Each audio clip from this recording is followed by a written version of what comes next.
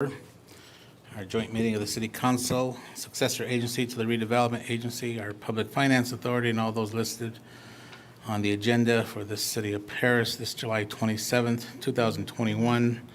And the call time is 6:38.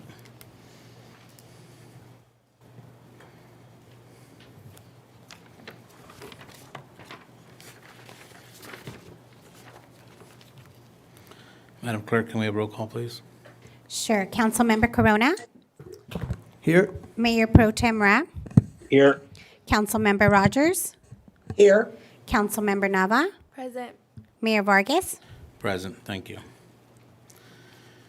Okay, for those of you that are still joining us on Zoom, if you'd like to make a public comment on the Zoom screen, please click on the participants button at the bottom of your screen. A list of participants will appear on the right side of your screen. At the bottom of this list, please click on the gray raised hand button.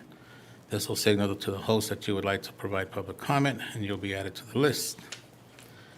If you're using Zoom on your smartphone, tap on your screen. A new screen will pop up with a list of participants. Look for the raised hand button on the screen. And for those of you who are calling in, just hit *9 on your keypad to signal that you would like to comment. And if you want to withdraw that comment, just hit *9 again. Item 3 is our invocation, which will be led by Pastor Joe Sabolic. And if you'd all remain standing for our item 4, which is our Pledge of Allegiance, which will be led by Councilmember Corona. Pastor, are you with us? Oh, there he is. You got the floor, sir. All right, let's pray. Welcome, everybody. Father, we thank you for your amazing love, your mercy, and your grace, Lord. Thank you for our wonderful city.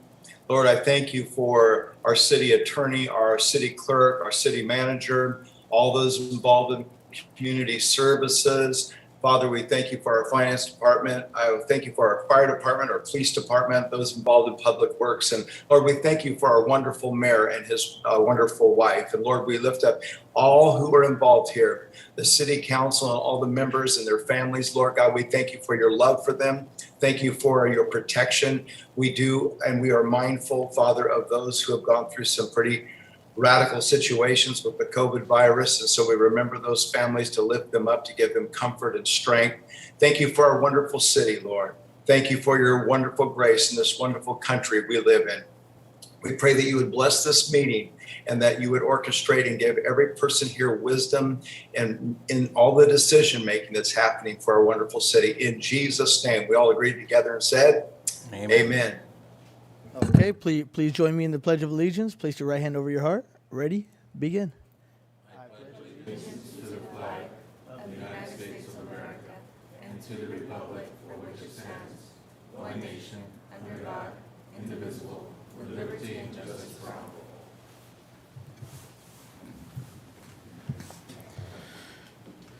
Thank you, Pastor, for leading us this morning or this afternoon. Item 5 is our report on closed session. Mr. Dunn? Thank you, Mayor. The council met in closed session to discuss the items noted on the agenda. There were labor negotiations, a couple of existing litigation items, and one potential litigation. On all items, the council was updated and gave direction, but no reportable action was taken tonight. Thank you. Item 6 is our presentations and announcements. 6A is a presentation of Interwest Community Foundation Scholarship by Interwest Consulting Group. This item will be introduced by our city engineer, Stuart McKibben.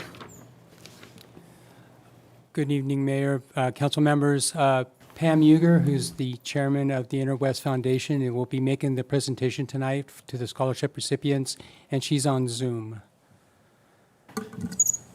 Hello, everybody. Honorable Mayor and Council, thank you for having me today, and thank you, Stuart, for the introduction. I was just wondering, will I be allowed to share my screen?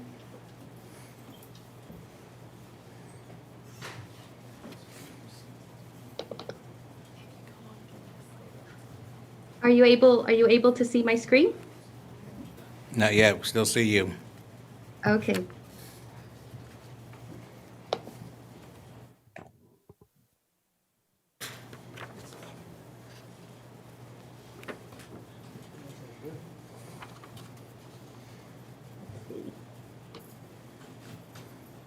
I can send the presentation to Monica, and then you could skip to the next one if I can't get my screen. It's going to have to be to our IT department. Here, let me see. Um, Can you? I think you're starting to come on. There you are. Yes. Yes, you're on. Okay, great. Okay, perfect. Fantastic. Well, again, thank you for having me. My name is Pamela Ugar. I'm the director of the Foundation for Interwest Consulting Group, and we have been a long-term partner with the City of Paris. There are a few people I'd like to thank before we start. Of course, the mayor and council. You've always been good friends to Interwest, and we appreciate your support and love to support the kids. We would like to thank Clara Miramontes, your city manager, and congratulate her on her appointment. We're very excited for you and for Paris.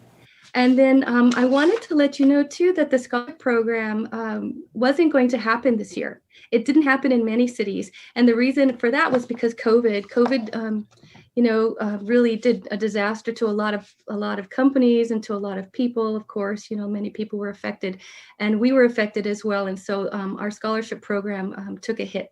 However, I need to thank Mike Kashiwagi, President of Operations, and Habib Motleg, who is a long-term friend and partner of City of Paris. They went to bat and they fought for the money, and they were able to secure $6,000 for the City of Paris. And that is the reason why I'm here today, and that is the reason why we are giving the scholarships out. So I really need to thank Habib and Mike Kashiwagi for that. Thank you, Habib, and thank you, Mike. I also want to thank Stuart McGibbon for his support of this program as well, and Frank Castro, who is my consultant partner and who helped me go through all the applications and go through all the student applications and essays and judge. So thank you, Frank, for being there, and for all the kids who are watching. Frank's in the picture right there, and so you can thank him as well because he and I were part of the judges for tonight. Now, since we got the money last minute, we were very concerned about were we going to get any kids to apply at the last minute. But luckily, because I have relationships with all of the high school and the high school counselors in the City of Paris, it was quite easy. We received over 50 applications of kids in need, and we got applications from all across all the high schools. So today, I think you'll be really pleased with what you see. We are awarding 12 outstanding students. And so $6,000 will be going out today and $500 a piece for each child. And without further ado, I'd like to start with Marilyn Carrillo. And she went to New View Bridge Early College High School. She's going to UCLA. And she is a well-rounded scholar. She's done so many things. So many of the kids in Paris, they work, they do athletics, they do clubs.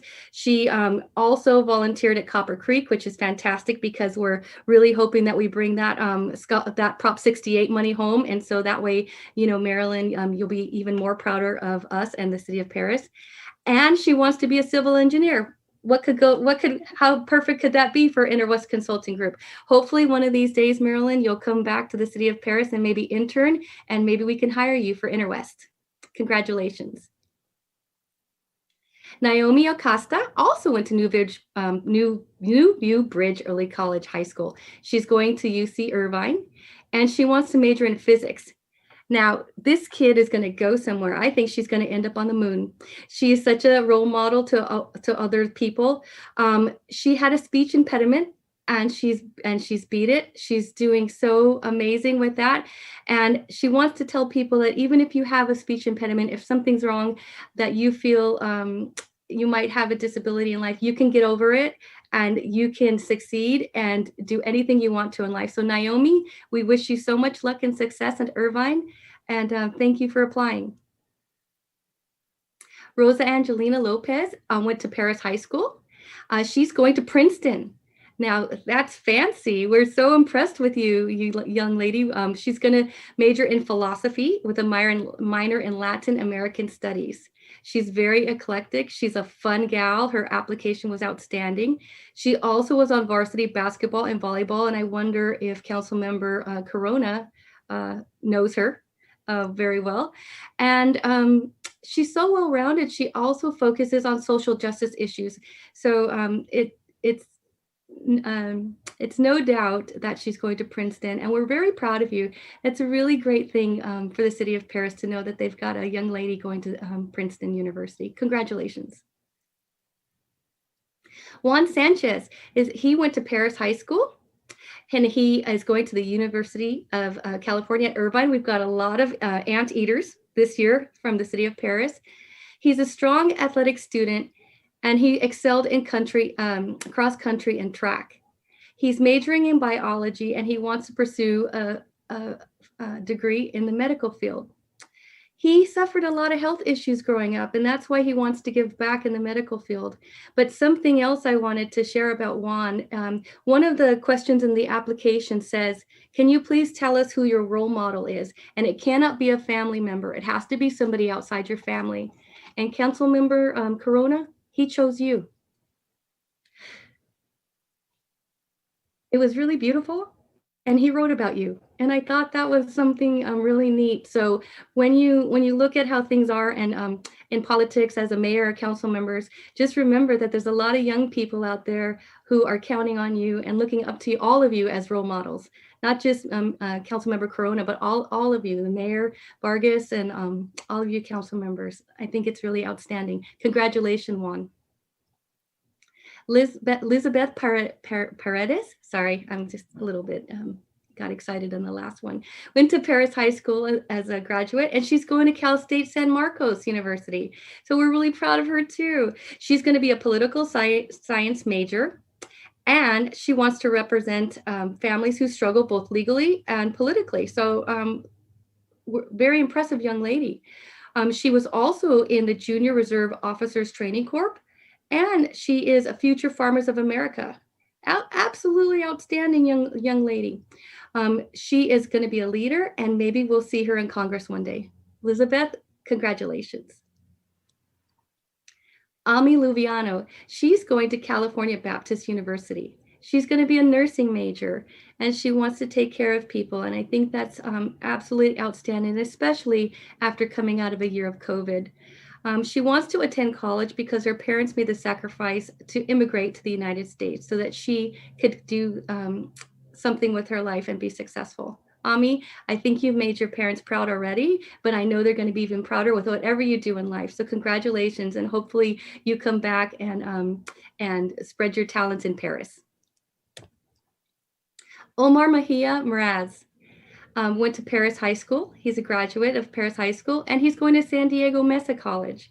You know, and Omar said something really interesting to me in an email. He said, you know, I've decided to go to community college. And he said, so I'm going to decline the scholarship. And I said, oh, no. I went to community college too. And it's okay to start in community college. So Omar, I just want you to know it's absolutely okay to start at San Diego Mesa College, because that's just the beginning of your dreams, and everything's going to be just outstanding for you. He's also got a fascination with Lego sets. He likes to build things, and that started young. And so he will end up having an architecture degree and designing houses in his future. And I hope you come back and you buy some property in Paris and build yourself a house. Daniela Mendoza Martinez is going to UC Irvine as well. Paris High School graduate, and she's a computer science major, and she likes robotics. She's a little bit of a brainiac because she loves calculus, and she also is a volunteer. She wants equal treatment of all workers and minorities, and I just thought this graduating class was so outstanding. The values that were instilled by the teachers into these young people are very deep. And so Daniela, we wish you the best. Thank you so much for applying, and congratulations to your future. Emily Sanchez went to Citrus High School. She's a graduate from Citrus High School. She's going to San Diego State, which is a little bit soft for my heart because that's where I am an alumni from. So go Aztecs. And she wants to major in hospitality, and she loves Disney. I didn't put that in there, but I remember that she loved Disney from her application. She has a passion for dance and and helping people express themselves, because she had a little struggle with her dance courses, and she battled through it. And now she's a successful dancer. So Emily, congratulations. And I hope you keep in touch as well, because one Aztec to another, we have to stick together. Jasmine Gallardo is a graduate from Citrus High School. She's going to be an anteater as well for UC Irvine. She wants to major as a biology major in the medical field, and she wants to help people because she described in her application that, anxiety and people get a lot of anxiety when they go to their medical doctor's visits, and she wants to be a doctor that helps them through that. And I just thought that was a beautiful thing, especially, with bedside manner and things that sometimes people get lost in the shuffle. So thank you, Jasmine, for caring enough about people to want to do that. She wants to fulfill her dreams and her parents' dream by going to college. So Jasmine, we're happy to support you and help you with your dreams and make us proud and come back and spread your talents in Paris. Kyle Ravalli went to Orange Vista High School. He is going to University of Southern California, Los Angeles. He also wants to be a civil engineer and environmental engineer, two different types of engineering, but we hope you choose civil since we're a civil engineering company, and we hope you come back and use your talents with Interwest Consulting Group. He likes how things work hands-on, and this young man was a school's valedictorian. So just for that, Kyle, congratulations. He loves swimming, he loves working at the local water park, and we're just really proud of him. He had a fun application, and it was nice to get to know you, Kyle. Congratulations. Ruth Rivera is a Paris High School graduate. She's going to UC Riverside. She's a computer science major who loves the many challenges of coding and robotics. I couldn't even get the Zoom to work, and this young lady's going to design some code for probably save the world. So Ruth, you're just an amazing young lady. She is an immigrant whose parents didn't even attend high school or college, and she is just really excelling, and she wants to make her parents proud. Well, I want you to know, Ruth, you have made your parents so proud already, and your application, I wish they had read it. I hope they had read it because it was really outstanding, and we're very proud of you, and we're happy to help you in your college dreams. Oh, well, sorry. So I just wanted to thank everybody, congratulate all 12 of the students who are here tonight. I hope you let your parents know that you were the winners of this scholarship. We're proud to be able to be a partner with the City of Paris again, donating $6,000 to the City of Paris to these children directly. And I don't know if the council, the mayor of the council would like to say anything to the children, or if the students would like to say anything. Thank you for having me tonight. Thank you. Pamela, can you reiterate what high school Ami Luviano? You know what? She didn't write it, and I hadn't heard from her, so I don't know exactly where she went to high school. Okay, great, thanks. Council, anybody have any comments? Yes, I do. Councilman Corona? Pam and Interwest, thank you so much for your contributions for our high school seniors. These high school seniors, even more than last class, they really suffered by not being able to be in their class at all. Seeing their friends, missing prom, missing football games, missing homecoming. All the things that we kind of just take for granted for being a senior. They all missed that. And Paris High, they did have their senior ceremony, but it was definitely a lot less scholarship givers at those places because a lot of them, maybe they didn't know about it. So thank you so much for helping out the seniors. I'm sure with the cost of education and going and everything going up, they're definitely going to need it. And also congrats to all the recipients as well too. I hope that you all go off to college and then come back. Come back to Paris, come back and support your community. And to those very special students going off to UC Irvine, you made an awesome, excellent choice. Thank you all so much, and big congratulations to each of you. Anybody else? I don't see anybody in the queue. Pam, thanks again, like Councilman Corona did say too. You guys continued this event from our prior city engineer's office, and this is really quite beneficial to all our high school. And you did quite a few schools this year. It looks like 12. That's a lot more than number. I see you, Rita. So anyway, thank you very much again, and please share our thoughts with the company as well for supporting our high school students. Councilwoman Rogers? Thank you, Mayor. I also want to thank Pamela Huger and Interwest for coming to the forefront to help our students achieve their college dreams. I think your dedication to our community has been outstanding. I know each and every one of your 12 recipients can use that money to help themselves as they go off to college. And to each of the recipients, I'm so proud of you. You've done remarkable. Some of you are taking tremendous opportunities and going into the medical field and engineering, STEM, and all of those wonderful careers that people didn't even think of back when I went to high school. So I'm very proud of you, and I wish you all the best as you go on to this journey in life. Thank you. Councilwoman Nava? Thank you, Mayor. I too also want to thank Interwest for this foundation, this scholarship. It's extremely important that our youth feel supported by our community. And best of luck to all our students, and especially the student who is going to community college. I know that sometimes they may feel intimidated or whatever it is, but that's also a great route. Given that I work at a community college level, I always encourage students to see their options, but in any way, whatever route you take, just keep in mind that success isn't always linear. But when you've made it, once you've graduated, please come back and visit us and let us know of all your accomplishments. Congratulations to all the students. Mayor Pro Tem? Yes, I want to congratulate the 12 scholarship recipients and thank Interwest for providing the funds for the scholarship. I want to congratulate each and every one of the recipients and wish you luck in all your future endeavors. Thank you. Great. Okay, Pam, thanks again, and congratulations to all our high school winners. Thank you for having us. Absolutely. Okay, item 7 is our Youth Advisory Committee communications, which will be given by Naomi Acosta.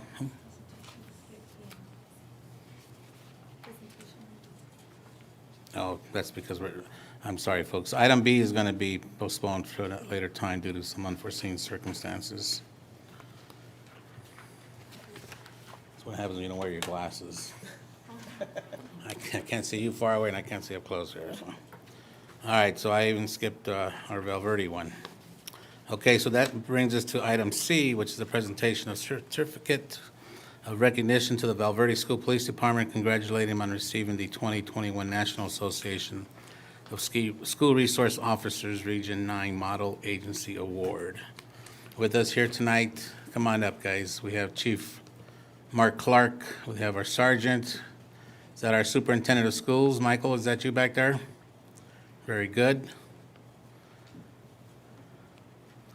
So, Chief, you want to just give us a breakdown on what it is you guys accomplished? I didn't know I was speaking tonight. I put you on the spot. Yeah, thanks, Mayor. No problem. So, this department was started in 2017. At the time, Mayor Vargas was one of our board members.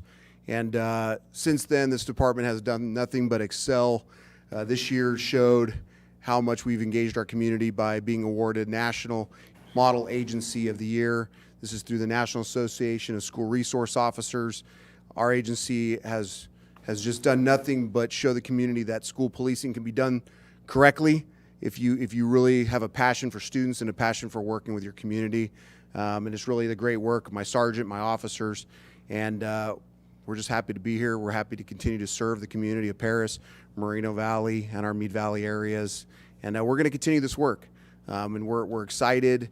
Our Explorer program has 30 Explorers right now, continues to grow. We have students from Moreno Valley area, Paris, Meade Valley, and it's really the work of the mayor who helped get this really going, and our superintendent, Mr. McCormick, who really saw this vision and saw what we could do as a community. So thank you for this award, and we'll continue to keep doing this work. Awesome.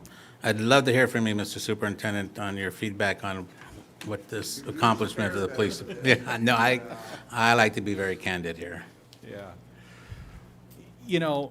It's I could just say it like this. It's really part of a dream come true for us.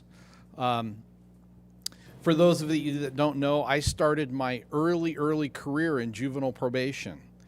And what I experienced there was that once students kind of get mixed up in the criminal justice system, it's really tough for them to recover. And so one of the ironies of this work for me was to be the first school policing agency in Riverside County, and to do this in a way that supported students. We have a lot of mental health efforts that we've got going. We've made investments totaling almost $12 million in mental health. And the guys and gals in our police department are an integral part of making sure we get assistance to our students when they're most in need. And some of the other things that we're really proud of is our Shop with a Cop, the Explorer program, of course. We also do the Chief's Choice Chest. Last year, we raised $50,000 to get all of our elementary students in the district a gift from Santa. We also have sponsored other holiday seasonal celebrations. And for me, the way I saw this was really two major goals. One was, it was imperative from my perspective that the first contact between our officers and our students be a positive contact. And then the long-term social engineering for me was that through the Explorer program and a cadet program, that our students, our very own students in Val Verde Unified, would consider a career in public safety. So we're very proud to be starting a career and technical education pathway for public safety. And I would love nothing more than 10, 15 years down the road for our students to be considering a career in public safety. So thank you for the opportunity, and we appreciate your acknowledgement of all of these folks' hard work. Right, exactly. And we'll make some comments now, and then we'll come down and present you and give a photo op with the certificate. But I like to start off by, it's nothing against our municipal agency. School police agencies are specialized agencies, and they just enhance the program of public safety within our community. It also affords more time for our deputies to focus on city issues and let the school resource, really technically school resource officers, stay on the campuses and focus on school crime. As a retired Los Angeles School Police Sergeant, I speak with 30 years of experience on that, and I truly appreciate, and this was a dream come true to me, and unfortunately I had left already when it came to fruition, but the value is just there, and it's much needed. And more so why I brought this to this meeting is within 4 years of a brand new agency to receive a national award of a model agency is incredible. It's very outstanding, and that just comes from the leadership of Chief Mark Clark and the superintendent of schools for adopting to this idea, to putting all his efforts into it, and to really supporting it. And it's all about our future, our youth, is protecting our students so they can get up here someday and be behind this dais perhaps, or take over the superintendent's or the chief's job or the sergeant's job. So thank you really, and this is a really big time award. So anybody else want to say anything before we go down? They did a good job, very good job. Okay, let's step on down. We'll present the certificate and we'll take a photo.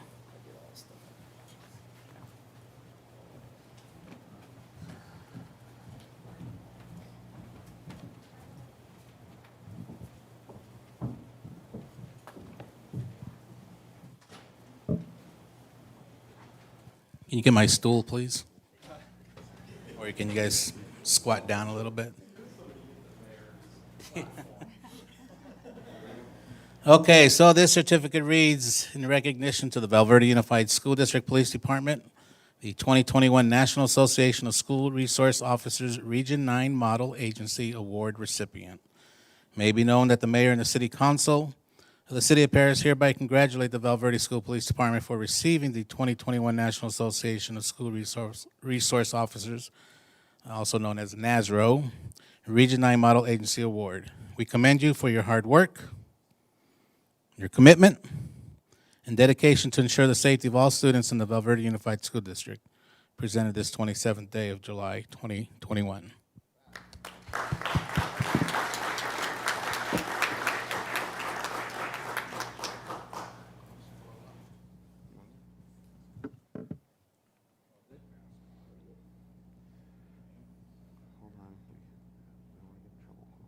Okay, we're going to look to our slight left here to the young lady first. Okay.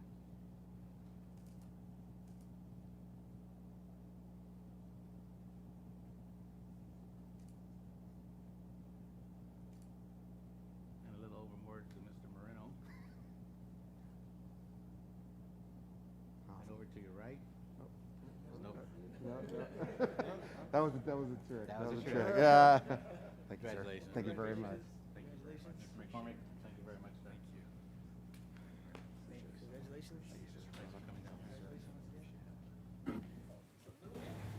Hand you the baton.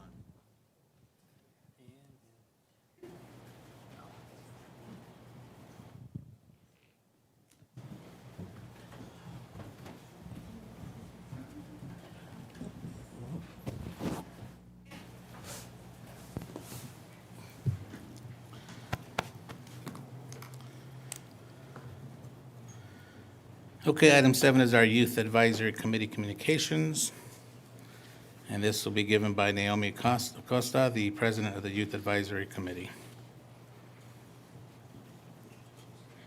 Honorable Mayor, members of the City Council and City staff, the Youth Advisory Committee is currently in its transitioning phase from our 2020-2021 to our 2021-2022 membership. Our YAC interviews for potential members will be held on August 16th to the 18th. If you're interested in applying, please reach out immediately to schedule a meeting with the liaisons by calling the Stepler Youth Center at 951-435-7230. Again, that's 951-435-7230.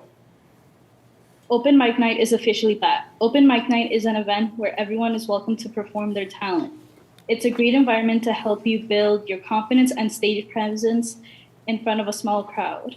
Bring your talent on Friday, August 6th at 7 p.m. at the Stepler Youth Center. The event will be held outdoors following all CDC guidelines as well as practicing social distancing. The YAC would also like to remind everyone to please follow us on social media for more updates and upcoming events, as well as resources on social media teens may be facing. The YAC hopes that everyone continues to stay safe and healthy through these times. This concludes our updates. Thank you. Thank you, Naomi. Okay, item 8 is our approval of the minutes. 8A is consideration to approve the minutes of the special meeting held on June 8th, 2021, and the regular meeting held on June 8th, 2021, and the special meeting held on July 8th, 2021 of the City Council, successor agency to the redevelopment agencies, on all those listed on our agenda. If there are no comments or questions from the council, I entertain a motion to approve. I have a motion by Councilwoman Nava, second by Councilman Corona. Please call a roll call vote. Councilmember Corona, Yes. Mayor Pro Tem Rabb, Yes. Councilmember Rogers, Yes. Councilmember Nava, Yes. Mayor Vargas, Yes. 5-0, motion approved. Thank you. Item 9 is our consent calendar items, which are normally enacted in one motion. The mayor or city council may remove a consent calendar item for a separate action. We will have public comment, which will be limited to 3 minutes. Anybody have anything they want to pull? Yes. Item C, Okay, 9C. got it. Anybody else? Okay, not hearing, I got to check on the internet here. No, they're all good. Okay, so the motion will be to approve everything but C.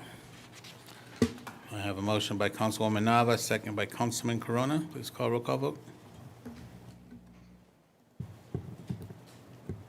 Councilmember Corona, Yes. Mayor Pro Tem Rabb, Yes. Councilmember Rogers, Yes. Councilmember Nava, Yes. Mayor Vargas, Yes, 5-0, motion approved. thank you. Okay, 9C, Councilman Corona.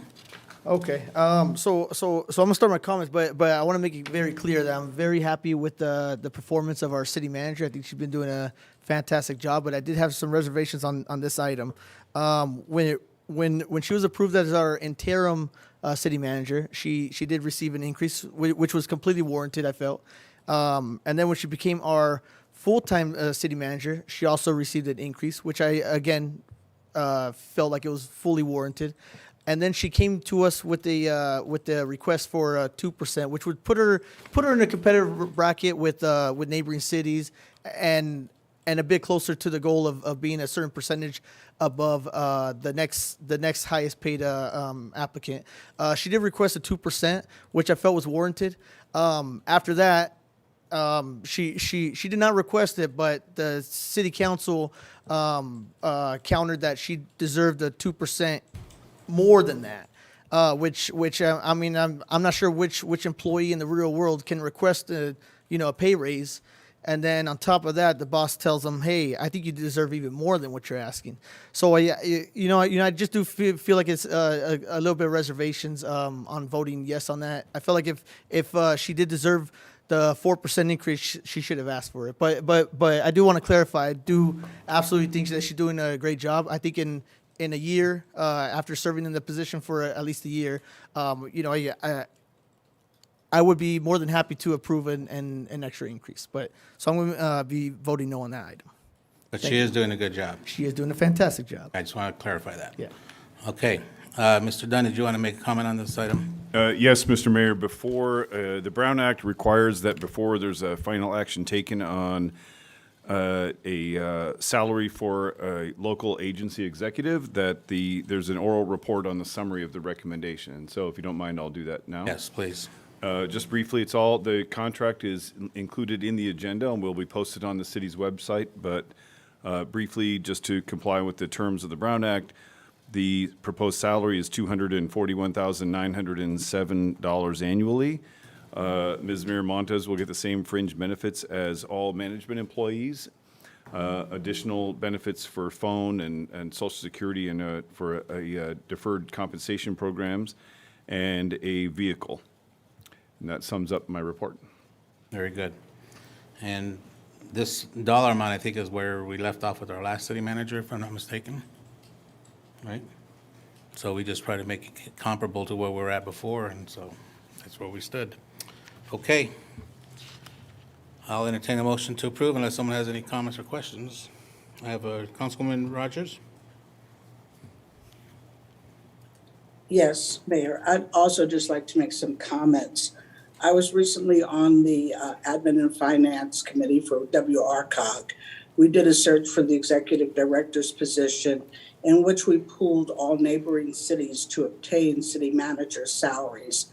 And the salary that we're offering for Ms. Miramontes is in par with all neighboring jurisdictions. As a matter of fact, it's even a little bit lower than most jurisdictions. I feel she has come to the forefront, done an excellent job during the transitional period when Mr. Belmutis retired, and I feel that she is deserving of that salary, and those are my comments. Thank you. Thank you.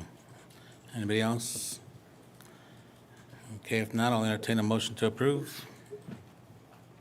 Motion to approve. I second. I have a motion by Councilwoman Rogers, second by Councilwoman Nava. Please call roll call vote.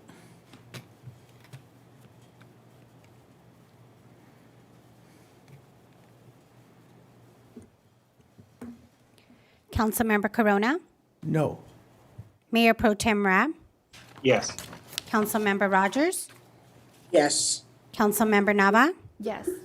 Mayor Vargas, Yes. Rab, Rogers, Nava, Vargas, yes. Corona, no. Thank you. Item 10 is our public hearings. We will allow for public comment for 3 minutes. 10A is a consideration to adopt proposed resolution number next in order regarding annexation of DPR 19-00007 to the city maintenance districts.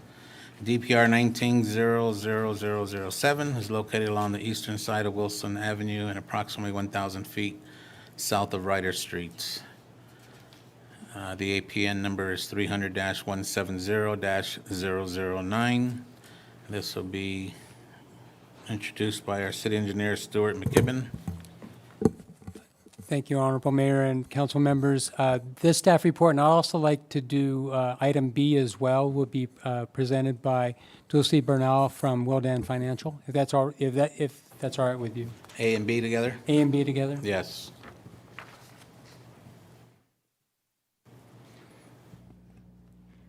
Good evening. Mayor and council members. So for item A, DPR 190007 is a construction of an industrial building totaling 303,228 square feet on approximately 15.6 acres on land located along the eastern side of Wilson Avenue, approximately 1,000 feet south of Ryder Street within the lighting industrial zone. As a condition of approval, the project is required to annex into the city's 3 maintenance districts to pay for benefits and annual costs associated with the property once it is developed. The proposed maximum assessment for the project is $15,089.69. On June 8th, the City Council approved resolutions initiating the annexation of this project and set tonight as a public hearing for those annexations. At this time, staff is asking the mayor to open and close public hearings. Following the public hearings, the city clerk is to open the ballots. There is 1 ballot per district. If there is no majority protest, then the city council can consider the approval of the resolutions confirming these annexations. Unless there are any questions, that concludes my presentation. Thank you. Mr. Mayor, I would suggest that you take A and B separately because there's different public hearings and different ballots to be opened. Very good. Okay, anybody have any, council, any questions or comments before I open up the public hearing?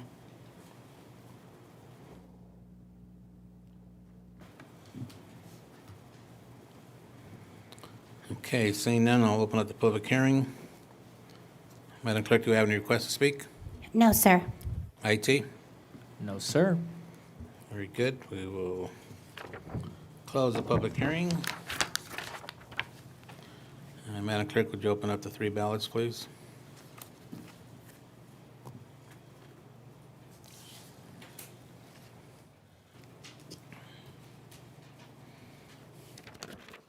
City of Paris annexation of DPR 19-00007, Maintenance District Number 84-1.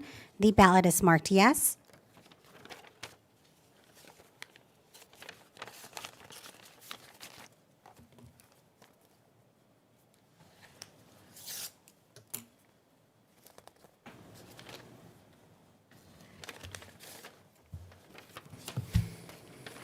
City of Paris annexation of DPR 19-00007 to Benefit Zone 156, Landscape Maintenance District Number 1. The ballot is marked yes.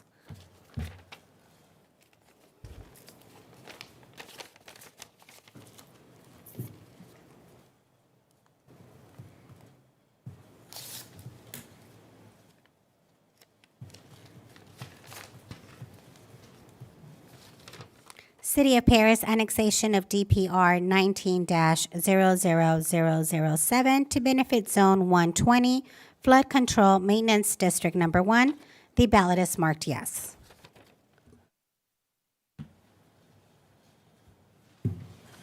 Okay, great, thank you.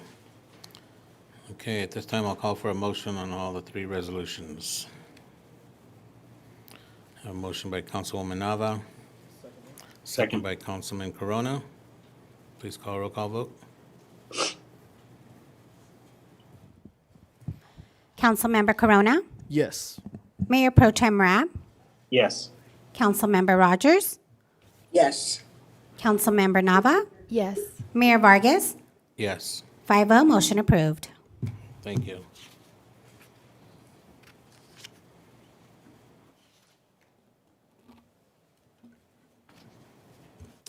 Okay, 10B is consideration to adopt a proposed resolution numbers next in order regarding the annexation of DPR 19-00002 to the City Maintenance District. DPR 19-00002 is located on the southeast corner of Patterson Avenue and Nan Street.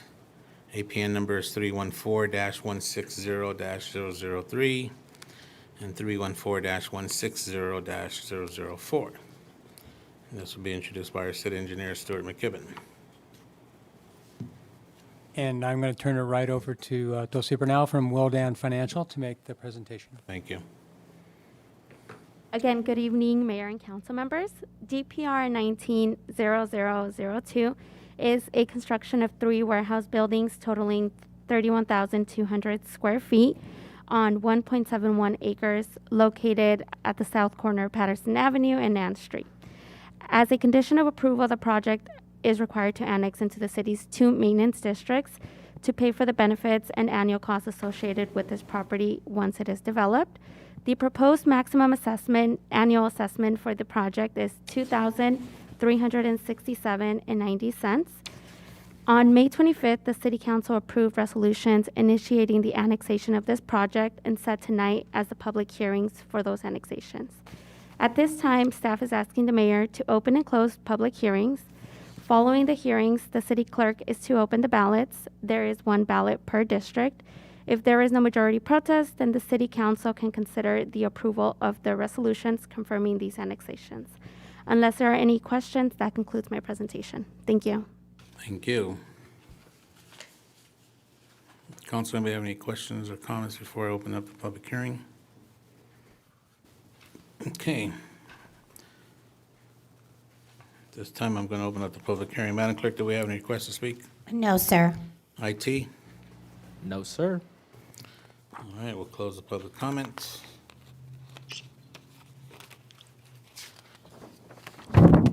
Madam Clerk, can you open up the 2 ballots?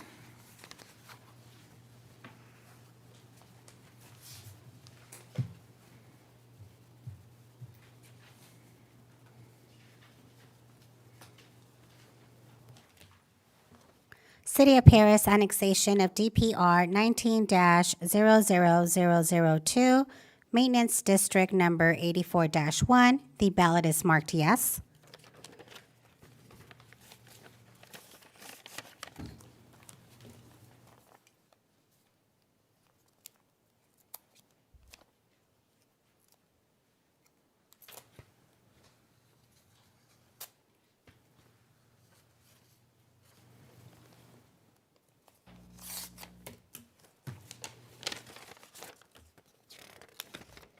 City of Paris annexation of DPR 19-00002 to benefit Zone 155, Landscape Maintenance, District Number 1. The ballot is marked yes.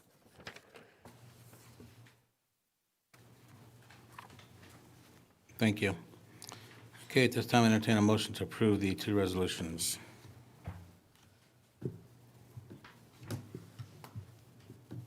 I have a motion by Councilman Corona, second by Councilwoman Nava. Please call roll call vote. Councilmember Corona, Yes. Mayor Pro Tem Raab, Yes. Councilmember Rogers, Yes. Councilmember Nava, Yes. Mayor Vargas, Yes, 5-0, motion approved. thank you. Item C is consideration to adopt proposed resolution number next in order regarding annexation of DPR 19-00002 to CFD 2001-3, that's the North Paris Public Safety District. Annexation number 42, DPR 19-00002 is located at the southeast corner of Patterson Avenue and Nan Street. APN numbers are 314-160-003 and 314-160-004. And this will be introduced by our Director of Finance, Mr. Ernie Reyna. Yes, thank you, Mr. Mayor and members of the City Council. So for this item and item C through G, I'm going to reintroduce Ms. Dulce Bernard of Wilden, and she'll be making the presentation on this one. Dulce.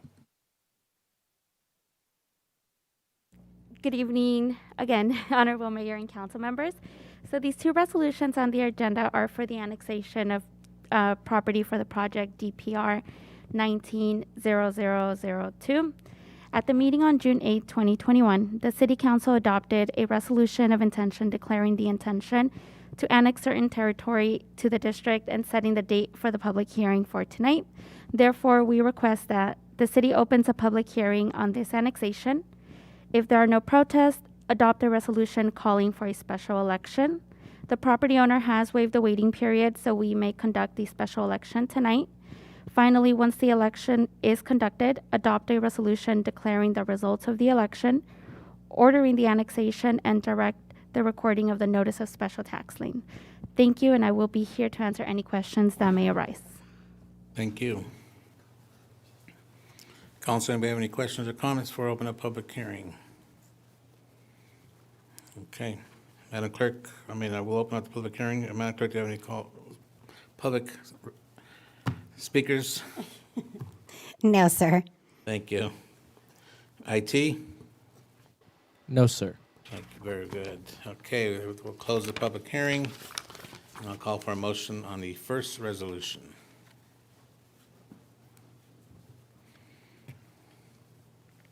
Make a motion, Rab. I have a motion by Councilman Rab, second by Councilman Corona.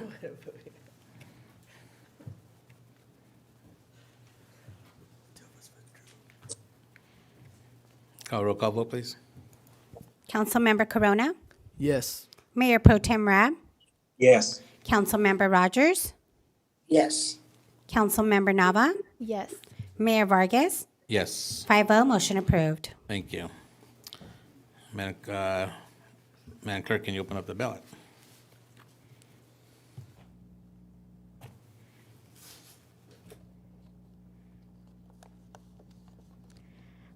Hello, once again, Honorable Mayor and council members. This item is in We're not reference- quite done yet. Let her Oh, op- sorry. It's okay.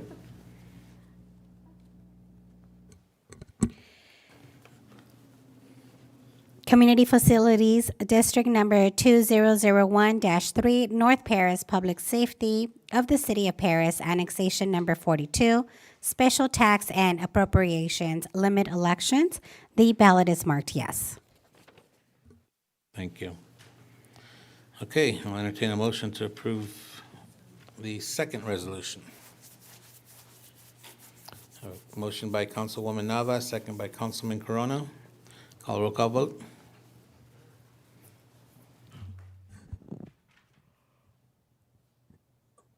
Councilmember Corona, Yes. Mayor Pro Tem Rab, Yes. Councilmember Rogers, Yes. Councilmember Nava, Yes. Mayor Vargas, Yes, 5-0, motion approved. thank you. Item 10D is consideration to adopt proposed resolution numbers next in order regarding annexation of DPR 19-00002 to the CFD 2018-02 Public Services District. Annexation number 5, DPR 19-00002 is located on the southeast corner of Patterson Avenue and Nance Street. And you're on the board now. Thank you very much, Mayor and council members. This annexation is, this item is also the same project we previously discussed, DPR 19-00002. And we request that the council members also follow the same procedure that we followed for the previous item. If there are any questions, I will be here to answer any questions that may arise. Thank you. Council, anybody have any questions, comments? Okay, Madam Clerk, we're going to open up the public hearing. Do you have any requests to speak? No, sir. IT? No, sir. Thank you. We will close the public hearing. I'll call for a motion on the first resolution.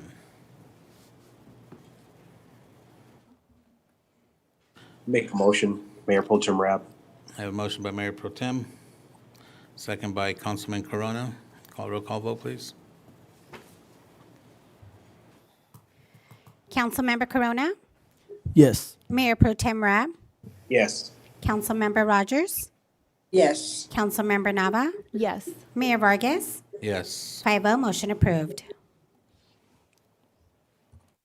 thank you.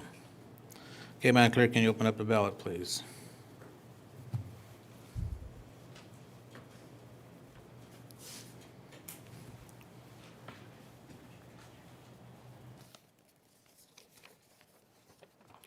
Community Facilities, District Number 2018-02, Public Services District of the City of Paris, Annexation Number 5, Special Tax and Appropriations Limit Election. The ballot is marked yes. Thank you. Okay, I'll entertain a motion to approve the second resolution. A motion by Councilwoman Nava, second by, I'll second. Councilwoman Rogers. Roll call vote, please.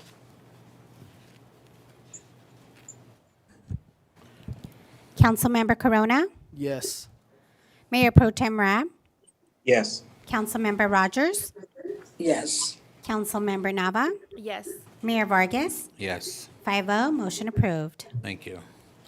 10E is consideration to adopt proposed resolution numbers next in order regarding annexation of DPR 19-00007 to the CFD 2001-3 annexation number 43.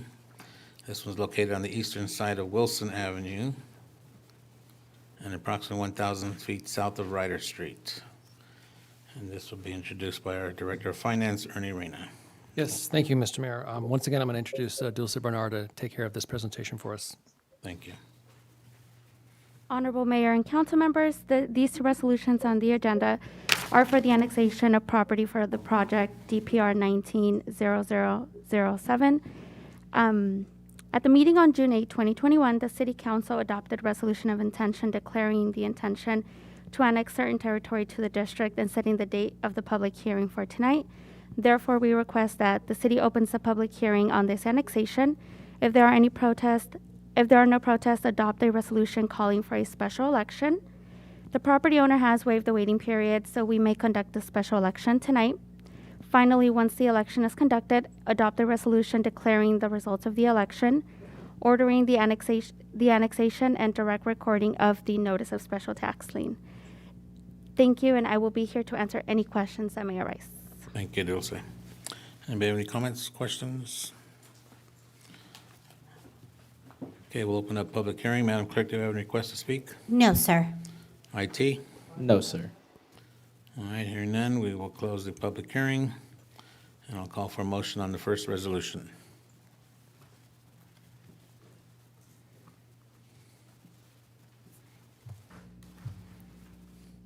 I have a motion by Councilman Corona, second by Councilwoman Nava. Please call a vote.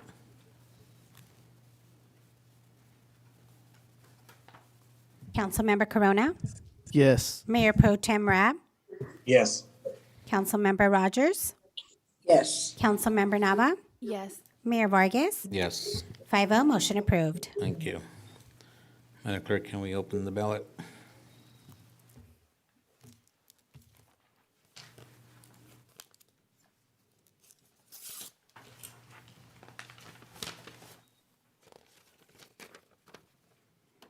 Community Facilities, District Number 2001-3, North Paris Public Safety of the City of Paris, Annexation Number 43, Special Tax and Appropriations Limit Election.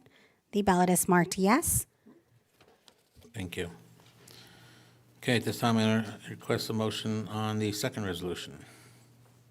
Motion to approve second resolution. Motion by Mayor Pro Tem. I'll second. Second by Councilwoman Rogers. Call roll call vote, please. Councilmember Corona, Yes. Mayor Pro Tem Rab, Yes.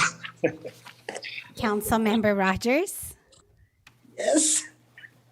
Councilmember Nava, Yes. Mayor Vargas, Yes, 5-0, motion approved. thank you.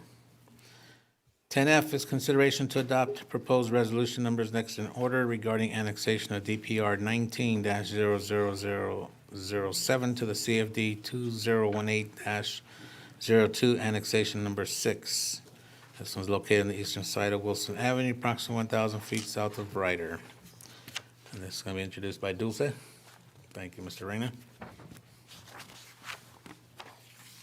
Honorable Mayor and council members, this is the same project that we just previously discussed. We request that the city council follow the same procedure as the previous item, and I will be available if there are any questions. Thank you. Council, anybody have any questions or comments? Very good. We'll open up the public hearing. Madam Clerk, do you have any requests to speak? No, sir. IT? No, sir. Very good. We'll close the public hearing. I'll call for a motion on the first resolution. A motion by Councilwoman Nava, second by Councilman Corona. Please call a roll call vote.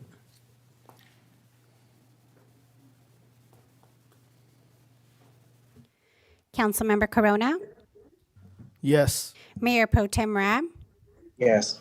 Councilmember Rogers, Yes.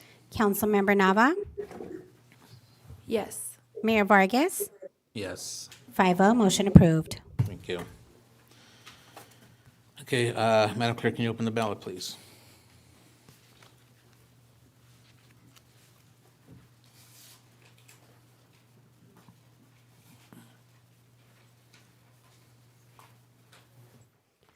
Community Facilities District Number 2018-02, Public Services District of the City of Paris, Annexation Number 6, Special Tax and Appropriations Limit Election. The ballot is marked yes. Thank you. Hey, Council, I entertain a motion to approve the second resolution. Make a motion to approve the second resolution. I have a motion by Mayor Pro Tem, second by Councilwoman Nava.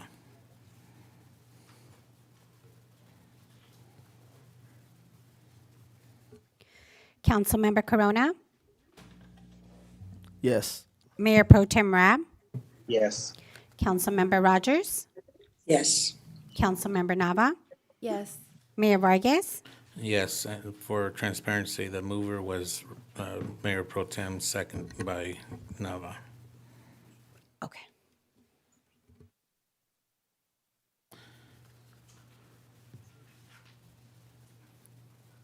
Okay. Item G, 5-0, pass. Thank you.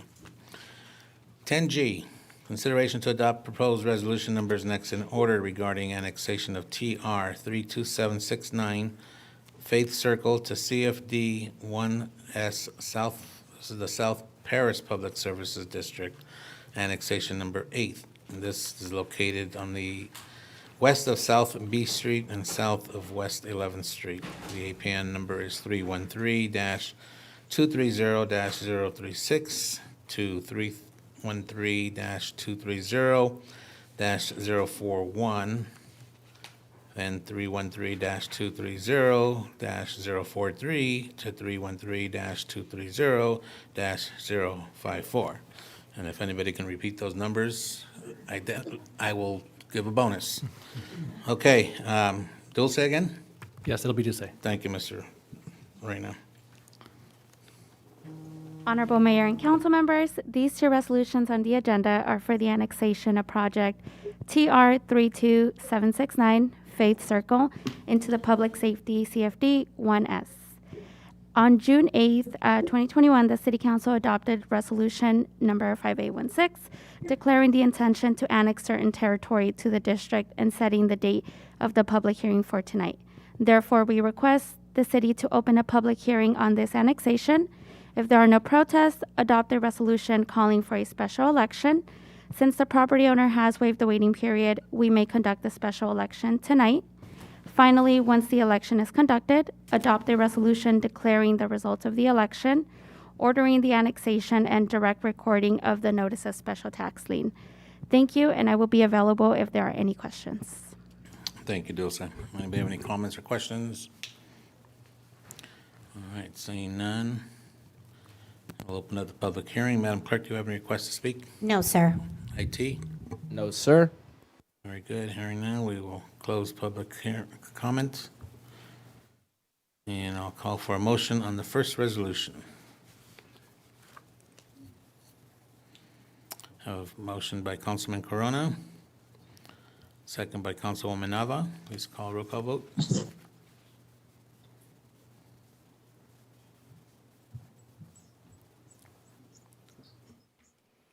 Councilmember Corona, Yes. Mayor Pro Tem Rab, Yes. Councilmember Rogers, Yes. Councilmember Nava, Yes. Mayor Vargas, Yes, 5-0, motion approved. thank you. Madam Clerk, will you open up the ballot, please?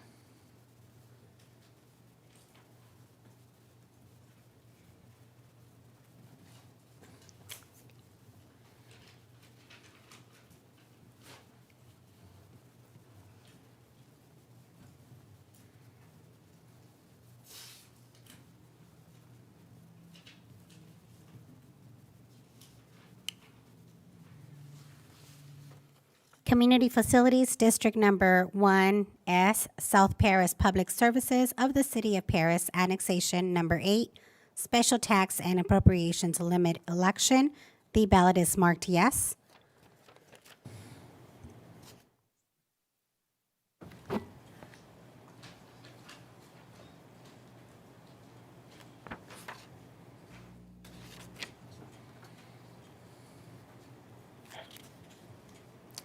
Okay, I'll call for a motion on the second reading of the ordinance. Motion to approve. Second. First by Councilwoman Rogers, second by Mayor Pro Tem. Call the vote, please. Councilmember Corona, Yes. Mayor Pro Tem Rabb, Yes. Councilmember Rogers, Yes. Councilmember Nava, Yes. Mayor Vargas, Yes, 5-0, motion approved. thank you. Item 10H is consideration to adopt the second reading of ordinance number 1403, amending the contract between the Board of Administration, California Public Employees Retirement System, and the City of Paris. The proposed second reading ordinance number 1403 is entitled, An Ordinance of the City Council of the City of Paris, County of Riverside, State of California, authorizing an amendment to the contract between the City Council and the City of Paris and the Board of Administration, California Public Employees Retirement System. And this will be introduced by our Director of Administrative Services, Ms. Saida Amosgar. Thank you, Honorable Mayor, members of the City Council. First of all, to begin, I'd like to clarify that this item of second reading of ordinance has been placed on the public hearing calendar as required by CalPERS. And to present, I'd like to introduce our Principal Management Analyst for Human Resources and Risk Management Division, Ms. Michelle Clay. Thank you. Good evening, Honorable Mayor and City Council. On June 8th. Michelle, can you pull up your microphone? Sure. Can you hear me now? Yes, Okay, much better. Thank you. On June 8th, Director of Administrative Services Saida Amosgar introduced the first reading of the ordinance authorizing the amendment to the contract with California Public Employees Retirement Systems, CalPERS for short. I am here this evening to present the second reading to adopt ordinance number 1403, authorizing the contract amendment with CalPERS.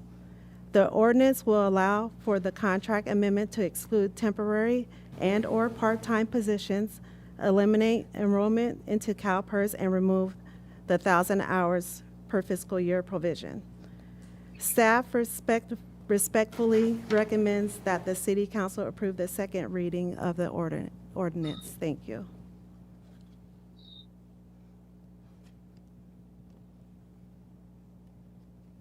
Do you have any questions? Sorry. Council, anybody have any questions or comments? I gotta get back to my main screen, hold on. Thank you.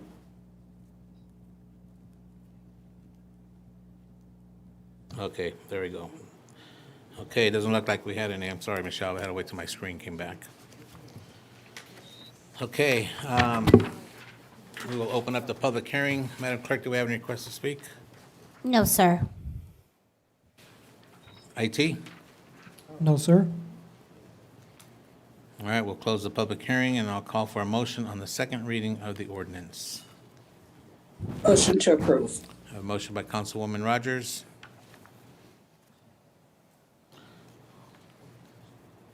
Second by Councilwoman Nava. Please call roll call vote. Councilmember Corona, Yes. Mayor Pro Tem Rabb, Yes. Councilmember Rogers, Yes. Councilmember Nava, Yes. Mayor Vargas, Yes, 5-0, motion approved. thank you. Item 10I is consideration to adopt proposed resolution number next in order approving the tentative track map 37803, TTM 19-05223, a proposal to subdivide 53.15 acres into 145 single-family residential lots with 10 lettered lots, A through J, and this is located on the southwest corner of Metz Road and A Street, north of San Jacinto Avenue. And this will be presented by our Interim Director of Development Services, Ms. Candida Neal. Good evening, Mayor and honorable City Council members. The report on this will be presented by Senior Planner Nathan Perez. Hey, Mr. Mayor, members of the City Council, the next item we have before you is Track Map 37803, which was recommended for approval on June 2nd by the Planning Commission. The project site is located at the southwest corner of Metz and A Street, currently zoned as R6000 Single Family Residential. Here's the proposed track map. It has 2 points of access, which are shown on the red oval. 1 point of access along Metz Road, the second point of access along San Jacinto Avenue. The applicant proposes to subdivide 53 acres into 145 single-family lots and 10 letter lots.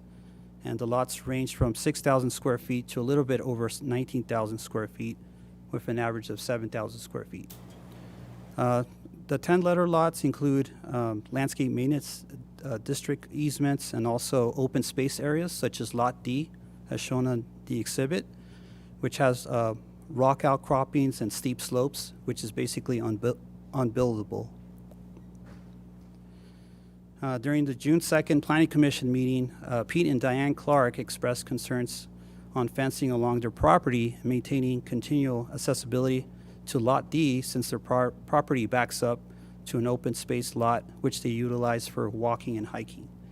The Planning Commission addressed their issues and concerns, and they requested for staff to add a condition, 35D. The developer will work with the adjacent property owners and city staff concerning providing view fencing material that would be acceptable along Lot D for possible access subject to a waiver of liability agreement. The applicant let me know that he worked with the adjacent property owner and they came to terms. Also, after the meeting, we actually got a letter of support by Mr. Richard Swartz, a really nice gentleman. He was actually in support of the project since the project was going to eliminate dry vegetation, which created fire hazards, and also eliminate trespassing from dirt bikes and also ATV vehicles that create dust and also noise. So staff's recommendation, also the Planning Commission's recommendation, is that the council adopt mitigated negative declaration 2352, and also that the council approve tentative track map 37803.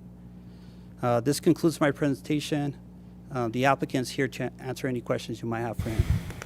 Council, anybody have any questions? Councilwoman Nava? Councilwoman Nava? Oh, thank you, Mayor. Thank you for the great presentation, Mr. Perez. I have a question regarding the traffic signals. So there's a few listed here within a short strip of streetway. So my question is if we could go ahead and revisit that, or has there been conversation about these additional traffic signals? I'd like to refer that question over to our city engineer. Typically, the traffic signals are recommended in a traffic impact analysis that's done by the engineer hired by the applicant himself. Okay. Just as a suggestion to staff, there's already a new traffic signal installed there, so it may be that this might be outdated, but it seems a little bit redundant, the additional traffic signals. I agree with most of them, but maybe not all of them. So if this is something that we could further look into. Which signal is the one that? So I agree with the traffic signal at A Street and Nuevo Road. It's access to elementary school, so I feel like that one's important, and there's already a four-way stop there. Okay. And then I also, so this is my question. The A Street and Harville Avenue one, there's already a traffic signal there. A Street and Harville. Yes, there is. And so I agree. It says prior to the issuance of the first occupancy permit, the project developer shall pay its fair share to install a traffic signal and the addition of a westbound right turn lane at A Street and Harville Avenue. So that's why I'm asking about. Okay. All right. I will look into that for you and find out the answer. Okay. And then as far as there's a already installed traffic signal right across the street from CMI, which is also important, So that one, and it's already installed. Right. And so I agree with also the installation of One of A the Street Mets. and West Metz Road. That's access to Metz Park. But yeah, so if we could just revisit it and have a more comprehensive list and see if it's been updated. We'll provide you with that information. Thank you. It could just be a matter of updating the way the signal lights are working, being that now they're gonna be opening more streets over there too, connection, especially A in Harville, that's gonna be a four-way intersection now. Yes, and I'm also unsure right now when the traffic impact analysis was performed. It might have been No project done there yet. before the lights went on. Right, So exactly. I'll find that out. Anybody Thank you. else? Yes. Councilman Corona? Okay, a couple questions. I do have some residents that live west of this property up Metz, and their concern is that on Metz is very dark because a lot of it hasn't been developed. Are we gonna be expecting that the developers here are gonna put lights, street lights? I don't want to say, street lights on Metz Road, and will they also go all the way up or just to their project? They're conditioned to improve Metz Road along their frontage and provide streetlights for that. Okay, but it's not gonna go all the way up to the hills up there, I guess, It will be along their frontage, it won't go further. along their frontage. Okay. And I'm not unsure whether it goes all the way to Metz itself, right? Because they don't, there's a gap between this project and Metz Road. Not Metz Road, I'm sorry, A Street is what I meant to say. There's a Sorry. small gap, right? Yeah, Can we look at the map real quick? about 200 feet, something like that. Oh, Oh, there's see the detention, well, I'm Oh, saying where the the basin's detention at, right? basin, yeah. so they don't have to put a streetlights right there at that corner? They will provide the adequate streetlights for Metz Road, absolutely. Okay, on Metz Road up to A Street, not up to A Street. Up to A Street. Yes. Okay. Okay. Thank you.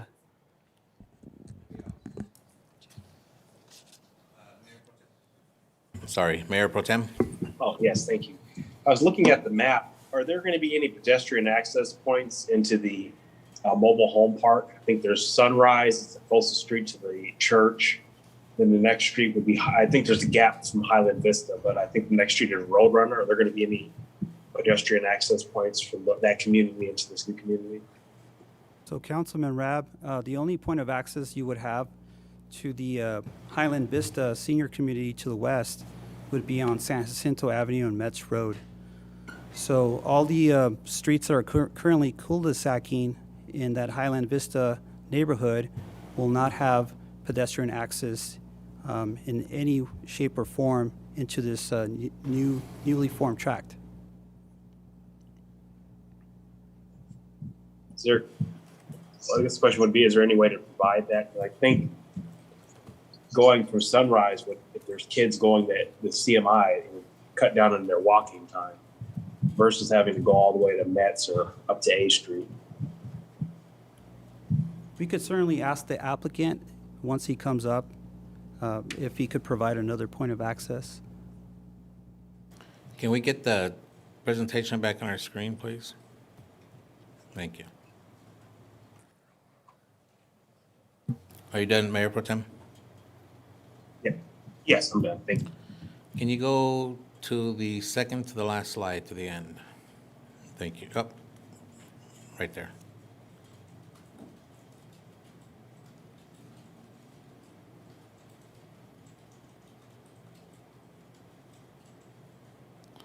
So the second bullet, if you will, with the arrow, Mr. Richard Swartz supports this project because it's going to mitigate the fire hazards due by dry vegetation and eliminate traffic. He's referring to the fencing they're going to put up.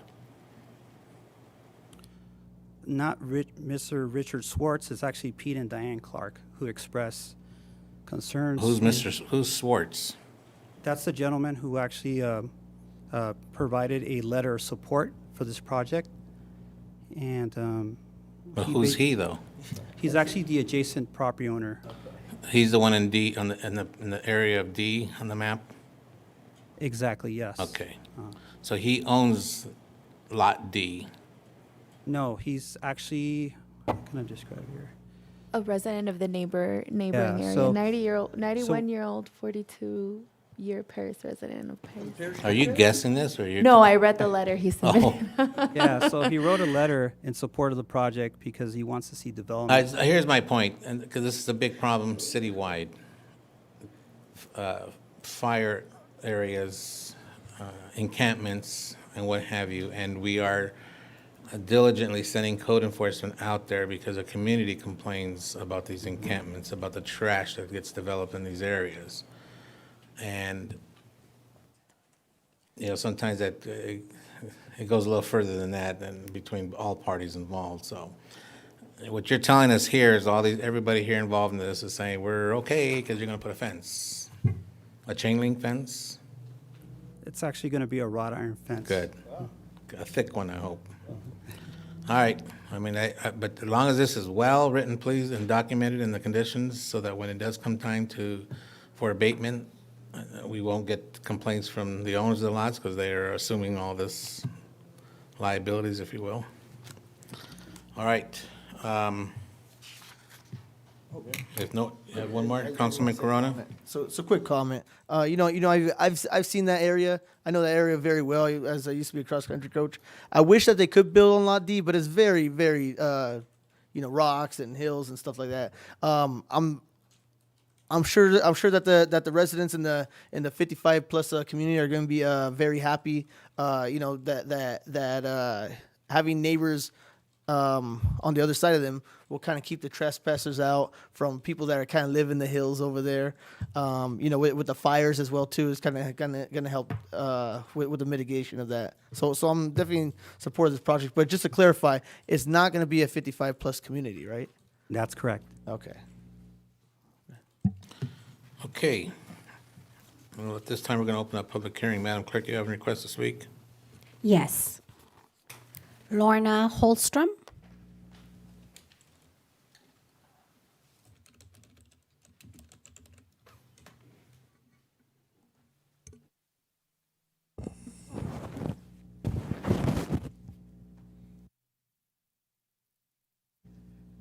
Good evening. I'm moderator of the First Congregational Church on A Street. We are very familiar with what happens to the land in that area when we get a good rainy winter.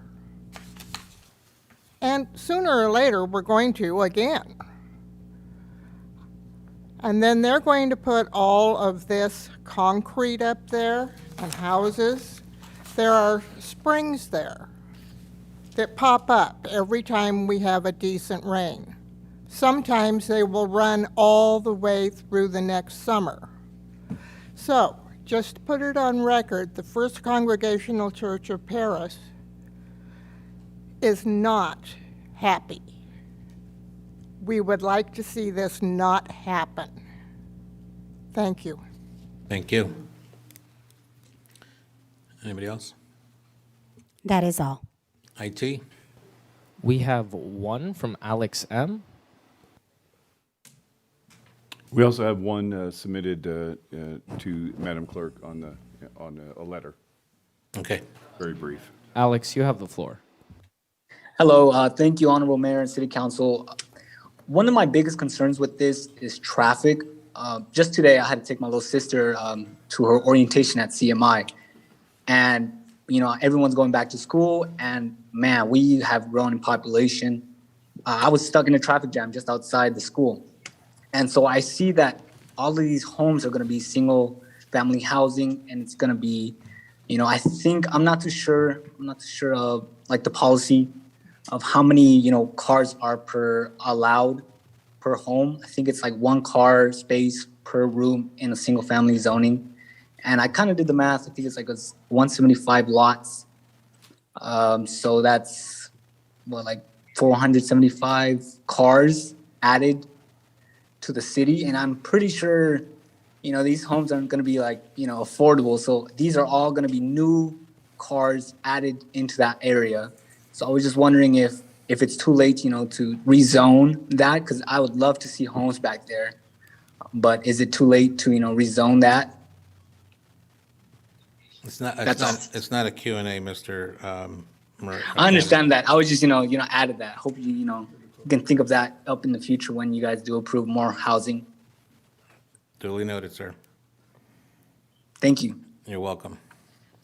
Anybody else besides the letter?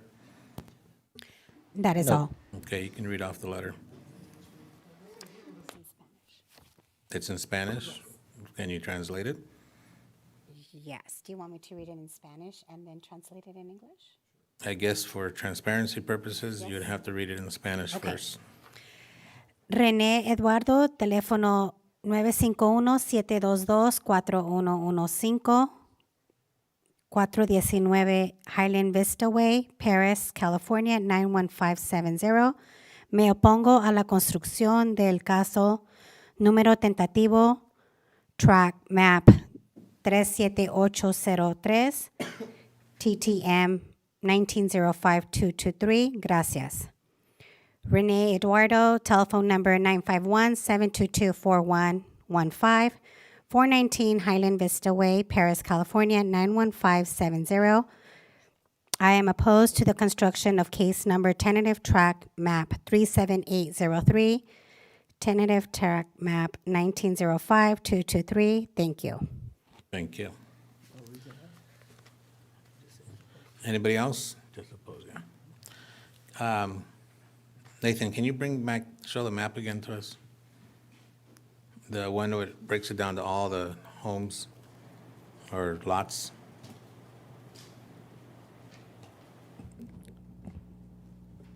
Is that the exhibit, Mr. Mayor? Oh, well, hold on, I gotta switch my screen. There you go. Yes. So,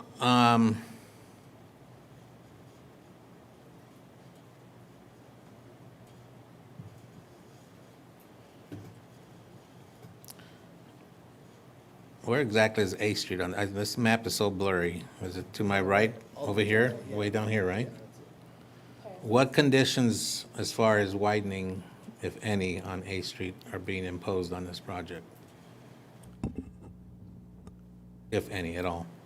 I'd like to refer it over to the city engineer. That's what I'm looking For the at. right of way. No, I don't think there's any. We believe there were no conditions to widen A Street.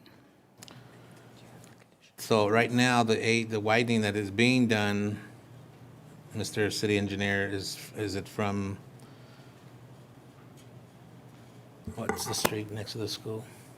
Highland Vista, it's Highland Springs or Highland Vista? No, to the very north, where, the north of Metz. the school. Metz, yeah. What is it? What's that street?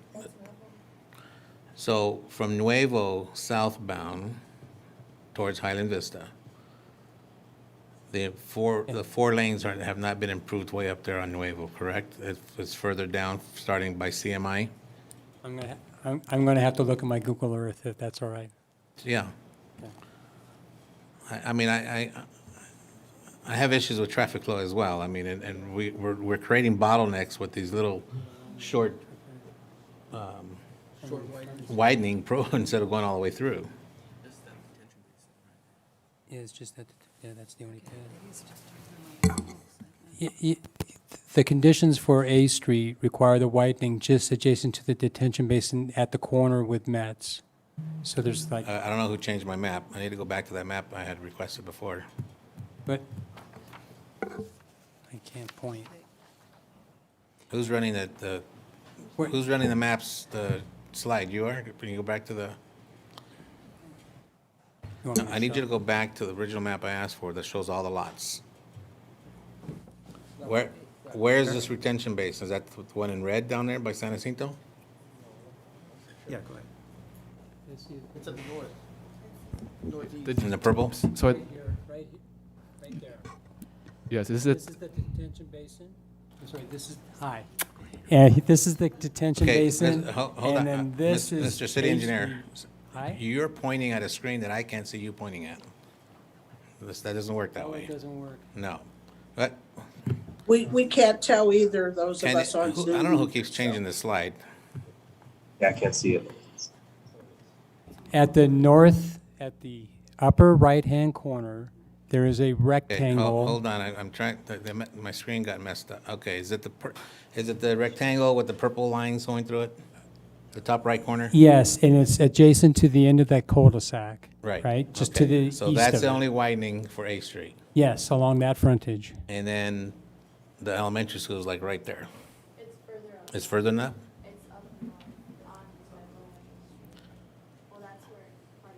So that's at the edge, that's the north boundary of CMI then. CMI, that's CMI. Okay, so we got, would you please bring that screen back? Thank you. And just leave it there, whoever's playing with this. My question now is, the 4 lanes that we're doing now, is that gonna be connected right to the bottom of that detention? The widening. And trust me, I know I'm bringing you a different project that we're talking about, but my concern is you have 4 lanes going up here by this water detention. Then what? We're gonna bottleneck to 2 lanes again before we hit the next widening project, which is literally in front of CMI? Or does it tie into the one that's being built in now? Well, I know, take your our time. project was, if I remember correctly, was not a widening project. It was merely a resurfacing project. For So we- CMI? Yeah. Yes, sir. Where Highland Vista From Highland is. Vista to the front of the high school, I thought that was a Yeah, widening. all the way up to Metz. It wasn't it was a resurfacing, and it was widening on the east side of the road up against the school itself, All right, so. but not on the west side. I'm going, I'm mixing jobs up and stuff. The point is. Yes, sir. For something like this, I mean, we're gonna have to look at street widening of A Street. I have to concur with the resident. You're gonna put so many houses up here and we've got a 2-street access point. And how many, now, please, whoever's controlling this, bring it down to where we can see the whole map. So off of A Street, how many entrances are we gonna have to go into this housing project? None. They will come in off of San Jacinto Avenue and off of Metz. Oh, so that speaks a lot. There's an existing development that is on the west side of A Street that accesses out to A Street. They've built the improvements for A Street. And then the city came in with our project in the last year to resurface the west side of the street and then do some widening through an agreement with CMI, right? To do some widening on the east side of A Street, right in So front of the the only school. entrances to this project is on Metz, where the red circles are at? Correct. So we have 2 access points to, how many homes was it? 145 homes, and we're gonna have a south and a north entrance. If I may, Yes, Mr. you may. Mayor. The property is zoned R1, R6000, which means it's entitled by right to develop lots minimum size 6,000 square feet. The density proposed here is far less than that. The lots do range anywhere from 6,000 to 19,000 square feet. The property is not being rezoned, so if you look at the density, it's probably because of the topography and the outcrops and the open space, they're very likely building a lot less than what an R6000 zone would allow and entitle for. So yes, this property does allow for 145 homes or lots within their right under the R6000 zone. So they're not asking for a rezone, they're not asking to Right. increase density. No, and when he clarified that they're not even accessing off A Street, that makes a big difference for me. And I appreciate that. But we still separately gotta focus on widening that A Street down the road. Okay. That's all I have. Anybody else? Councilman Corona? Yes, for were you gonna speak? I'll get you, David. For the developers, are they here to answer any questions, or? Okay, but we're not ready for that yet. We're not ready for that? No. Did you have, I had questions regarding the project. okay, we're not ready yet. Councilman, Mayor Pro Tem, you had another question before? Yes, I had a question regarding, I know there were plans to eventually punch through San Jacinto Avenue on the other side of A Street to connect it over with, I think eventually D Street in that area. Do we have a status update on that or the timeline for that? Yes, sir. Again, Stuart McKibben, Contract City Engineer. And we have, we've circulated twice to get a environmental group to review this for CEQA issues, and we haven't been able to get any responses, so we've reached out to an environmental firm. And we've got a proposal from them, and we're going to be bringing a contract to you, to the council, for you to adopt and approve so that we can get an environmental firm on to survey that area in between A Street and D.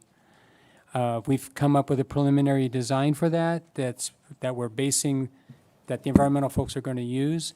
And then after that, we'll probably we'll have to do some survey work as well. Thank you. Okay. All right. If no one has more questions with staff, we're going to now let Councilman Corona ask something of the applicant. Come on up, sir, and please Or for the identify s- your name. For the staff, for the applicant, Let him introduce himself first. Sure. I don't know. Good evening. I'm Steve Letwich with JNC International. Thank you for being here, sir. Okay, Steve. Mrs. Holstrom brought up a concern that I wasn't aware of it with the springs and the riparian area. Are you guys aware of that area or? Yes, and we've discussed this with Tom Parker from her church, so I wasn't aware of her coming in tonight being opposed to it because we've already kind of worked through those details with Mr. Parker.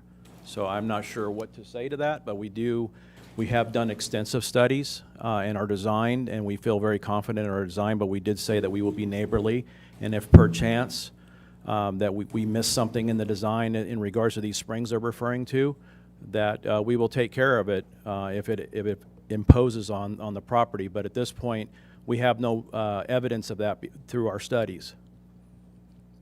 Okay, thank you. Yeah. And if you could add to that, if I may.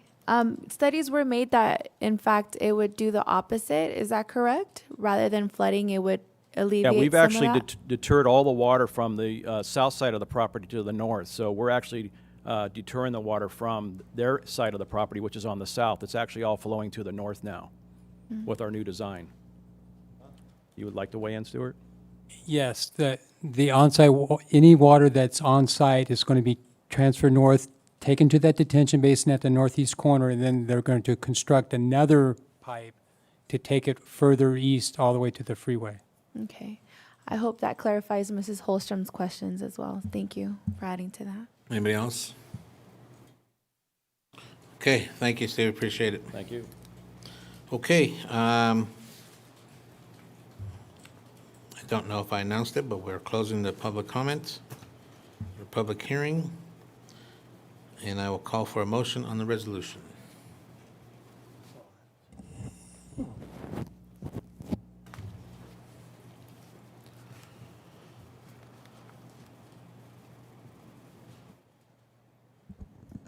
So I kind of feel like there's still some unanswered things going on. A lot of residents had some concerns with it. We did receive a letter saying that somebody opposed it. We don't know why. I guess kind of follow up. Have we reached out to the neighbors around? Is that? We did provide noticing to the adjacent property to the east, yes, and west. With everything within 500 feet, were noticed. Okay. And then Mr. Parker from the church, he was obviously notified. Did he give us support or did he oppose the project? Do you know? Well, Mr. Parker from the church spoke at the Planning Commission meeting, and at that time, he was still concerned about it, but he met with the applicant subsequent to the Planning Commission, is what the applicant explained today, and I think that he has explained the drainage flow to Mr. Parker, and he now understands that. Okay. But we don't have a letter from Mr. Parker? No, we do not have a letter from Mr. Parker. Okay. So, if my colleagues would be would agree, if we could maybe table this, maybe we could get some letters of support. I mean, me personally, I'm for the project, but it still seems that there's some concerns with some residents, and I kind of want to just give them an opportunity to bring those concerns up. One being the traffic issues, another being the riparian area, and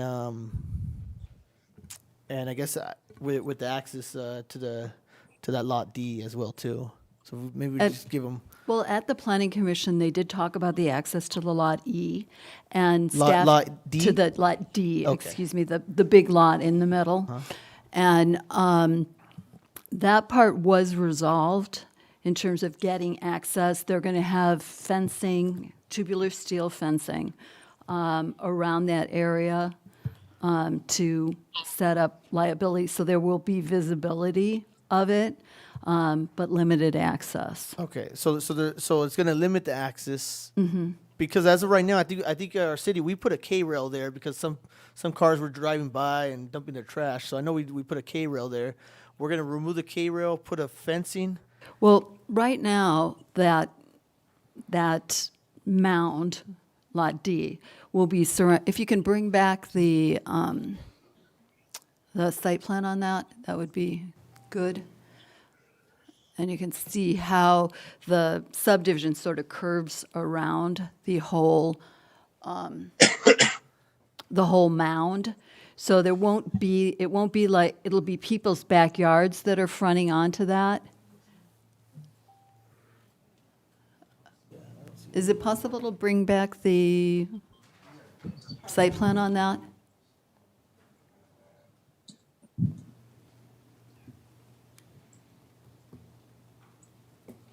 Well, They're working on it. okay, all right. So Lot D, right now, you see, there'll be frontage along the street, but then the rest of these areas back up. So you'll be able to see into it. That was actually one of the residents' concern was just to not be able to see into it. And that's why the solution of having this tubular steel fence made them feel better. It was more open and that. So that for that access, but most of that area will be gone, will be surrounded by single-family homes. Did you have any additional questions? No. I'm just kind of stuck because it seems like there's still some concerns. Now, from when I've talked to the residents and I've spoken to them years ago and throughout this time, they were always wishing that some kind of development would happen. And then I'm hearing that now at the same time I didn't talk to every resident, but just the residents that I spoke to, they were concerned with the fires and the homeless up in the hills and stuff like that, and that would help mitigate it. And I do like that it only has two access to this property because I live in a very large, way larger than this, and there's only about three access inside and outside, so it's kind of, you feel almost safer. So and then with the topography, I mean, you can't do much with that area anyways. I think it's like an engineering marvel that this development is even happening there. But I can't speak for all the residents that live there. So if there's still some concerns, I would like to maybe give them extra time to bring those concerns up. I think we had one person speak from the church today, and that was the only person. The other people did come to the Planning Commission meeting and did hear it, but. And were they happy about it? Some of them were very happy about it, yes, but they were also nostalgic about the fact that they got to, right now they got to walk just out their backyard into this area, but they, recognized that this was going to change and that there were good things with it as well as bad things, and we've tried to mitigate those issues for them. Right. And then at the same time, I think we could all agree that we do need more housing. We for do our need residents, more absolutely. housing. So Yes. this brings that, and then hopefully it deals with the drainage issues over there, and then with the safety issues. But I still feel like there's. Well, I concerns think, for residents. you have a lot more pros than cons. There are a lot more people that are supportive of housing in the city of Paris. This is a public hearing. It was announced, publicized. Yeah, that's fair. And You're right. because you have 2 or 3 people that come, that's the basis for the entire group. It's not. Before I bring up Steve back up, Mayor Protem, did you have a comment? Yes, I would support Councilman Corona's move to motion it. My main concern is just a traffic issue until we have more definite plans as to when San Jacinto will be punched through. A Street north of Forster Highway 74 all the way up to the county line at Harvell is just a traffic nightmare because there's not a lot of outlets. You know, Metz doesn't go all the way through. All the other streets don't go. Second Street, Third Street, they're blocked off due to the railroad tracks. I think getting San Jacinto through to D Street would help alleviate a lot of that traffic on that area. So I would agree with Councilman Corona to continue to ascertain how the residents feel about it and to move forward on see if we can start moving forward on getting San Jacinto moved through. He's still up in the air. He hasn't really said positively one way or another. Who's that? You. You're saying you hear it, but and it's going to solve a lot of problems, which I agree. Yeah. But yet you have reservations. So I don't know where you're going. Did you have a comment? Well, hang on, Steve. One more. Thank you, Mayor. I just wanted to also add that I'm still pending the traffic signal studies and how updated that is. And then to add to this conversation, north of Nuevo Road, it's county property, but it's foreseen that that might be a warehouse development. So if we could also have staff look into that, because if so, that will also there will also be traffic congestion because of that. So if we're already worried about traffic impacts, then that's something that I think we should also definitely consider. And that's county territory, so we just want to make sure we anticipate this coming in. I know that this project is already in the construction phase, so if we could also add to that and revisit it, I'm also with agreement with Councilmember Corona. Oh, we still haven't agreed to what he's agreeing to yet. So I motion to bring this Hey, back. wait, we're not, bring let this me back, bring right? up the applicant back. He wants to but to say clarify. something.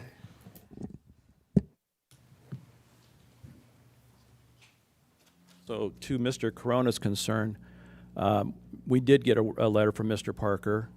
His letter was handwritten, and it's in the record.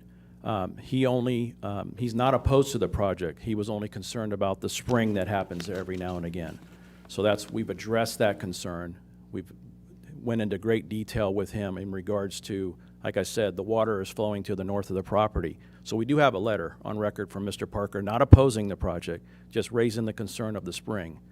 In regards to the gentleman that sent in a late letter, we went through your prescribed process. We notified all the neighbors. We had a planning commission hearing. So everybody's had the time to do the process. So I'm a little befuddled that we're looking at possibly waylaying this when we've gone through the process as prescribed.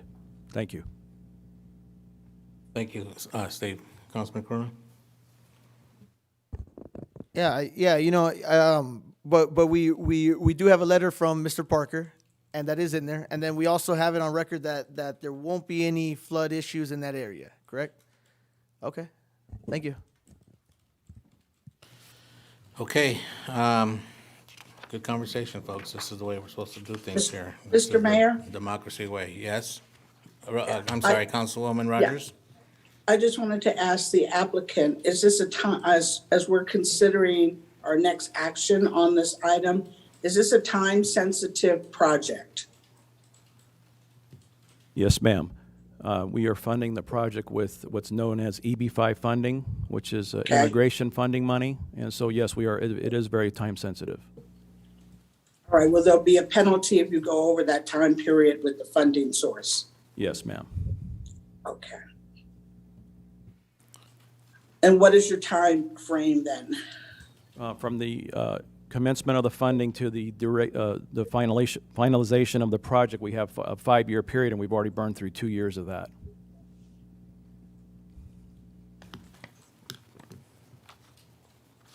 Okay, I have some concerns because I know we're looking at our REMA numbers and trying to come up with a plan for the 7,000 additional housing. And I do know several residents have always said up at Highland Vista that they did want something up behind them because of the vagrancy, the fires, the trash, the polluting behind their houses. So I'm concerned about your time frame, and you have complied with all of the things, but I'm just wondering if a short time period to address the concern of my fellow council members could be worked out. I know we don't have another meeting scheduled for quite a while, but we might possibly consider having a special meeting if we can't come to an agreement tonight. Okay. Okay, well, we don't have an amended motion yet, so. Steve, you can sit down, thank you. Okay, so there is nothing amended on the table. So the question would be, is it to call for a motion on this resolution? I'd make a motion to continue this matter to our next regular city council meeting and direct staff to follow up with Mr. Parker, the parishioners at the Congregational Church, and to see if we have any other input from residents in that general vicinity. Okay, have a motion, is there a second? So I'm a second on that motion. It also gives us me specifically time to go talk to the residents over there. I know several residents who are very opinionated, so I do second Councilman Rab's. And Mayor before Pro you, Tem Rebs. before you vote on that, Mr. Mayor, since it sounds like the council is inviting further testimony, the hearing's already been closed, so I would recommend that you reopen the hearing and continue the hearing to that date so that we don't have to renotice a public hearing. Well, but I think that's the outcry is to make the notice again, right? No. No? Okay, very good. We'll take that consideration, Mr. Dunn. All right, so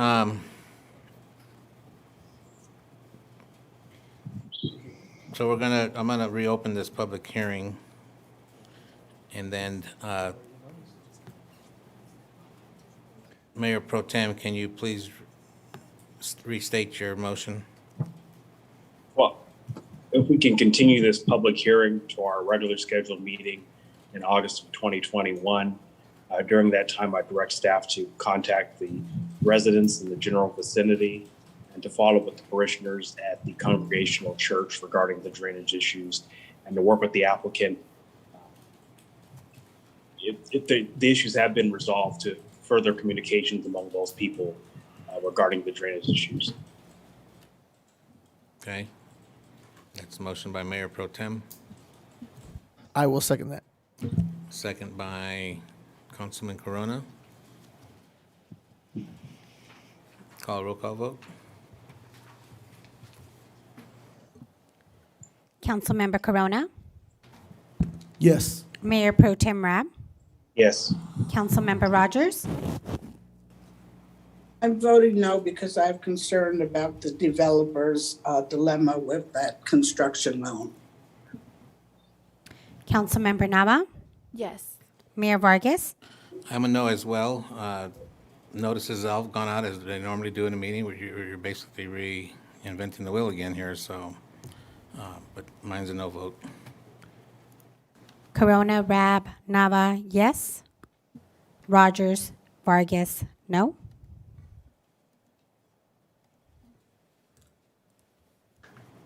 Thank you.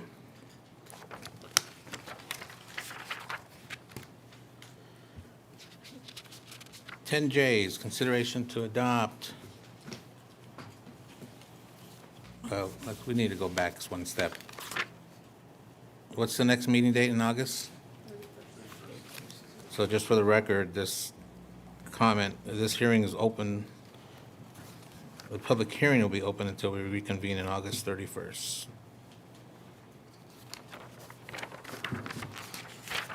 Okay, 10J is consideration to adopt the proposed resolution number next in order, adopting the mitigated negative declaration, MND number 2356, and approving conditional use permit CUP 19-05281 and variance 2005162, and introduce the first reading of proposed ordinance number next in order, adopting a specific plan amendment 19-05282. The project is proposed Paris Valley Commerce Center specific plan amendment to rezone a 2-acre site from Business Park BPO to Commercial C and related entitlements to allow constructions of a convenience store with on-site alcohol sales, gas station, and automatic car wash. This is located at the southeast corner of Paris Boulevard and Ryder Street. And this will be introduced by Candida Neal, our Interim Director of Development Services. Honorable Mayor and council members, The presentation will be made by Senior Planner Perez. Thank you, Mr. Mayor. Hold members. on, we only have two people on the dais.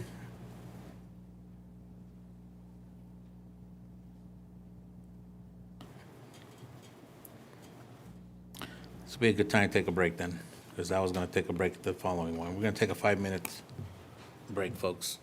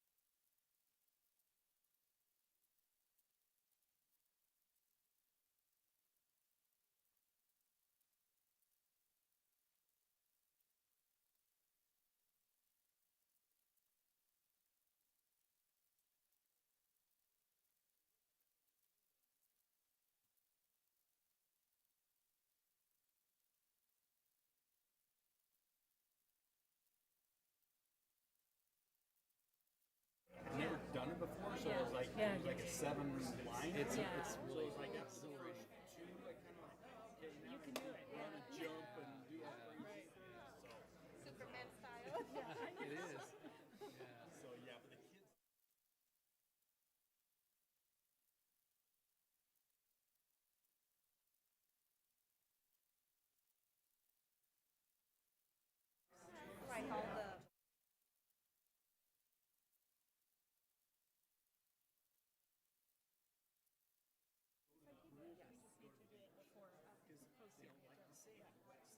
My boys were opposite. They didn't want to be anywhere near pools. They wanted to be on the beach and in the oceans. Maybe it'll be different once we're there.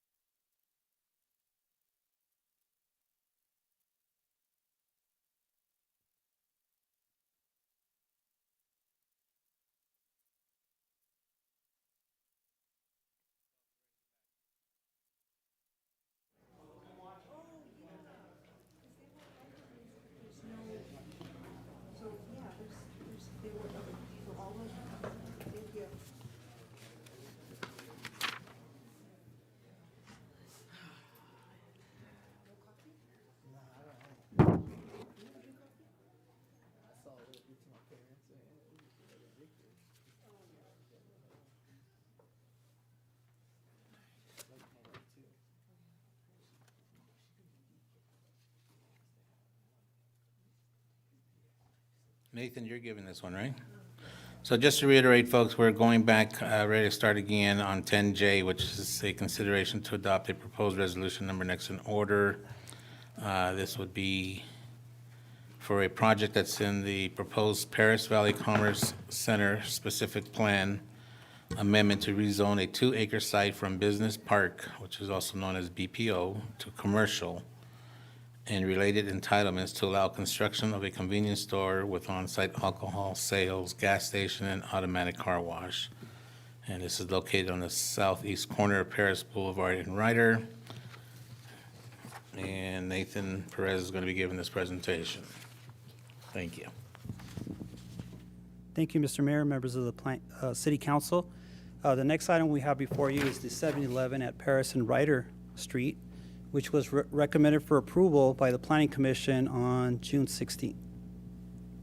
The current project site is located on the southeast corner of Ryder Street and Paris Boulevard within the Paris Commerce Center specific plan area, zone BPO. Now, the applicant is intending to do a specific plan amendment to rezone 2 acres from business park office to commercial Both zones allow fueling stations and also car washes. The only difference is that the business park office prohibits alcohol sales for off-site consumption, while the commercial allows it through a conditional use permit. Here's the site plan, which has 2 points of access, one along Ryder Street and one along Paris Boulevard. And the applicant's intending to construct a 3,227 square foot 7-Eleven convenience store gas station and a detached 991 square foot automated car wash and a fueling canopy. The applicant's also requesting a variance needed for the sales of alcohol for off-site consumption within 1,000 feet of a sensitive use. The only sensitive use is the New Creation Church, which is 250 feet away, and the applicant has obtained a letter of support from the church on this fueling station. And also, as standard protocol, we actually routed these plans over to the Riverside County Sheriff's Department, and they're in support of the project since it's essentially a national fueling station convenience store rather than a dedicated liquor store. So in conclusion, staff recommends that the City Council adopt mitigated negative declaration 2356 and also introduce the first reading of ordinance adopting specific plan amendment 19-05282 and approve conditional use permit 19-05281 and variance 20-0516. This concludes my presentation. The applicant, Mr. Larry Roberts, is also in attendance if you have any questions for him. Thank you, Nathan. Council, anybody have any questions or comments before I open up the hearing? Mayor Pro Tem? Yes, thank you. Thank you, Nathan, for the presentation. I think I saw in the agenda report that the condition for approval of the project, requires the owner to put like a block wall around the perimeter. That's now, I believe, a wooden fence for the houses. That's correct, Councilman. They're actually conditioned to provide an 8-foot block wall along the eastern and southerly property line to also mitigate, noise and also to pretty much conceal the houses from the future gas station. Okay, and then in terms of the pump, how many pumps are there going to be? As of right now, they have 6 fueling islands, and they're actually, within each fueling island, they actually have 4 pumps, so a total of 24 pumps. And is there going to be any charging stations for electric vehicles? No, not for this project. Okay, thank you. Anybody else?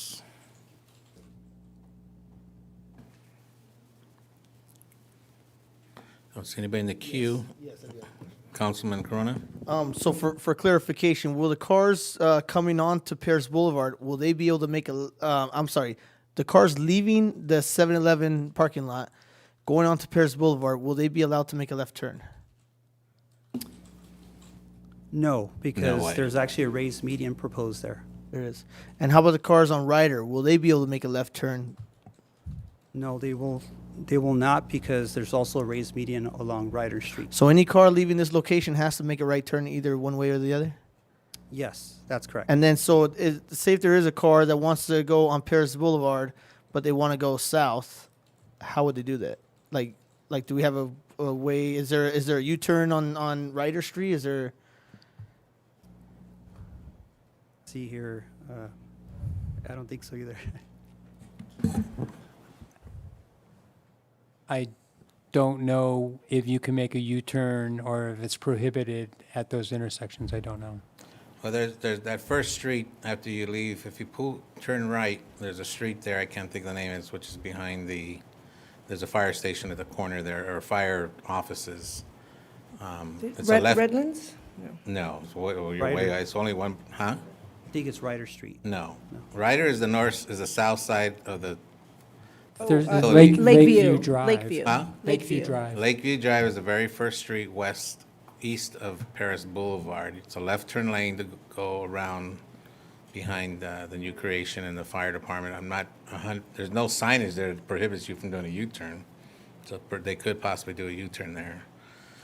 But my concern, my issue would be, and I would think in the engineering perspective too, they're literally on the corner there, Councilman Corona, that to try to make a left turn and that intersection is too dangerous. That's correct, Mayor. There's also, there will be conflict with the left-hand turn pockets that are already there. You usually do not cross those pockets, right? Right. Yeah, there's left turns on both angles. Yep. Anybody else have any questions?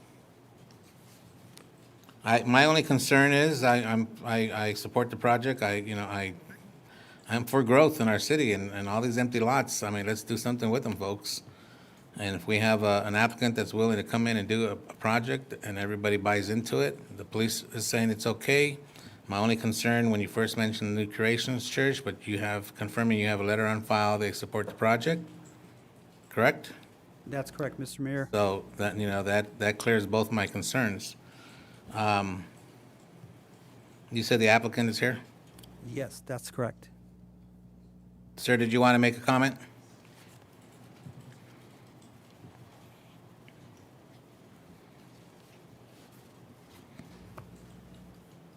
Hi, my name is Larry Roberts. I'm with Tate & Associates. I represent both the landlord and 7-Eleven on this project. I don't have any particular statement, but I'm here to answer any questions that you might have about the project. Thank you. Anybody have any comments or questions for the applicant? You're off the hook, sir. Thank you. Okay, at this point. No, I do have questions for staff. Oh, for staff. Okay, Councilman Corona?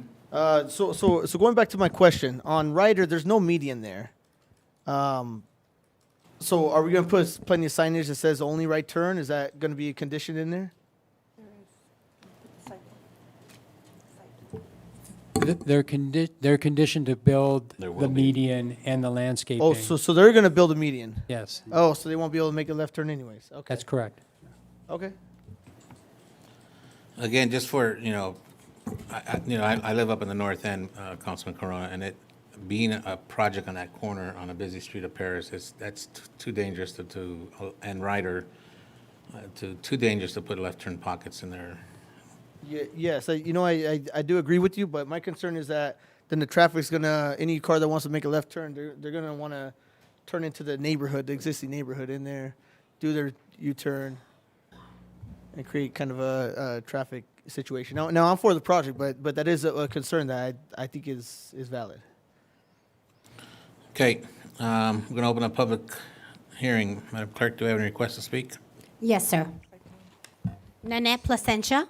Yeah, so you're gonna have a meeting. Yeah, but then if they want to go that way, how do they go that way?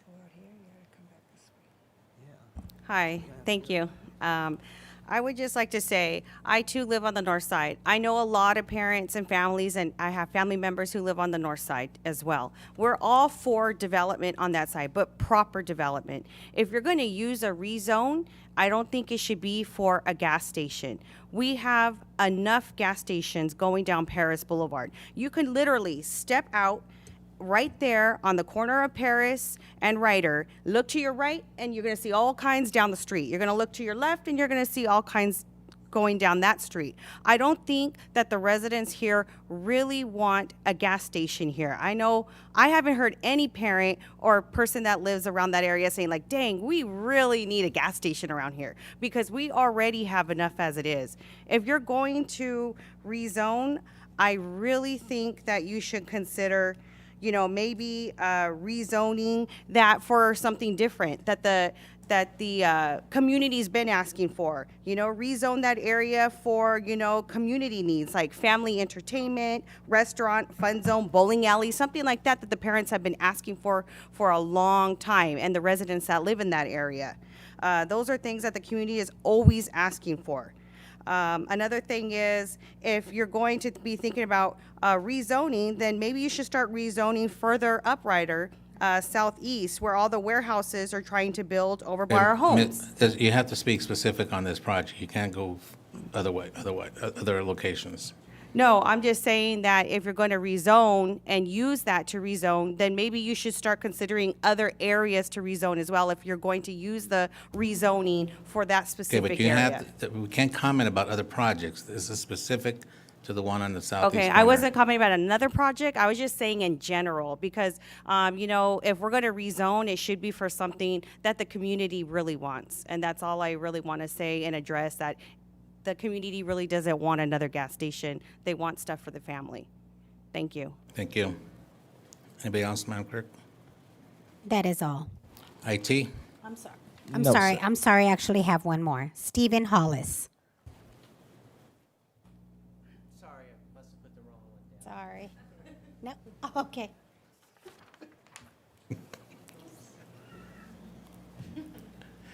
IT? No, sir. Anybody else on this matter? Okay, we'll close public hearing. And I'll call for a motion on the resolution of the first reading of the ordinance.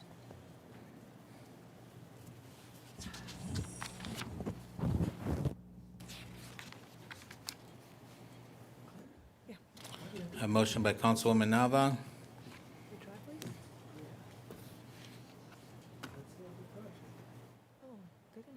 Second by Councilwoman Rogers. Please call roll call vote.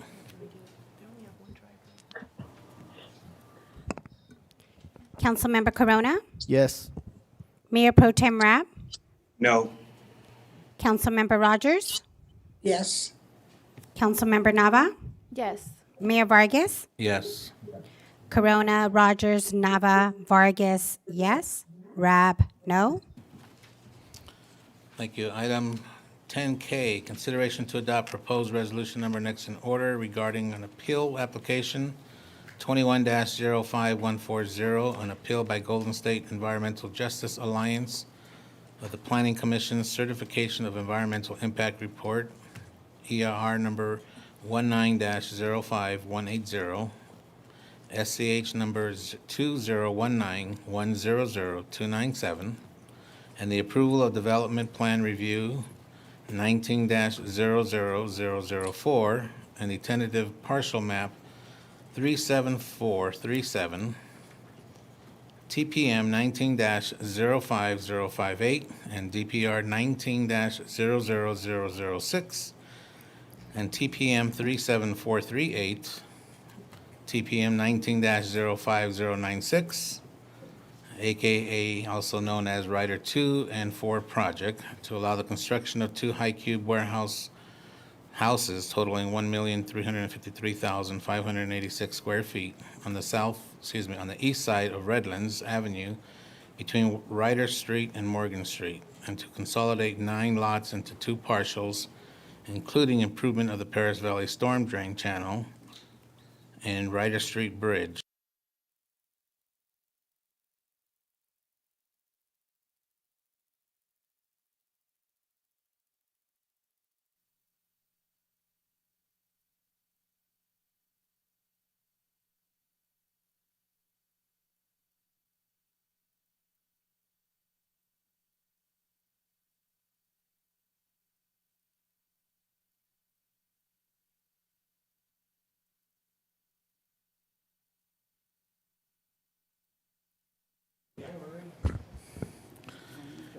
Okay, good evening, everybody. Thank you for waiting. We are ready to start this special joint meeting of the City Council, successor agency to the redevelopment agency, and all those listed on our agenda this July 8th, 2021 at 6:34 p.m. Madam Clerk, can we have roll call, please? Sure. Councilmember Nava, Here. Councilmember Corona, Here. Mayor Pro Tem Rapp, Here. Councilmember Rogers, Here. Mayor Vargas. Here. Thank you.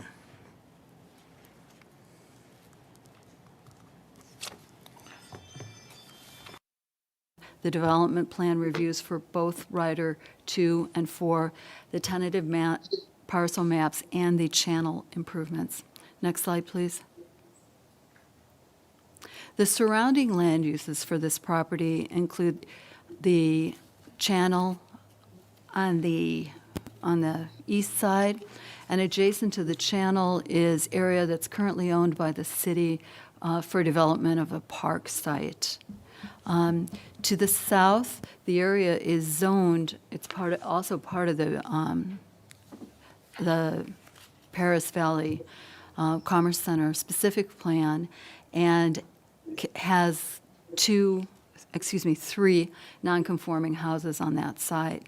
The property to the west has one residential project, which is a holdout. You'll see it on Ryder Street, and the rest of it has been developed as a warehouse facility. To the north of that is trailer storage, the Ryder facility, and then zoning to the north of it is BPO, and that site is vacant. Next slide, please. This is a view of Ryder 2. Next slide, please. And Ryder 2 is the the property that's on the south, just north of Ryder. And you can see that the Planning Commission has very strong feelings about transportation and on-site circulation. And so they're very careful in terms of wanting to segregate truck and auto vehicle parking, and they did it fairly successful in both of these sites, as you can see. They do have gates that will make it impossible for the actual trucks to come through the auto-only driveways. So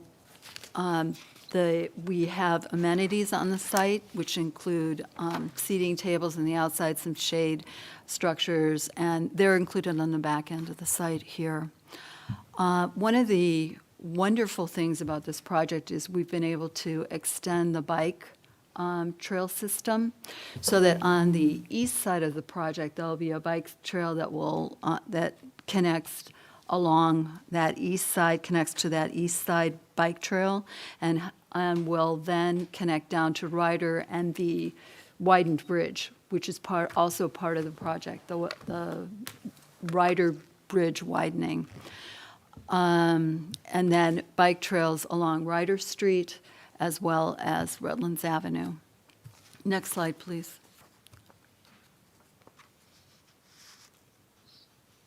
This is the view of the southwest corner. So you're looking at the adjacency to that MWD easement is where you're looking at. So it's that corner that you're looking northwest at that site. So next slide, please. The Ryder Force site is located south of Morgan, between Morgan and that MWD right-of-way. And again, you can see the segregation between the auto and truck vehicles and how they have required pedestrian crossings as well as gates. The truck loading area will be on both sides of the building, one of them facing Redlands, and in both instances, in all instances where we have the truck loading areas adjacent to a street, we've required them to construct 14-foot walls, masonry walls. Those walls will be bermed. They're set back enough so that they'll be bermed up to reduce the height to around 8 feet. So you'll have a large landscaping area as well as the off-site bicycle trail, which will be next to the existing sidewalk along Redlands Avenue, and that will continue on the down to the south property as well. Again, we have similar outdoor amenities for this space, and this is to give you a feeling for the project that the Planning Commission approved so that you understand it when you're evaluating this project. Next slide, please. It did meet, both projects met the standards of the specific plan. You can tell here. Next slide, please.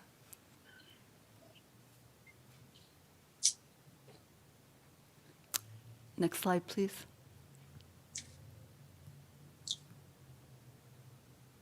Well, we have 20% landscaping on Rider 4 and 13% landscaping on Rider 2.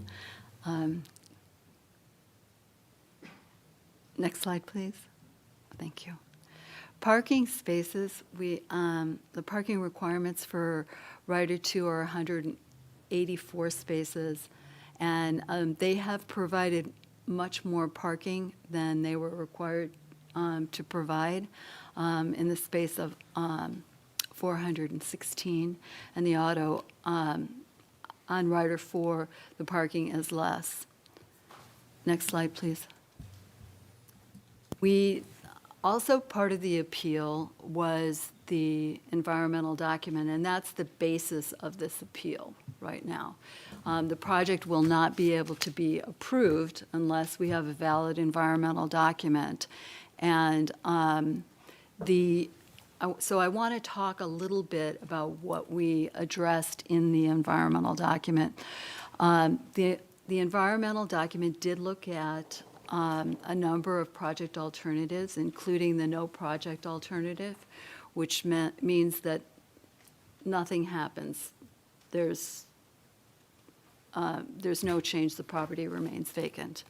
The second alternative was a reduced density project, and that project reduced the density by 25%. And so what it meant was that both the building on Rider 4 and the building on Rider 2 were shrunk 25%, so there was less square footage. The third alternative was what we called the reduced development alternative, or one building alternative, and that required construction on Rider 2, but prohibited any development on Rider 4.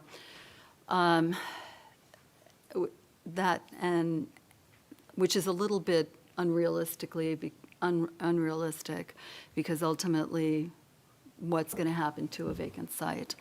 The fourth alternative was an alternative use, and that use resulted in a shrinking of the buildings on Rider 2, and let me go back to that.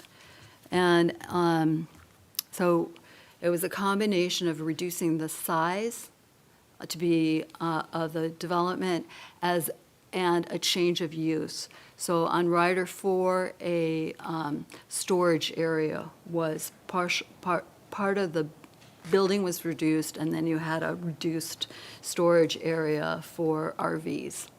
That's a different use. So that was the combination that would be compliant with the zoning, would be allowed by the zoning, but not permitted. Next slide, please. This is a table of comparing the sites. And what you have in the left and the right, in the left column is the project site, and then you have across the each of the four alternatives described in that instance. Of course, in the no project site, you have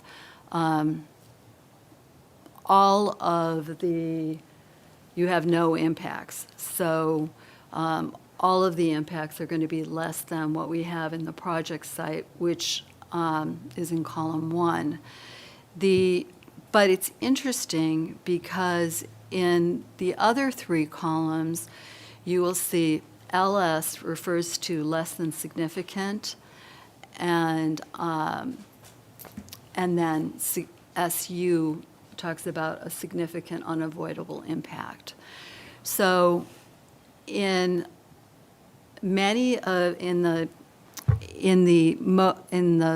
project impacts that are significant and unavoidable are air quality, construction, and operation. And if you look across the line there, the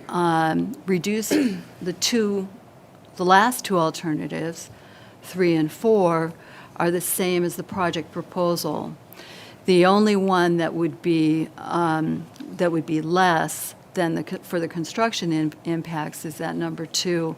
And for all 3 of them, have the same for operational conditions. So by the time it's constructed, the air quality is going to be the same impact, or significant and unavoidable in all 3 of those instances. The other 2 significant and unavoidable were greenhouse gases, which is related to air quality and has the same impacts as the air quality impacts, and then the noise, the off-site traffic-related noise. And again, those were all significant and unavoidable. So anything you developed on that site, besides anything you did on that site in terms of noise, was going to be significant and unavoidable. So that's how we looked at it in the EIR. Next slide, please. The appeal. The applicant has appealed on a number of issues. Their appeal was first made, the comments were first made in November, on November 16th, during the 45-day review period for the EIR. And they looked at area character, air quality, project piecemealing, all of the issues that are listed here. And they also stated that potentially impactful would be gross-inducing and increase in traffic. So the EIR then, we had the draft EIR, it's circulated for review, we take comments on it, and then in the final EIR, we respond to those comments. And all of the comments were responded to, and in a way that they were addressed and proven to be analyzed. We analyzed each of those impacts and found that the impacts would not be, were appropriately addressed. The applicant had offered no information, and there was nothing that would require additional review or recirculation of those impacts at that time. So when we had the public hearing at the Planning Commission, the applicant submitted another letter, and that letter again addressed these same issues, which were already addressed in the final EIR. So the Planning Commission made the finding that no, it wasn't going to be, they didn't agree with their changes in it, and so they approved or recommended certification of the EIR. Next slide, please. So our recommendation here today is that you affirm the Planning Commission decision, that you certify the EIR, adopt the overriding consideration, statement of overriding considerations and findings of fact that are related to the EIR, approve the 2 development plans for review approvals for Rider 2 and 4, and approve the parcel maps that consolidated the 9 projects into 2 sites. So for Rider 2 and 4. And staff stands ready to answer any questions that you may have on the project now. If I may, Mayor, I'd like to read some exhibits into the record that were received. I'd like to put into the record that we did receive a comment letter from Alan Matkins on behalf of IDI Industrial. And we also received a letter from T&B Planning on behalf of IDI Industrial. And there was also another letter attached and distributed to the council from Blum Collins LLP on behalf of Golden State Environmental Group. And there was also an attachment under grid alternatives for Inland Empire that was submitted at the request of the appellant, Golden State Environmental Justice Alliance. Just want to read those into the record. Thank you. And I also do believe that all council members, including myself, received copies via email. Before we proceed the conversation, IT, can you display the slide that shows both projects on one map?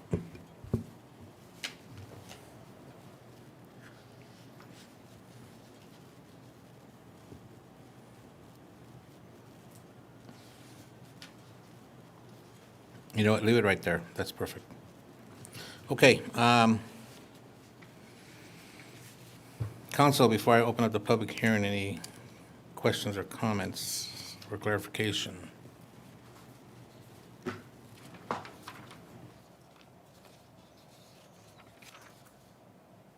Mayor Pro Tem?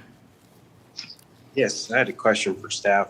I've been following the news regarding the lawsuit the Attorney General for California, Bonta, has initiated against the city of Fontana for approving a warehouse project without considering the EIR. If we were to reject the Golden State's appeal and go forward with the planning department's the planning commission's determination, would we face any blowback from the Attorney General or any other state agency regarding, given the most recent news items in Fontana?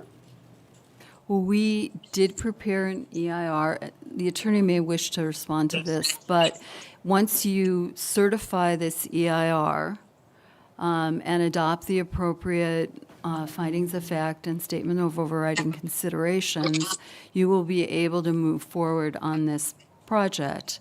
And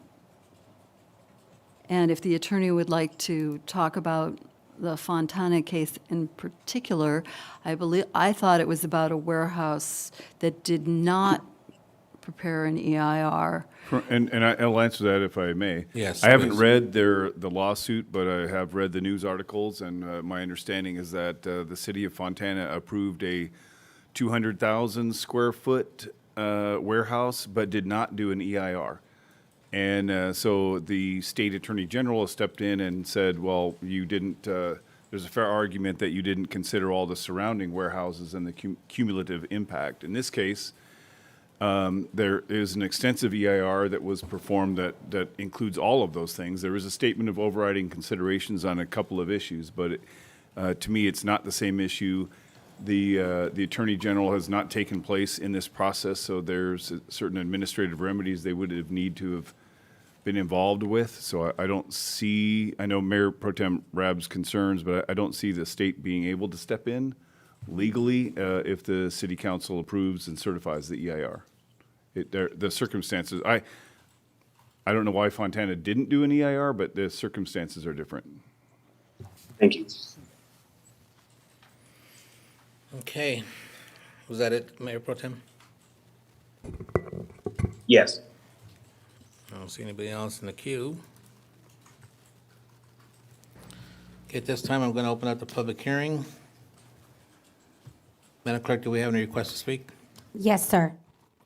Stephen Hollis. I would actually recommend that you allow Golden State, since they're the ones who made the appeal, go first. All right, we can do that. Are they here? Anybody from Golden State? Come on up, sir. Please state your name.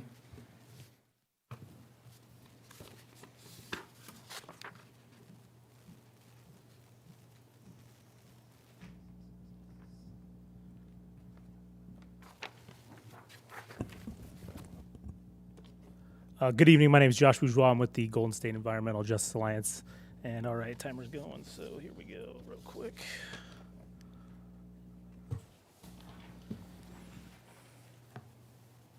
We submitted several comments in addition to comments from SWAPE, Soil, Water, Air Protection Enterprise, totaling over 300 pages in our appeal packet of the Planning Commission's approval regarding IDI Rider 2 and 4 warehouse project. Firstly, I would like to address one of the late evening letters that was submitted to the council last night. One of these letters, written by an attorney of the developer, feebly attempts to paint Golden State Environmental Justice Alliance in a negative light. It also attempts to discredit and marginalize us as an organization. In counter to that letter, I have submitted a document for the record, which is just one example of the many grants that we have given out as an organization. That specific grant is in process, and our board will soon vote to approve that because of the excellent work and great benefit to local citizens that grant recipient has done for us in the past. By the end of this year, our organization will have given out over approximately $2 million in grants to other local nonprofits in areas affected by other projects. Projects which we helped make better through input via the CEQA process. Do not let that disparaging letter distract you from the facts of the matter. I assure you that Golden State Environmental Justice Alliance is the real deal. We, Golden State Environmental Justice Alliance, governmental organization, want what is best for the environment, and for the citizens of the city of Paris. As a local elected official, it's your job, no, it's your duty, to provide nothing short of that to the people of Paris. Do not get me wrong. We are not asking you to uphold our appeal and deny this project because we're against development. We believe development is a necessary and crucial part of existing and thriving in our modern society. We are against this project because as it sits, it is not the absolute best project it can be environmentally. Those hundreds of pages I spoke of earlier are a testament to that. This project can be better. Demand excellence from this developer. Demand nothing short of the absolute best, because the citizens of the city of Paris, the same citizens who have put their faith in each and every one of you sitting up there today by electing you to those seats, they deserve nothing less than that absolute best. A vote in favor of the project as it stands currently is a statement to your citizenry that you're okay with them receiving a project that is not environmentally up to snuff.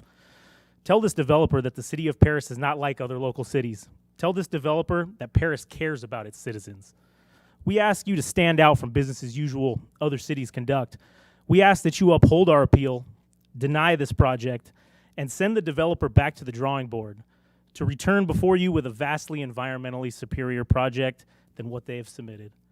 We at Golden State Environmental Justice Alliance stand by our submitted documents and stand by our belief that as elected officials, you, the City Council, and non-governmental organizations such as the developer and us, we can work together to give the people of this city an environmentally superior project that everyone involved can be proud of.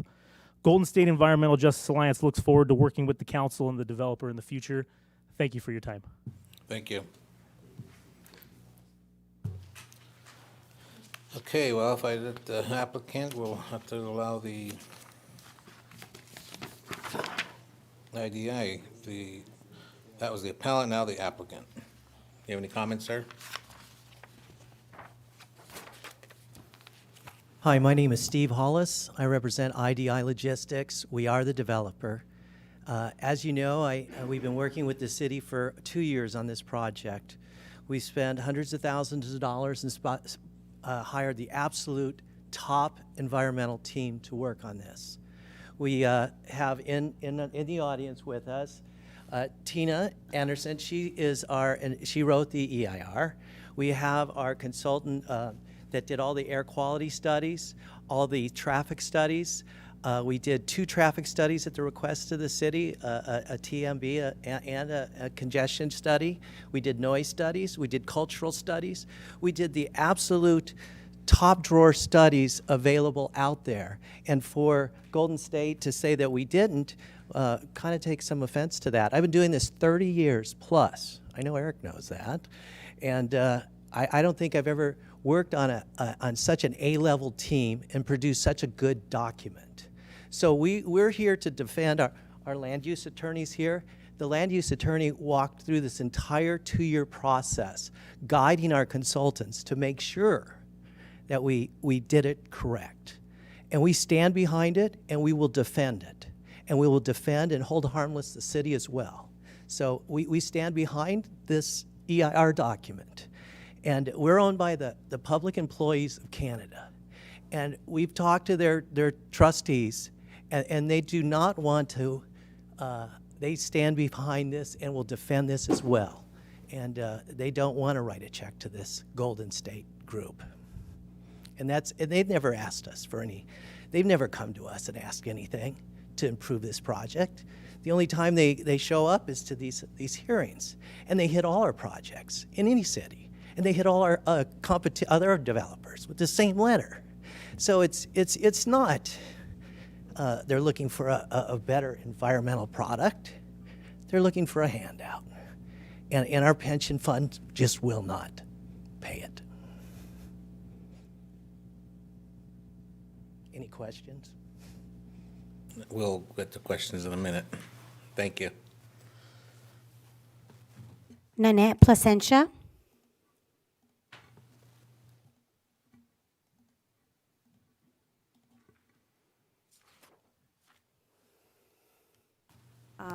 Council, Mayor, Councilmember Corona, everybody else, I hope you're just as upset as I am and a lot of other residents who live on the north side about these warehouses that want to come up right on the edge of where we live.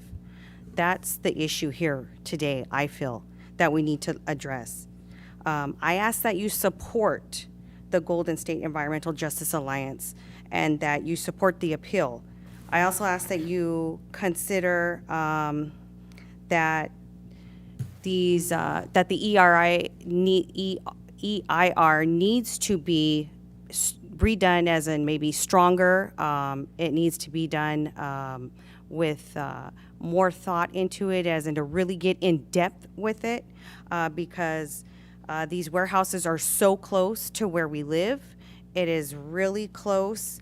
It's right on the edge of our biking trail that we have, that we're trying to so-called. I know how Paris prides itself on being active and healthy, and those warehouses over a million square foot, one of them 132 dock doors. That is a lot of trucks that are going to be coming in and out of that one warehouse in particular. And we got a bike trail with parents, residents, children going on that bike trail. We have a park right there up against it that kids play sports on, and they're supposed to be healthy. How can they be healthy when they're going to be, getting in all these fumes and these toxics running right there on our nice, path, and right there at the park playing their sports?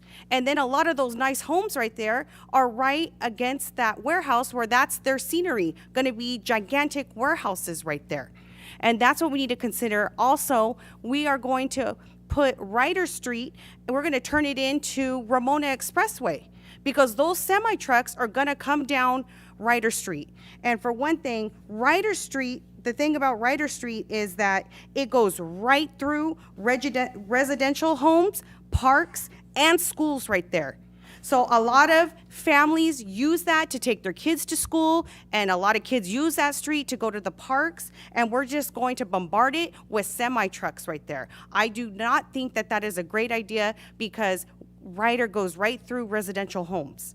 So I really ask that you please put the concern, the safety and health of our residents first before these warehouses that want to go up right there in an area that they shouldn't. Honorable members of the City Council, thank you for the opportunity. Put the microphone up to you, sir. What was that? Raise the microphone. LiUNA fully supports the Ryder 2 and 4 project and would ask that you reject the appeal by the Golden State Group. We should support projects that utilize highly skilled union trades, and LiUNA is proud to be building this and other IDI logistics projects in Paris. These jobs will give our local members work close to home, keeping them off of the highway with long commutes and improving their quality of life and that of their families. When our members work close to home, they can be more active in the local community, giving back to youth sports programs and local organizations. We appreciate the time to address you this evening and ask that you deny the appeal and uphold the Planning Commission's approval for this project. Thank you. Jose Garcia.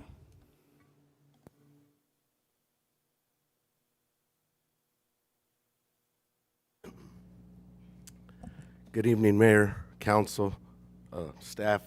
First of all, I'd like to thank you for moving the agenda so fast tonight and keeping jobs and the concern of your community first and foremost. You guys are diligent. I've seen nothing but great work tonight. Awesome. I'm really baffled on how quick it went. Right now, with the times we're in, all jobs are important. We need to put jobs in this community to keep our community going. Money is very important to families right now. We don't know with this variant coming up what's going to happen. Our future is unsure, but we are not in the position to go back on 2 years of diligent work of your staff done, with reports done, with everything, with a great developer, hires great contractors, provides great jobs. There's no reason to go back. We are at the point to pass this project. So I ask that you go forward and deny the approve the project and deny the appeal, because we are not in no time right now to be going backwards.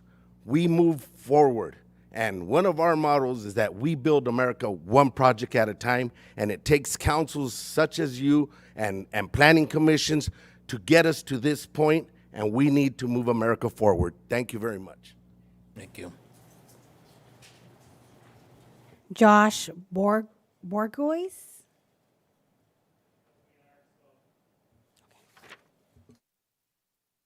That is all. IT, do we have anybody? No, sir. Anybody else in this room?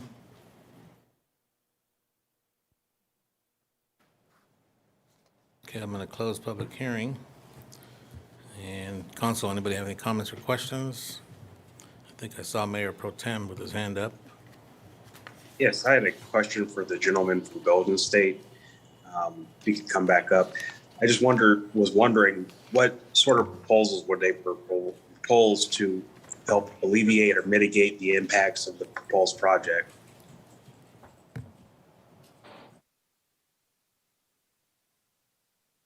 I'm sorry, the audio was kind of cutting out a little bit when I was walking up. Could you say that again? Oh, yes. What were some of the things Golden State would propose to help mitigate or alleviate the environmental concerns with the two rider projects?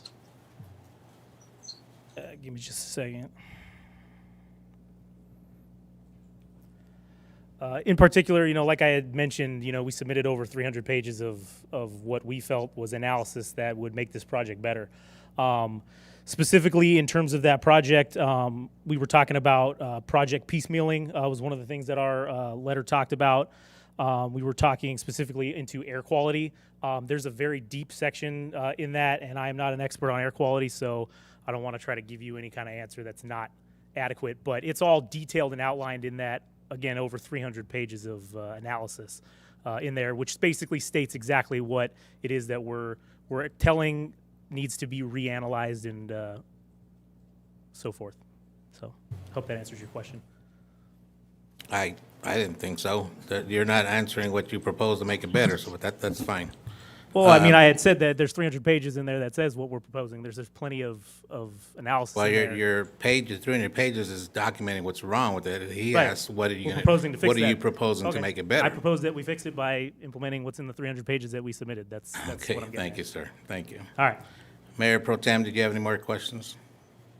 No, I don't.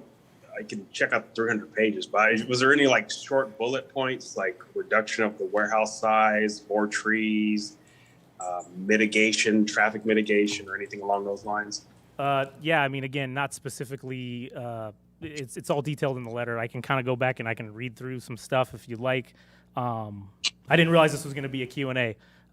So unfortunately, I didn't bring that documents with me. But yeah, like I had said, there are several things in our letter. I'll just leave it at that. Thank you. Any more questions, Mayor Pro Tem? No.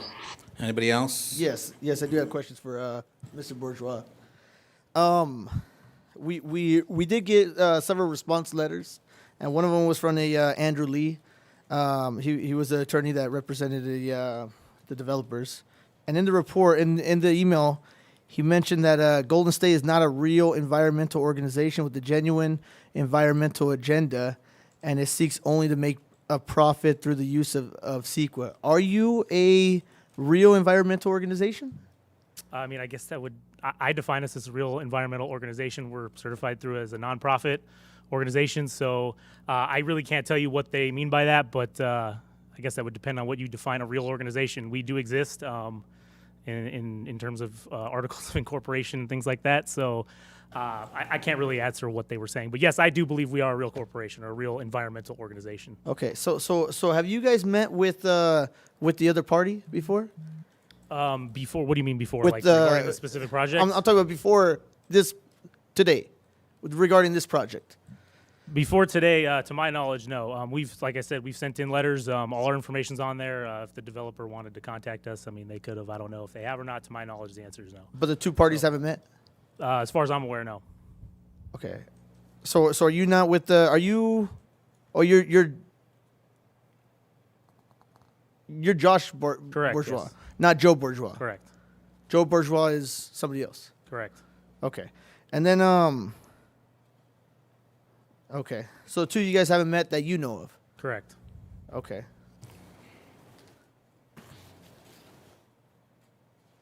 So I guess kind of following the Councilman or Mayor Pro Tem Rab, you don't have any specific, like even one specific of how you would make the project better?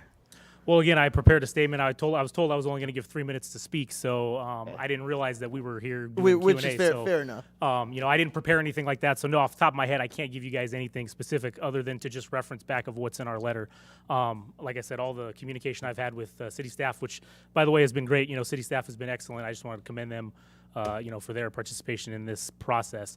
But yeah, it was communicated to me that I'd only receive 3 minutes to speak, and there would be no further answering of anything. So that's why I have nothing prepared, because it wasn't made. I was not informed that this would be part of the process. So I understand that can be frustrating, but It's you know, not maybe frustrating. if I apply for I mean, appeal, if you've done this for I don't know how many years, that council's going to ask you guys questions. I mean, this is common well, practice. to be perfectly honest with you, other cities that we've done this at, that has not really necessarily been the case. So I've never been here, obviously, as we know. So you know. Any more questions? No, I don't have any more questions for Mr. Bourgeois. Anybody else? You may sit down, sir. Thank you. Thanks, sir. So I just, the IDI representative, can you please step back up? I think it was Steve Hollis. So just for clarifications, because I would have concerns with that myself, but, so, and actually, this first, you can stay standing with more towards city engineering. Ryder Street is not a truck route. Trucks will only be allowed on Ryder Street Right, Mr. City Engineer, Ryder Street is not a truck route? It's not a truck route. I know Redlands is a truck route, and these trucks are going to go Ryder north. Street, I know myself, Ryder Street Yes. is not a truck route. Okay, Trucks will be diverted northbound on Redlands. yes. Not through Ryder. They're not going to be going up Ryder to Ramon Expressway. They will not go west of Redlands on Ryder, and they will not go east of Wilson on Ryder. That's But correct. they will travel from right in that little segment, sorry. Right, but they're not, But they don't go east into they're the not going to go residential. east into the residential areas on And they both don't go sides. west. Because they're not even permitted on Paris Boulevard. That's right. And we are in the midst of developing with the police department our signage for truck routes so they can start enforcing these trucks so we can get them off our streets where they do not belong. That's correct. Thank you. We- Second, We were also conditioned at Planning Commission to only exit the Ryder Street exit. That's trucks correct. only. We're forbidden from any trucks entering on Ryder, autos only. right. Staff, can you bring back the map again that I asked originally, the double showing both lots? Do you have one showing both lots with the drawings? Not the pretty fancy ones, but. Or I'm not seeing anything on my screen.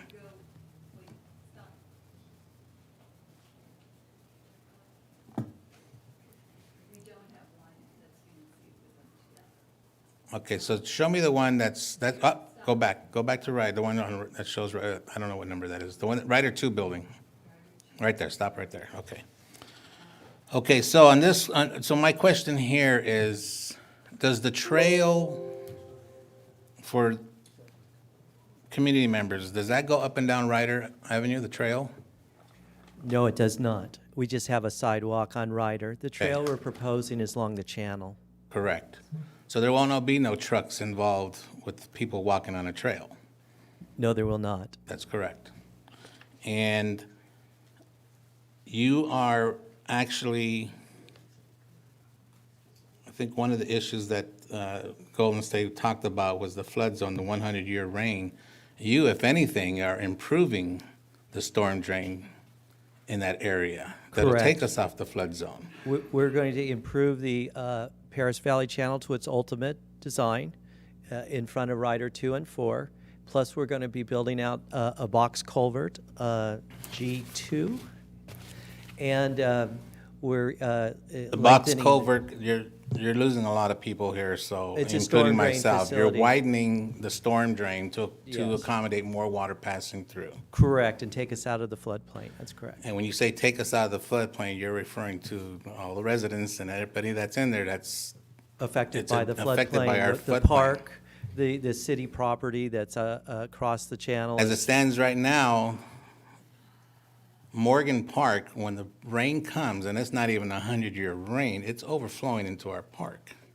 Correct. When you fix and complete this project, if you are approved, you're going to fix that, and you're not going to have no more drainage going into our parks, much less our homes that are in the nearby areas. There's also some trailer park or mobile home parks. So your job, your project is being conditioned to fix all these issues that we would never be able to fix as a city as our own. And that's the benefit of logistics. I know a lot of folks don't care for them, but they do play a major role in our city. And I've lived there since 2004, and the flooding on the north end was horrendous. It would take us a long time to get our kids to schools, and we don't have those problems anymore.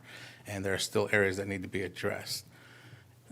So the other thing is, We spent about $10 million on our first phase building out Redlands Avenue from Ryder to Ramona Expressway. We're going to spend another about $10 million to improve the flood infrastructure, Paris Valley Channel, plus some more box culverts and extend the bridge at Ryder Street. Also improve Ryder Street to its ultimate with well, we have medians and sidewalks parkways. now going along the north side, I think, the We- project on Ryder. We are going plus to a put trailer. sidewalks and a bike trail. And the other thing I want to point out is you're in the light industrial zone. Correct, and we're also in the APZ zone Right. for the Let me March Air refer to the city engineer, so it comes from the engineer, not the applicant. That we are in the flight zone, the accident potential zone of the Air Force Base.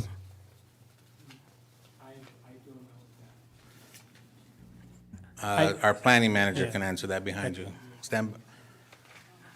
Steve? Yes, it is in one of the flight zone for the March Air Force Base. Correct. And that we are limited to build what there? Come back, Mr. Planning Manager. Sorry, A lot I of thought it folks, was just it's one. Sorry. and let me explain something to you folks, and everybody that's listening, because I live in the north.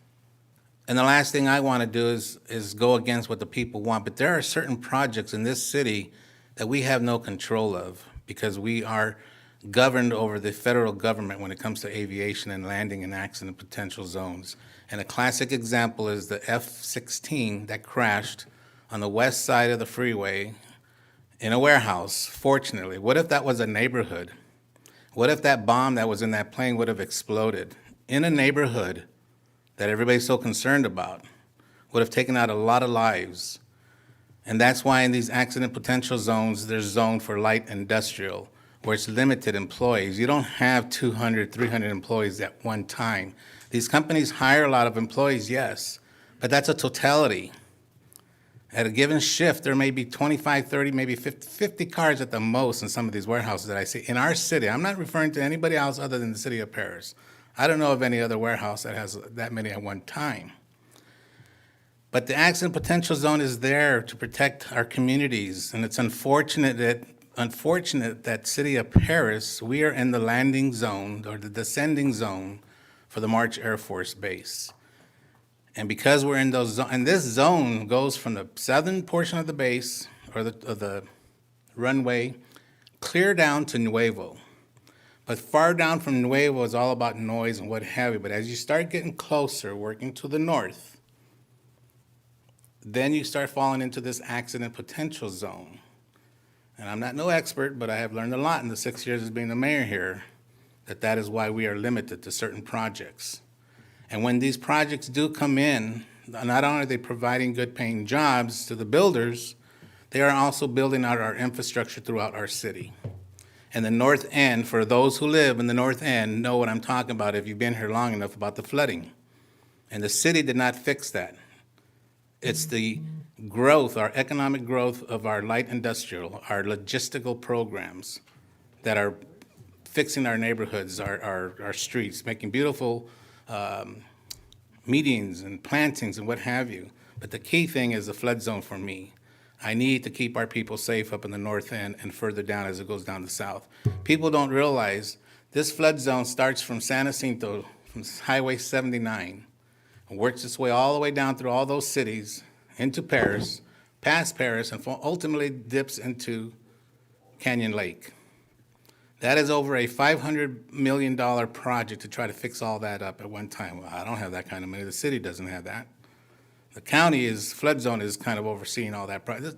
This will not be done in our lifetime, but at least right now, folks, we can start fixing at least our immediate area in the city of Paris. And projects like this, where I can't build an entertainment center, I can't build a park there, I can't build places for our families to go because they can't go there because the government is restricting us.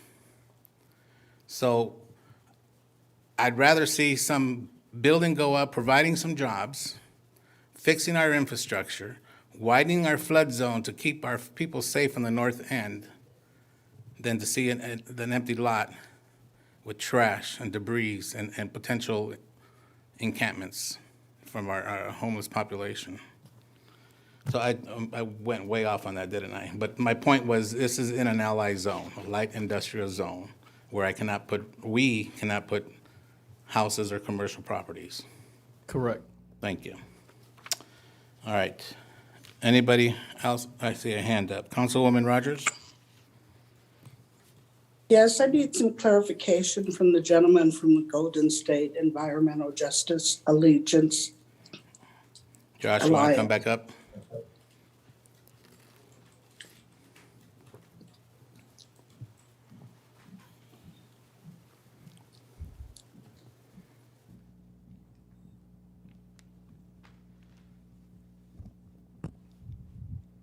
I'm wondering if you could just give me a little bit of clarification. When my colleague, Mayor Pro Tem Rabb, asked you, was your organization an environmental organization? You said you guess you were. Well, I said, yes, I personally believe that we are an environmental organization, environmental advocacy organization. Okay. And how long have you been in that field? It's been approximately 6 years, 6 or 7 years. 6 years. Okay. But you were incorporated on April 21st, 2017. Is that correct?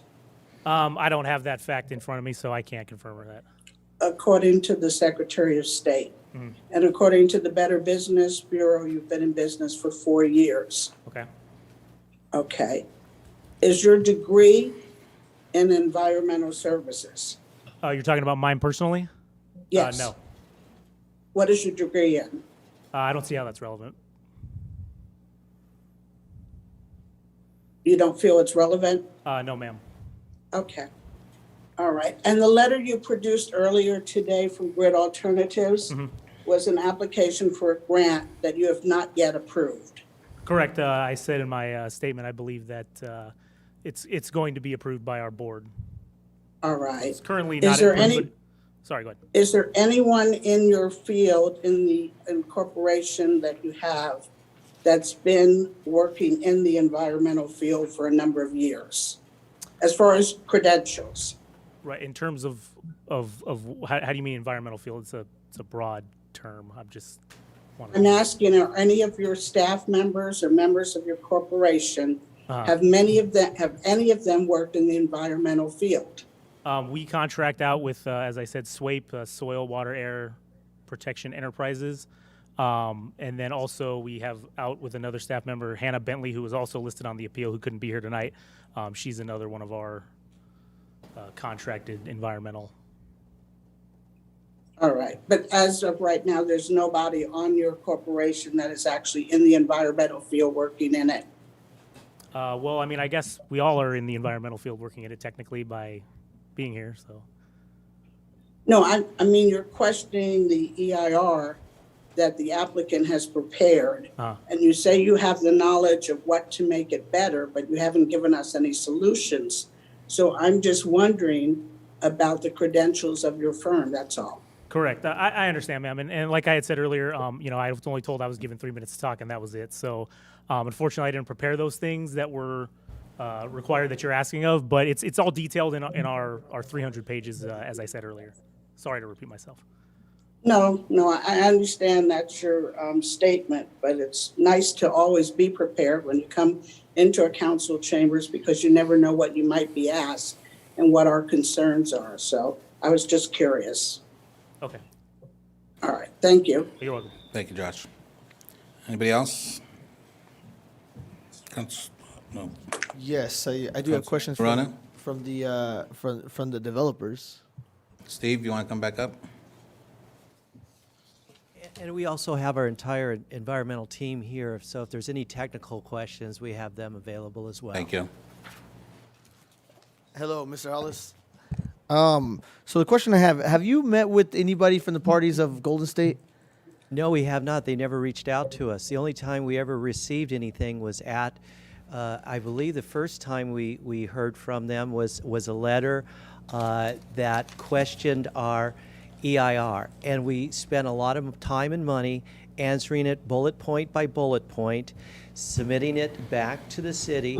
The city submitted it to their consultants to review it.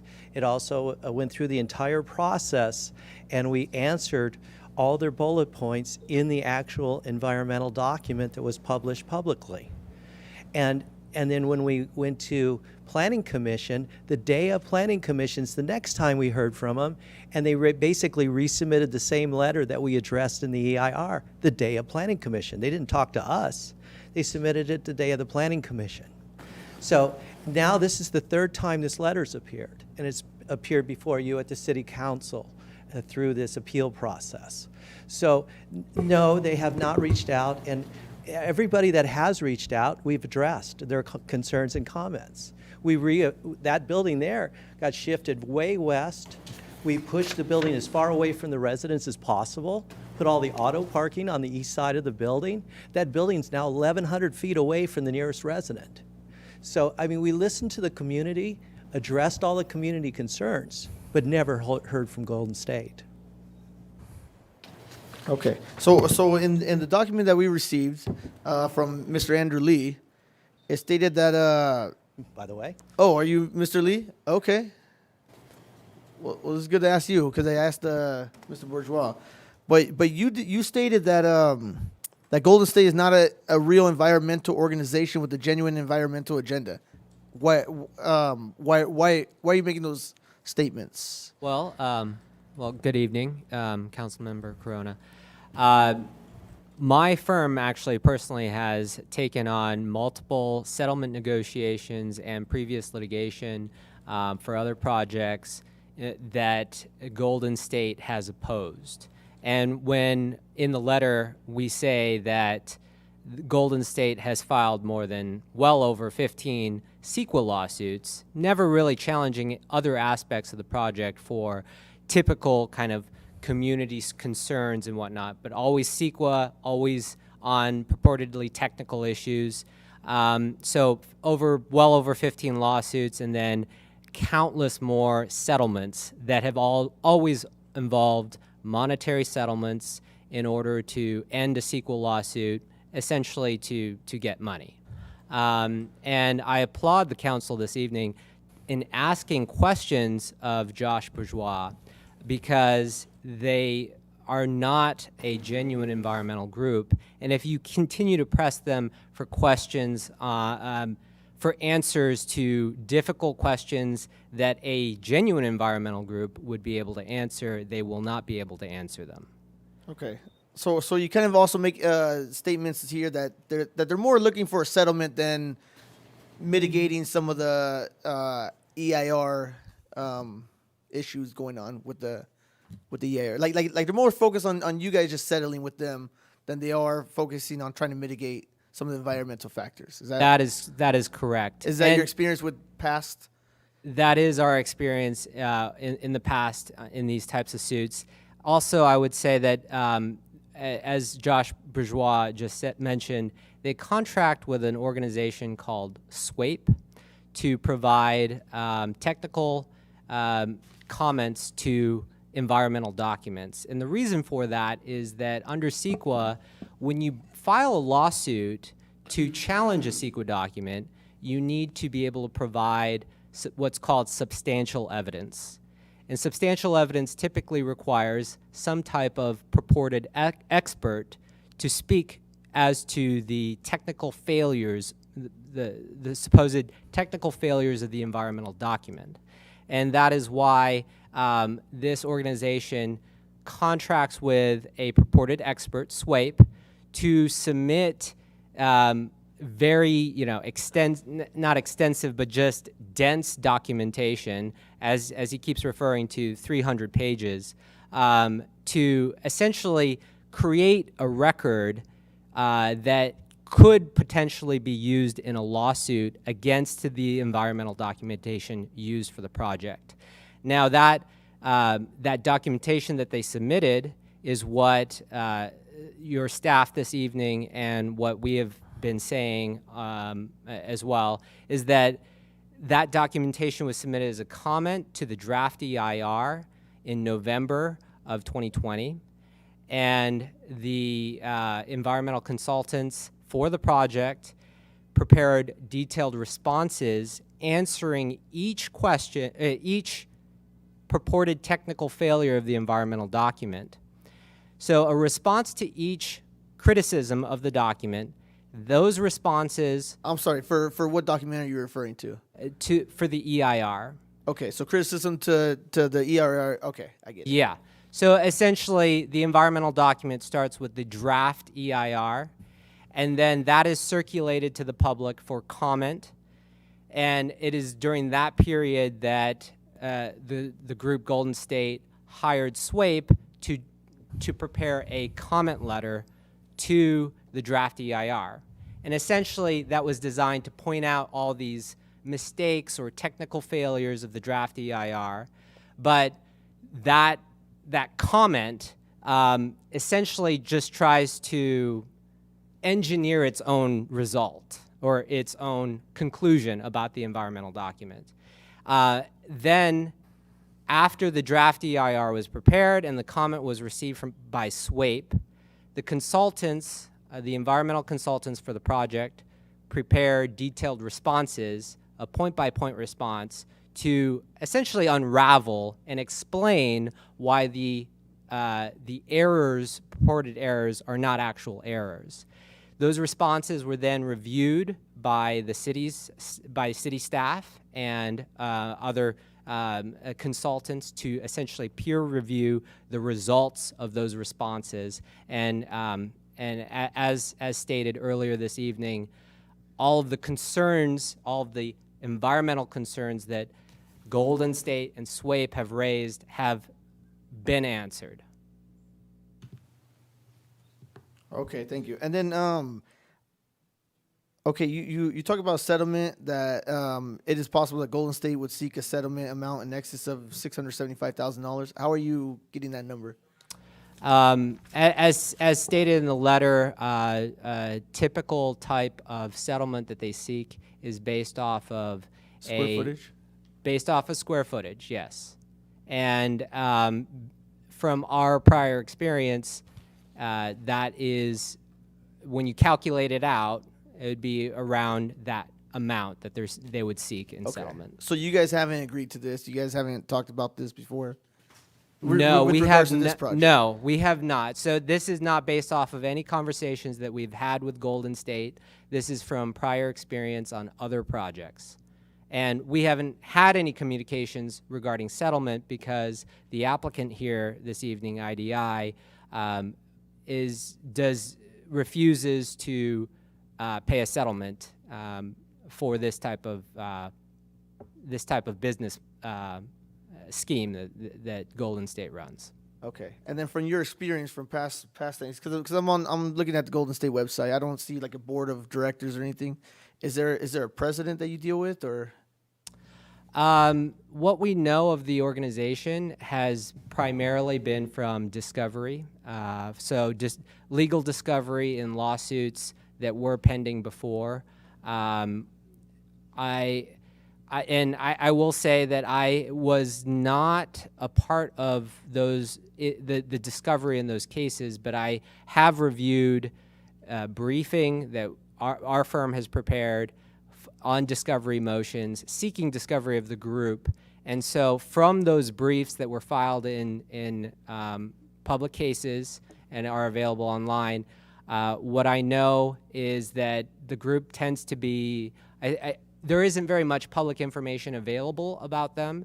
The discovery that we sought was of their founders, Joe Bourgeois and Tom Owings, and the discovery that we obtained, so depositions, mainly depositions, showed that there were two co-founders and that they have various friends and relatives who are part of the organization, and that they've always had a relationship with their counsel, Blum Collins, to represent them in these environmental matters, in these CEQA lawsuits. Okay, thank you. And for clarification, for full transparency, you are here on behalf of the developer, paid by the developer. That is correct. Through Alan Yes. Mackey's. Okay. For transparency. Yes. Yes, Okay. for transparency's sake. I appreciate that, Mr. Lee. Thank you. Thank you. Done. That's all the questions I have right now. Councilwoman Nava? Thank you, Mayor. So the question was asked to Mr. Josh, but now I want to go ahead and circle back and ask the developer, Steve, if I may. When the question was, what kind of mitigation factors will you implement regarding the negative impacts listed in the EIR, such as air quality, noise, greenhouse gas emissions? In the EIR, there's an attachment of all the mitigation measures we're required to do. There's probably, 5 pages of mitigations addressing air quality, everything from we're going to bring in the absolutely cleanest vehicles, like for grading and construction. We're not allowed to use generators on the site. We're bringing in temporary power. The buildings themselves are green. We're having solar rooftops. They're built to green building standards. We're looking into LEED certification. We try to build the best building that we possibly can. We'll have charging stations for electric vehicles. We're going to have reflective rooftops to keep the buildings cool. We're going to have abundance of trees and oversizing the trees, again, kind of cooling the building. Again, we're a pension fund, and these buildings are built for the pension fund for a long-term hold. We're not going to be here today, gone tomorrow. We want to be a good corporate citizen and build the best possible building. And I think over the 2 years of designing this building, working with the senior staff and the community, I think we have come up with a pretty darn nice building. With over a 200-foot setback off of Ryder Street. And if the mayor would like, I can bring the civil engineer up and he can describe a lot more of how much we're spending on the infrastructure and what we're doing out there if you'd like. Well, Thank you. I have a follow-up question to my question. So even with all of these in place, the EIR clearly states that the impacts are significant and unavoidable. Is that correct? That is correct. That would be any construction. It's a field out there now. It's a farm field. So anytime you improve a farm field, you're going to have significant and unavoidable impacts. The only opportunity to not is to leave it a farm field. Okay.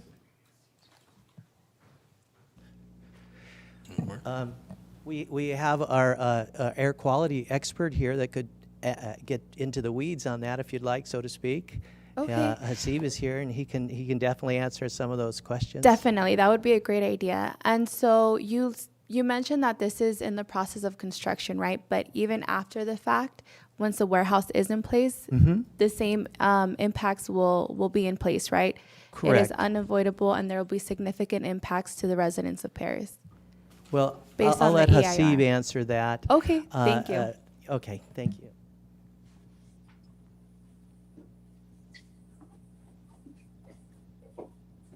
Good evening, Hasib Qureshi, Urban Crossroads. We prepared the technical air quality report underlying the EIR and supporting the EIR. I'd like to go back to one of your first questions on the mitigation first. So the proposed project does lie within the PVCC specific plan EIR and is subject to all of those mitigation measures. Specifically as it relates to air quality, just by me quickly eyeballing it here, it looks like there are approximately 14 or so out of the 20 applicable air quality related mitigation measures from the PVCC specific plan EIR that would apply to the project and are included in environmental document for the proposed project. So those would be a requirement. In addition to that, our analysis, along with the CEQA consultants' analysis and the city's input, identifies 14 additional mitigation measures related to air quality to reduce the impacts to the maximum extent feasible. To answer your last or your second question on the impacts, and to piggyback off of a little bit what Steve was saying, is specifically for operational impacts, which is, I believe, what you were referring to, so the ongoing activity after construction occurs, and whether or not that would be significant. I'd like to put that significance conclusion, if you will, into context a little bit. Any development of any size, so for example, if let's say this was a shopping center, and I know it can't be developed as one, as we've discussed, but if it were let's say it were a big box retail store, those types of uses similarly would exceed the numeric regional air quality thresholds and result in a same or similar finding of significant and unavoidable. And one of the reasons for that is the thresholds are set low, so that most large projects, are designed, if you will, to exceed them, and it ensures that mitigation is done and that EIRs are prepared. And so those impacts over time, improve air quality, and that's what we've seen over time. Anybody who's been around since the 70s to now has seen a drastic improvement in air quality, although we've had tremendous amounts of development and so forth. To answer your question specifically about is this going to impact the citizens of Paris, for example, we did conduct, as part of the EIR and underlying technical documentation, specific localized analysis relating to both air quality and health risks associated with diesel exhaust, and both of those analyses found that the project would not have a significant impact relative to the applicable threshold. So the exceedance of the regional thresholds doesn't necessitate that there would be an impact within the city of Paris, because this is a development project that is going to generate passenger vehicles and trucks from people driving to and from the city. Not all of that activity is within the city's sphere of influence, but it is within the South Coast Air Basin. And so for that reason, you have a distinction between the regional impacts and the localized impacts to the city. So for clarification, you mentioned that the analysis noted that there are no health risks with diesel exhaust. Can you clarify that? There are no significant health risks associated with diesel exhaust. And who conducts these studies? We prepared the study. It's been reviewed by the city. It's also been reviewed by the South Coast Air Quality Management District, and we responded to all the comments that they have had, in addition to the Air Resources Board. I'm not a doctor, but I would imagine that there's been other studies that have been done that mention that the air quality affects residents' lungs. Well, no, I'm not saying there's no effect. I'm saying, is it the question that we're answering here as part of the EIR, is there a significant effect based on the applicable standards? So we're just following the law and the requirements set forth by the Air District and the state in terms of what constitutes a health risk relative to the impacts from any project, whether it's this project or a residential development. They have the same set of standards that they need to follow. Okay. And I would also like to point out that passenger vehicles and diesel trucks have a much different, impact. So that. Yeah, and that's been considered in the analysis. The difference between those has been considered. Okay. Thank you. I do have a question for you. Are you good? Go ahead. Okay. So just a real quick question. Sure. I know one alternative is just to not build a project or to reduce it. But if you kept the project the same size, is there anything else we can do to mitigate the air quality for the surrounding neighbors? It's like in terms of a different land use type. I mean, that's something that the city. I don't want to speculate on. No, I'm talking about this project. Like, is there a way that we can mitigate some of the? Sure. Well, the air quality again, issues? just to put into context some of the impacts again, as I was saying, is the reason that we have this impact and we have this statement of overriding considerations is we take several conservative steps in the analysis to effectively overstate, in all likelihood, what the impacts would be from this project. including the number of passenger vehicles and trucks going to and from the project, the distance that they travel. So to the point, I forget who, if it was Mayor Vargas who made the point earlier or not, when he said that, yes, we assume when we do these analyses a certain number of employees and a certain number of trucks, but the reality on the ground isn't always necessarily the same in terms of the impact that they would have. So the analysis is conservative as it is, and that's kind of by design. So specifically in terms of what can the project do, the project, as I mentioned, has over 24 mitigation measures. We purposefully don't take credit or count all those mitigation measures because some of them are difficult to quantify. Some of them can be quantified but may be difficult to be quantified, and for that reason we don't take credit for every single one. Arguably, if we did take credit for every single one, to the maximum, feasible extent that it would be possible, it would significantly reduce the air quality impacts. Okay, thank you. Anybody else?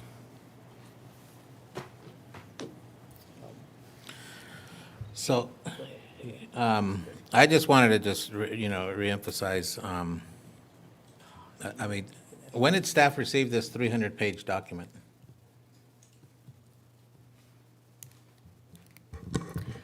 We received the same document each time directly before the public hearing. So we received on November 16th, which was the end of the comment period for the EIR. That was when we received it the first time. We received it the second time the day before the Planning Commission. Okay, I'm talking And about again- in reference to us for the council meeting. Did you get another letter again? I've never seen this 300-page document though. Oh, it's included in the EIR and the attachments. So if you click on that, it'll. No, I understand that. If I may, Mayor. Let me just clear, we're not involved when it comes to planning commission. You Right. see what I'm saying? So we weren't around during that time to even know about that. Yes, Madam City Manager. I'm sorry, I didn't mean That's to okay. interrupt you. I just want to clarify, the appeal letter along with the 300-page document was submitted June 20th of 21. And that was a document that accompanied the appeal letter. It's very lengthy, so it's an attachment in the website. Right. Got it, thank you.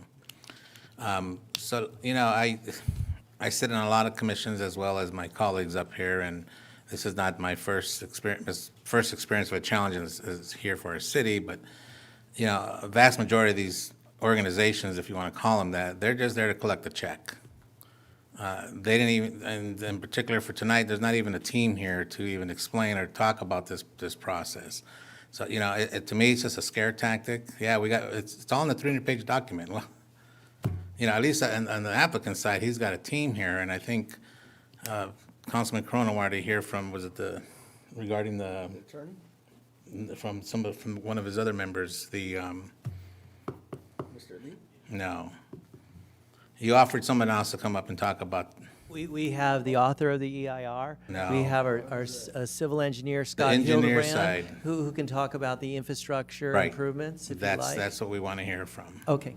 So for a quick question, with the cost amount of infrastructure in the surrounding area, how much are you guys putting into the infrastructure for surrounding area for the widening of the canal, for the sidewalks, all that stuff? Well, on the first phase of the Ryder, we built out, like I said, most of Ryder Street. Now we're going to complete, Redlands Avenue. Now we're going to complete Ryder Street from the bridge, including improving the bridge that crosses the channel.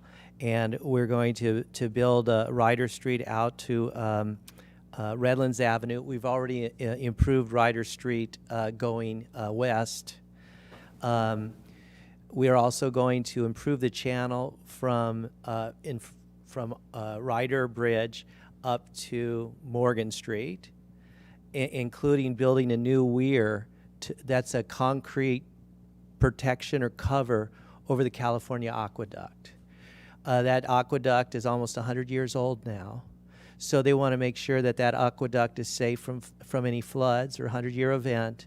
So we're going to spend a lot of money to encase that aqueduct in a big concrete structure. So we've been working with Matt on the design and approval of that structure that'll protect the aqueduct in a flood event as well. I think the question, though, you were asking how much. How much money? Yeah, ballpark, what you put in for our infrastructure. I would say we're in it for, I think we're budgeting around $15 million for the infrastructure work. And then on top of that, we have all our development fees, which go to the schools and the parks and all that. And that's about $15 million in development fees on top of the infrastructure improvements.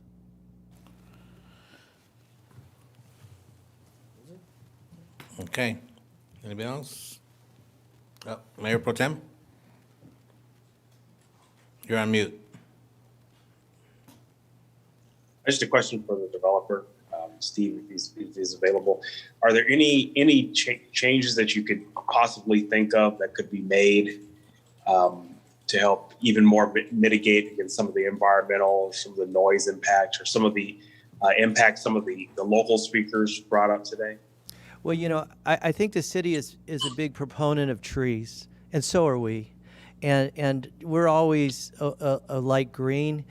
We think our buildings are probably the most beautiful in the city, and we spend a lot of money on our landscape. I don't see a lot of developers putting the big dactylifera palms in the front of their buildings, but we're always willing to enhance the landscape, which we think enhances the air quality and enhances the aesthetics. So I would be happy to go back to planning and even spend more money, bigger, better, nicer trees, nicer landscaping, and really make that rider drive a beautiful experience.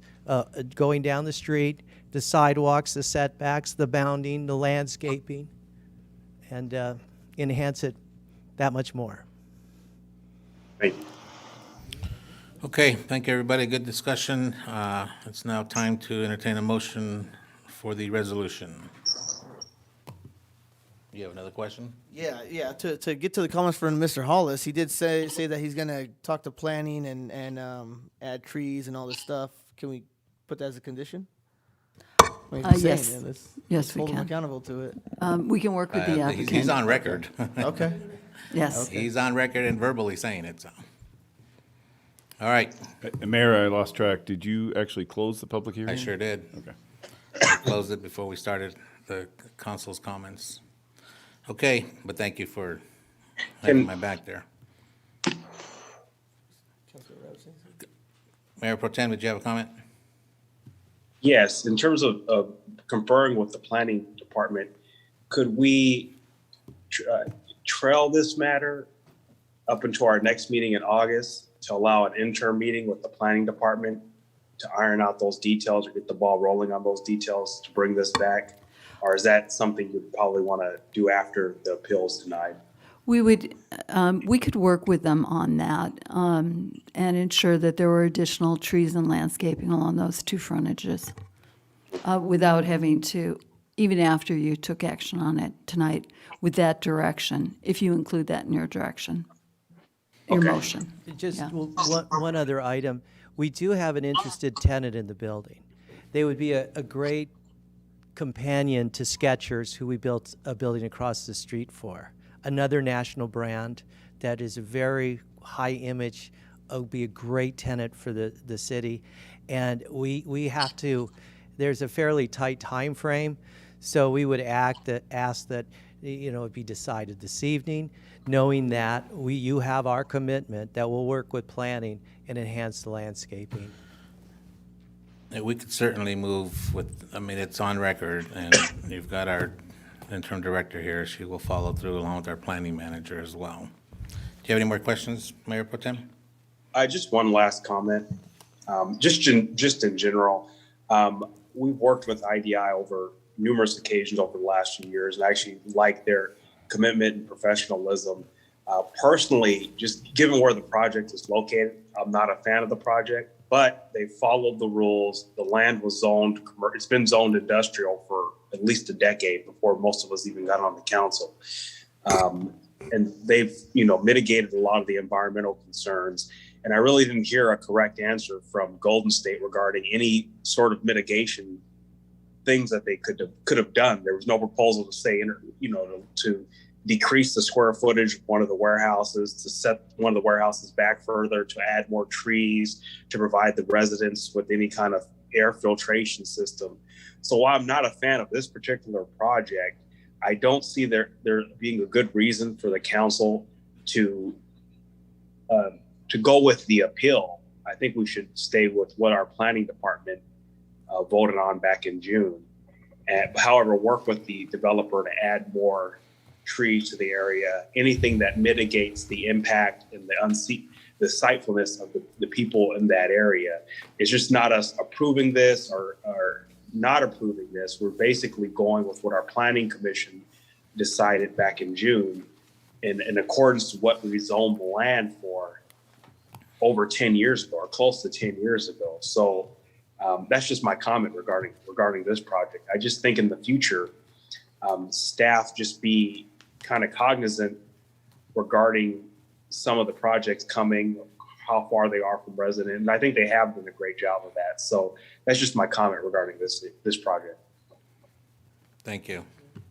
Okay. Mr. Mayor, I'll make a motion that we deny Golden State Environmental Justice Alliance appeal and affirm the Planning Commission certification of the EIR and approval of the development plan reviews. I would second that motion. We have a first by Councilwoman Rogers, second by Mayor Pro Tem. Please call roll call vote. Councilmember Corona, Yes. Mayor Pro Tem Rabb, Yes. Councilmember Rogers, Yes. Councilmember Nava, No. Mayor Vargas, Yes. Corona, Rabb, Rogers, Vargas, yes. Nava, no.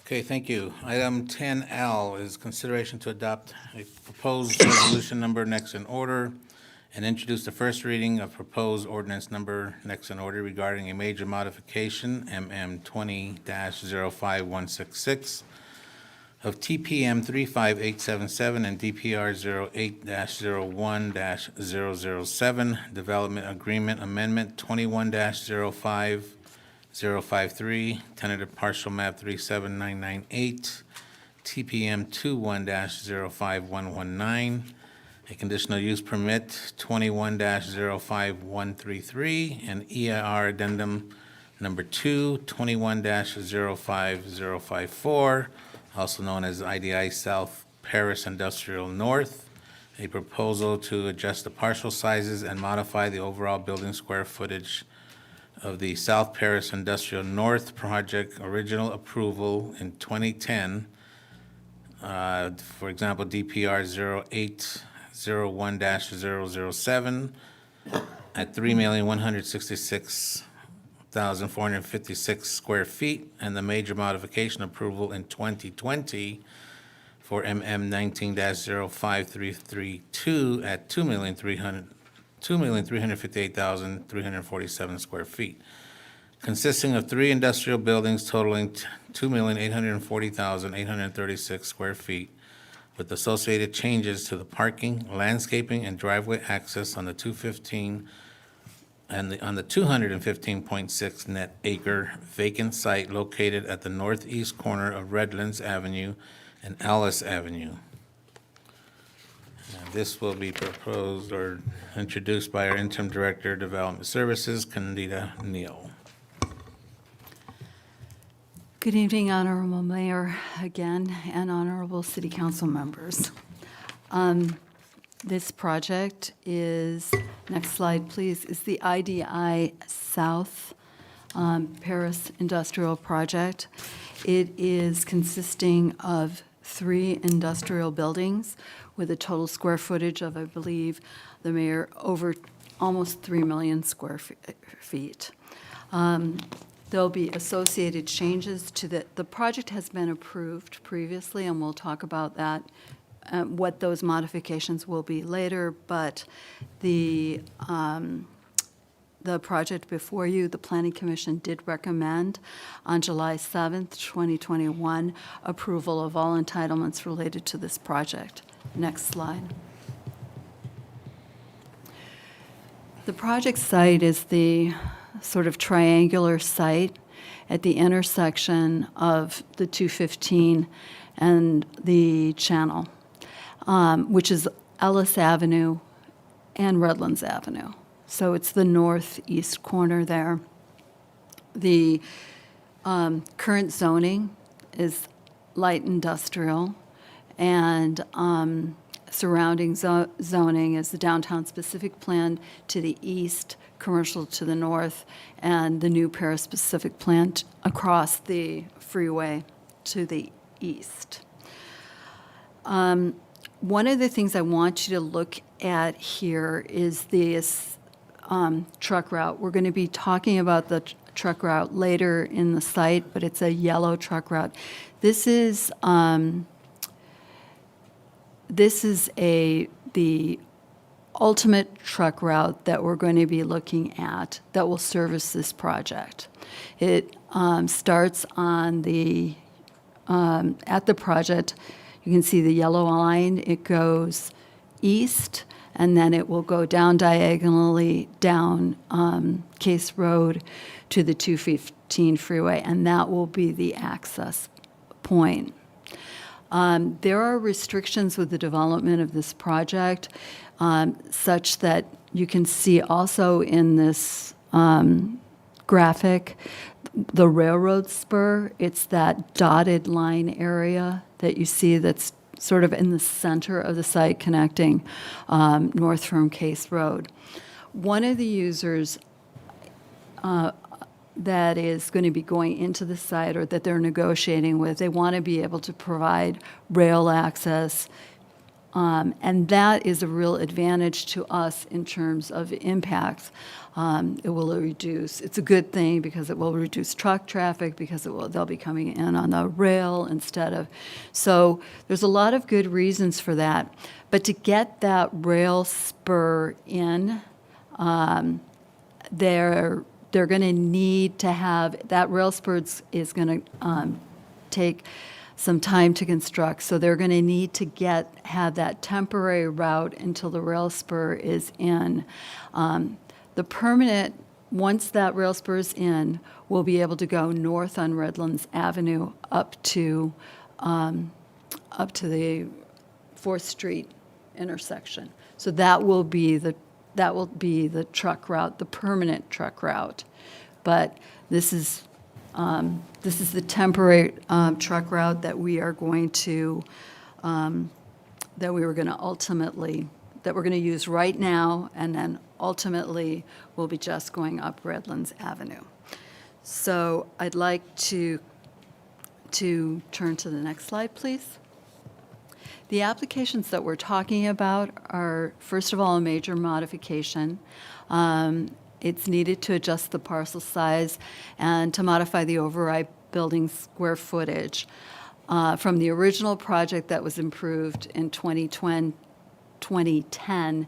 That's already been reduced to the 2020, and that in 2020. And that was reduced down significantly at that time from over 3 million to 2,300. Right now, they're looking at a slight increase of about 500 square feet up to this 2.8 million square feet in the 3 industrial buildings, but with the rail service. Also, there'll be a tentative parcel map to change 4 parcels into 3, and a conditional use permit to allow outdoor storage for building 3.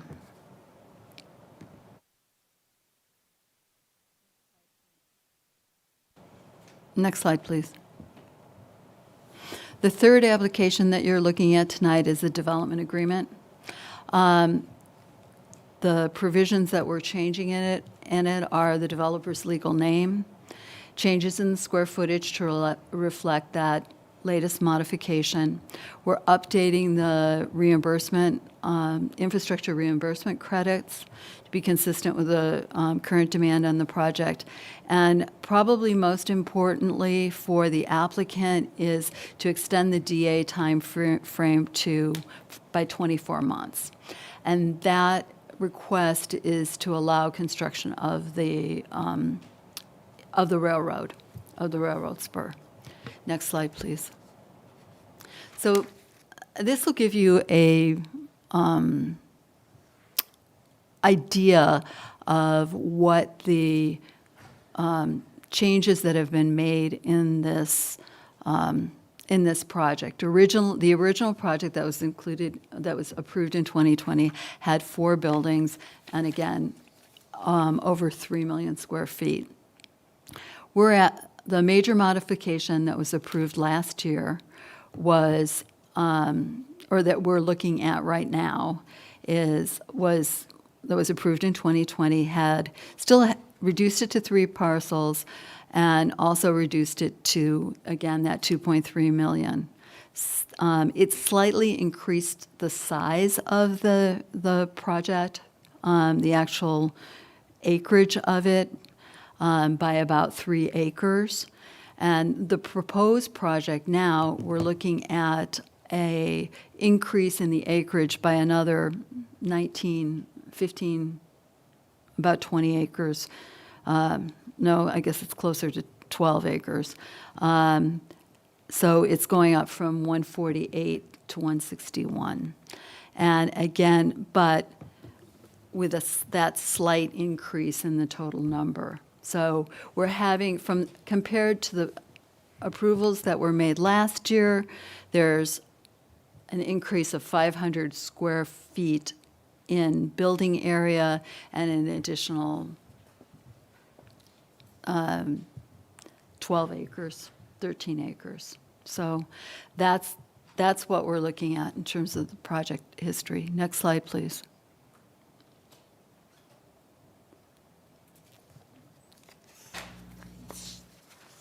This is the site plan, and it'll give you a feeling for the way that we're going to be accessing the site. Again, the Planning Commission, making their recommendations and analyzing it, are very concerned about the segregation of auto traffic and truck traffic. So the purple arrows, those large purple arrows, are truck access, and the red arrows are the vehicle access. So as you can see, and then also the rail, the third arrow is the rail access. We've talked about the adjusted parcel sizes. One advantage of this design that was particularly nice is that we're able to get much better architectural frontage along Redlands Avenue because the buildings are oriented such that the building plane faces, as opposed to the truck docks, faces Redlands Avenue. And so we don't have to require the screening walls and the additional landscaping for that. The approximately 19.2 acres of site are landscaped. It averages out to be, for the 3 sites, it averages out to be more than our 12%, although individually for the building areas it does change. So next slide, please. This chart tells us that the project complies with all of our lot coverage, floor area ratio, building heights, all our basic zoning requirements for each of the sites. Next slide, please.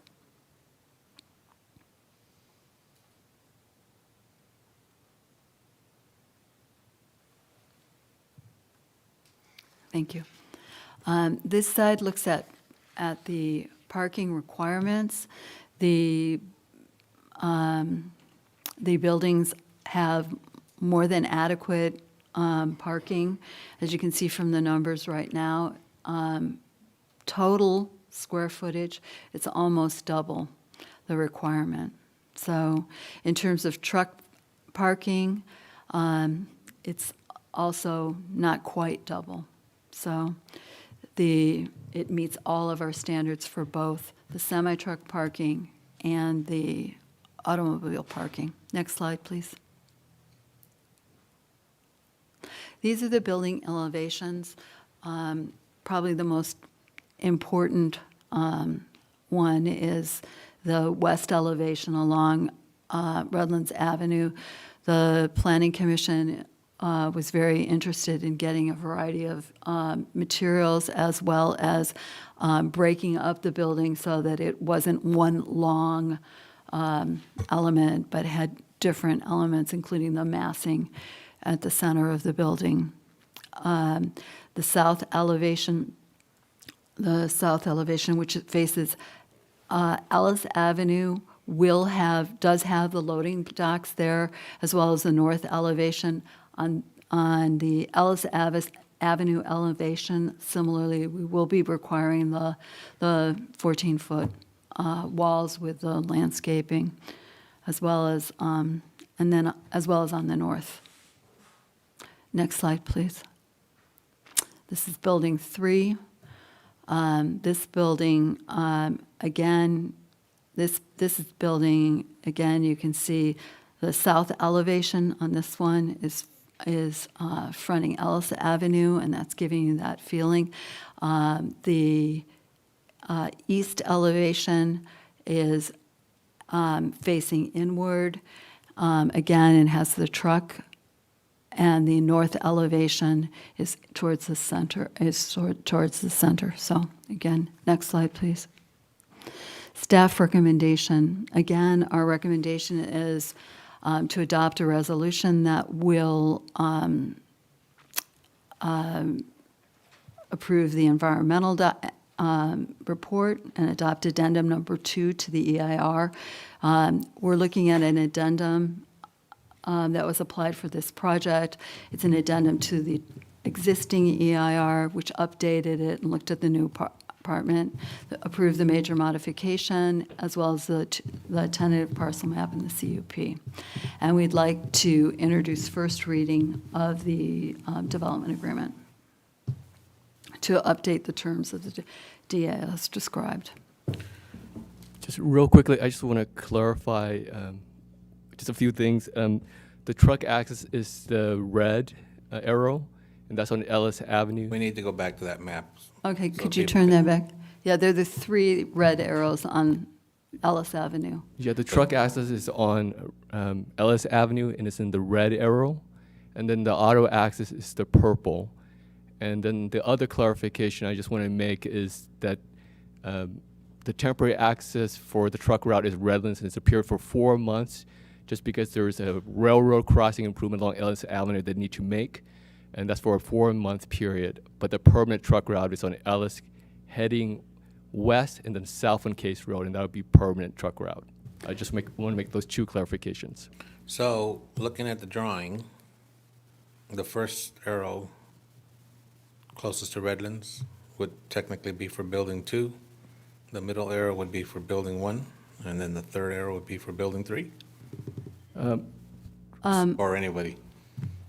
Well, the first purple arrow. Not purple. The red first for red trucks. arrow is the first red arrow on the right is for the railroad. So that's coming, and that's the railroad spur. The far right. The far Below right. Building 3 is the railroad spur. Right, that's the railroad spur. And The then the middle middle one- arrow is the truck route, To go to Building 1. which will go up to Building 1, and then the second arrow is the Building truck 2. route for Building Got 2, and that central loading truck area between the 2 buildings 1 and 2. Got it, thank you.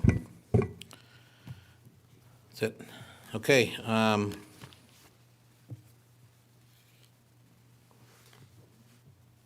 before I open up the public hearing, Council, do you guys have any quick questions for clarifications?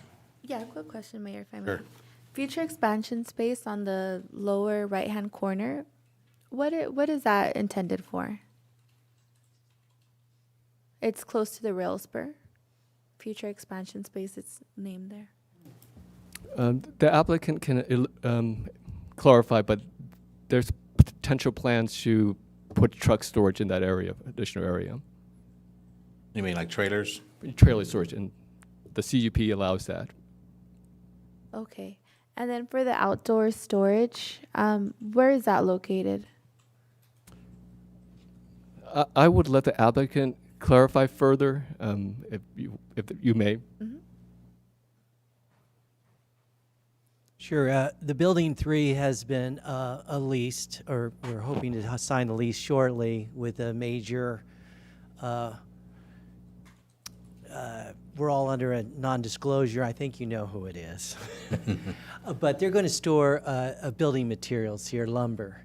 And the lumber comes in from Oregon or whatever by rail. So if you look at Building 3 and the right of Building 3, that black line is the rail line coming in, and that will be offloaded, and that's where the lumber will be stored on the right-hand side of Building 3. Between that and that green area is our water quality detention area, about 20 acres. And off the map that you can't see is we're dedicating 24, almost 25 acres on that side to the for habitat, for open space. We're also acquiring another 10 acres to the south for additional open space. So we're going to be dedicating about 35 acres to the RCA for open space and habitat, plus another green space for those detention water quality basins, another 20 acres, plus 15, 19 acres of landscaping. So we're providing a lot of green and open spaces there for the bugs and bunnies and things. Okay. But that's the area that the client needs to drop their lumber. Got it. And that will be enclosed, right? No, that's going to be open to the outside. There's Okay. also a rail spur that goes inside the building, and that's Oh, wow. for stuff that's sensitive to weather, like drywall and insulation and water heaters and things like that. So there's actually 10 cars that queue inside, rail cars that queue inside the building, and 12 rail cars that queue outside the building. Okay. And just to clarify, so there won't be any kind of enclosing, like a wall or anything for the lumber? Or... Yeah, there will be. There's a big 14-high-foot wall, and we're limited, or I should say the tenant is limited to keep all his storage below that wall, so you can't see it from the outside. So you won't be able to see any of that activity from the outside. Okay. So no modifications are made to the rail activity then? That's good to hear. Any other questions? You did? Anybody else? I did, yes. Councilman Corona? So I know a couple people were talking about that there's going to be a delay on the rail project. Is that? No, it's not the rail project that's coming into Home Depot. We, as part of our mitigation...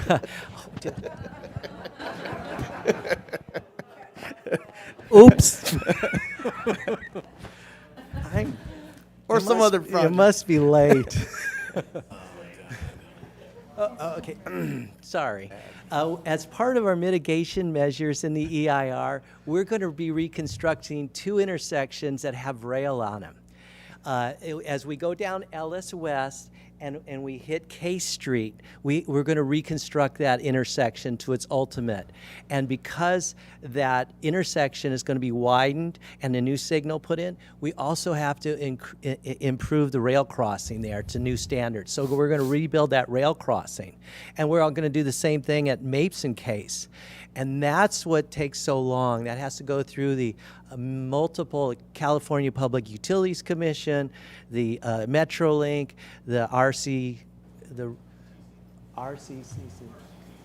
And yeah, so there's many layers. And unfortunately, it drags out the process a little bit. And we're more than halfway through it. But that's why we have to have the temporary truck route, because we'll have to close those intersections, which are part of the truck route, to rebuild those intersections. Okay.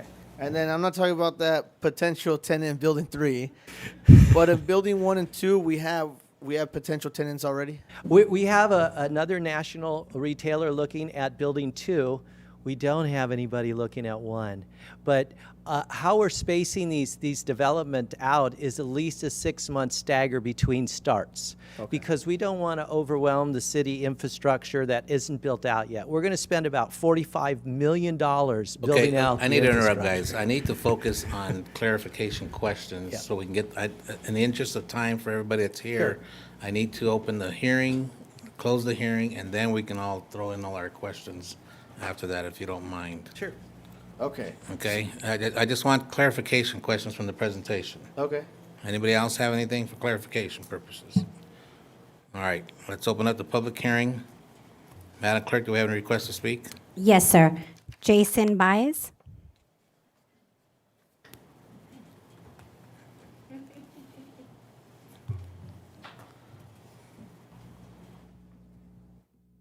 Honorable Council, thank you so much for giving me the opportunity to speak tonight. My name is Jason Baez. I'm a member of Laborers International Union of North America. And for the record, Laborers International Local 1184 fully supports the major modification before you this evening, as we did over a year ago when we were last together. The applicant IDI and LIUNA have worked together in the past to produce the finest quality of projects, even here in the city of Paris. Also, IDI has proven their utmost integrity by addressing and accommodating, to the best of their ability, every facet of concerns to the community. IDI is a trusted name. Yearly revenue will be produced from this project that can be spent on schools, community projects, rehabilitating utilities, and most hopefully more public servants for our community. More jobs and upgrades to the city of Paris will draw in more investors that'll open up retail stores, restaurants, and other types of stores as well. This project is also going to produce new roads and bridges that will expand the access to the 215 freeway at Bonnie Drive and Highway 74, which will benefit all of us. This building will use a rail service to reduce traffic, taking trucks off the road and possibly and hopefully starting a new trend. Young people tonight are praying for a living wage job. Seasoned construction workers of our community are also praying to work closer to home. Approving this project will answer a good portion of those prayers. We are ready to build this project to the very finest standard, American strong, using skilled, qualified labor, union labor, to produce the highest quality to facilitate the working class of the city of Paris. Honorable leaders of our city, I just ask with the utmost respect that you please consider all the good that this project will do for our city. Thank you so much. Thank you. Anyone else? Eddie Rivera.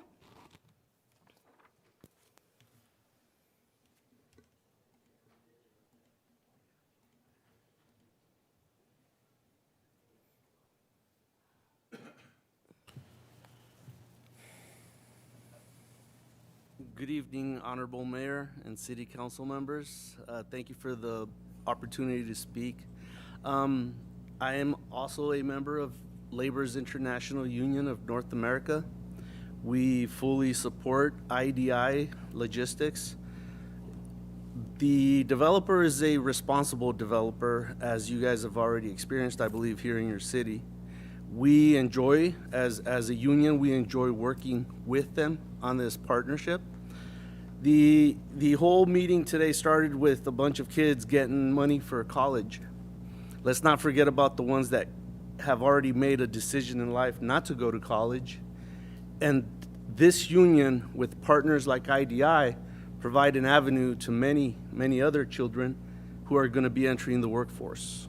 These opportunities aren't for everybody. They've got to work hard, but they earn a decent living a living, a union wage with union benefits that provide for the individuals themselves and any spouses and children. It provides for the future a really nice pension, something that we hope to get there and to enjoy one day, right? But again, it opens doors for other people as well. Obviously, the economic impact that this will have for Paris, Moreno Valley, even as far as Lake Elsinore. We have thousands of members, brothers and sisters that are ready to go to work. This COVID pandemic has devastated a lot of employment, and this is an opportunity to build it a little bit back up with a good developer who will be using other contractors to provide the services. I encourage you to please approve this project. Let's get it moving forward and start to build it. Thank you for your consideration. Thank you. That is all. IT, do we have anybody? No, sir. Anybody else in this room before we close public comment? Okay, we will now close the public hearing, and now we can continue on with our questioning. You want to pick up where you left off, Councilman Corona? Yeah. So the question I had, with the infrastructure around there, I think you were going off to $45 million. You mentioned that. Correct. Is that going to include development on Redlands, We are going to build out Redlands to its ultimate. That is correct. which is 2 lanes each way, or 2 lanes each so way. 4 lanes? Okay. And then we're going to build Ellis out from the cul-de-sac, you see where that north arrow is, all the way to Case. And if we can go to that other slide, we're going to build 4 lanes down Case, all the way to Mapes, then to Bonnie, and then the 74 interchange, we're going to improve that. We're working with Caltrans to improve the on-ramp and off-ramp there. Okay. And then I'm noticing on Ellis that there are some businesses south of that, Correct? which is a favorite place of mine. What's that? The paintball place. Oh, Paintball yeah. place. Yes, Yeah. we're working with the paintball So are you place. working with them? Do they support this project? They should be here in support. I don't know, is Wayne here? Oh, there he is. Okay. We can have Wayne speak, but I believe he's in favor of it. Okay. And then so how about that triangle? If you take Ellis all the way down to it hits Case Road, across they got that weird triangle thing going on. Are you guys touching that at all, or is that someone else? I'm not sure. Is there any way to go to the overall plan? Please move this side. Can you do that on the?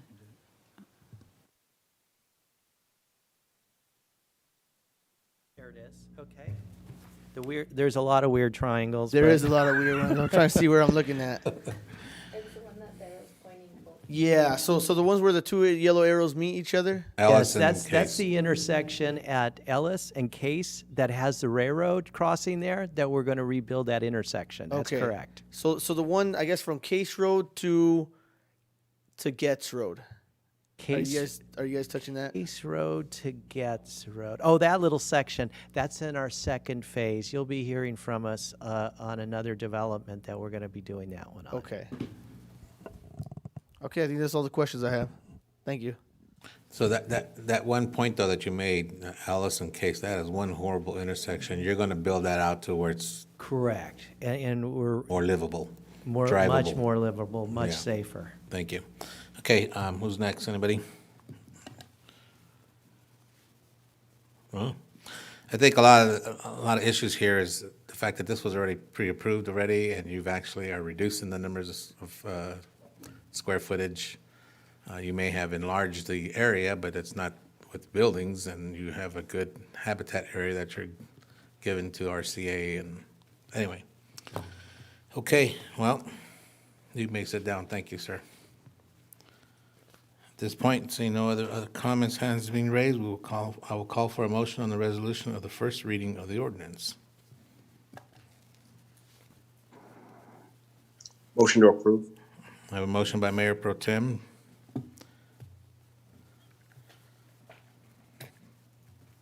Second by Councilman Corona. Would you please call a roll call vote? Councilmember Corona, Yes. Mayor Pro Tem Rabb, Might be on mute. Oh, yes. Councilmember Rogers, Yes. Councilmember Nava, Yes. Mayor Vargas, Yes. 5-0, motion approved. Thank you. Okay, item 11 is our business items, not requiring public hearing. 11A is a consideration to appoint a city council member as a voting delegate and up to 2 alternates for the League of California Cities annual conference being held on September 22nd, 2021 to September 24th, 2021 in Sacramento, California. This will be introduced by our Madam City Manager. Thank you, Mayor. Good evening again. The League of California Cities Annual Conference is taking place this September, and at the conference, the annual business meeting takes place, which is the General Assembly. And at that time, the General Assembly will consider any resolutions to establish league policy. So in order for the City of Paris to have a voting delegate, the City Council must appoint a voting delegate and an alternate delegate, and the council can also appoint up to 2 alternate delegates to vote at the General Assembly this September. So with that, the recommendation is for the City Council to appoint a voting delegate and up to 2 alternate voting delegates. Thank you. So, this is not the first time we go through this, guys. We gotta do this every year. And it's always imperative to have somebody there because there could always be a very important vote that we must be there to support our views and here in the city of Paris that could affect us. So that being said, the issue is who is volunteering to be the delegate. So I think with especially this one, we might have some things that might affect our revenue and some important decisions. And I know the last time you went to Sacramento with Bakersfield and some other cities that are kind of in a similar position. So I recommend the mayor goes. Oh. Right? I thought he was giving me the day off. No, Since with the the mayor's experience that been you had, abreast of the I issues. think you would do well representing your city. Well, thank you. You need a second on that. I don't see a second That's yet. a motion, I'd second it. Oh, see, there it is. Okay, Mr. City Attorney, can we do the delegate as well as the alternates at the same time, or do we need to do them separately? Yes, Mr. Mayor, you can just kind of choose this. He doesn't. Great, really so need I a recommend formal- that Mr. Malcolm Corona be the alternate and Councilman Mayor Pro Tem Rabb. And I will be sure to be absent. Oh, no. Yeah. Okay, so that's my motion. Councilman Corona first, followed by Mayor Pro Tem Rabb. Can I get a second, please? I second. Thank you. Can you play a roll call vote, please?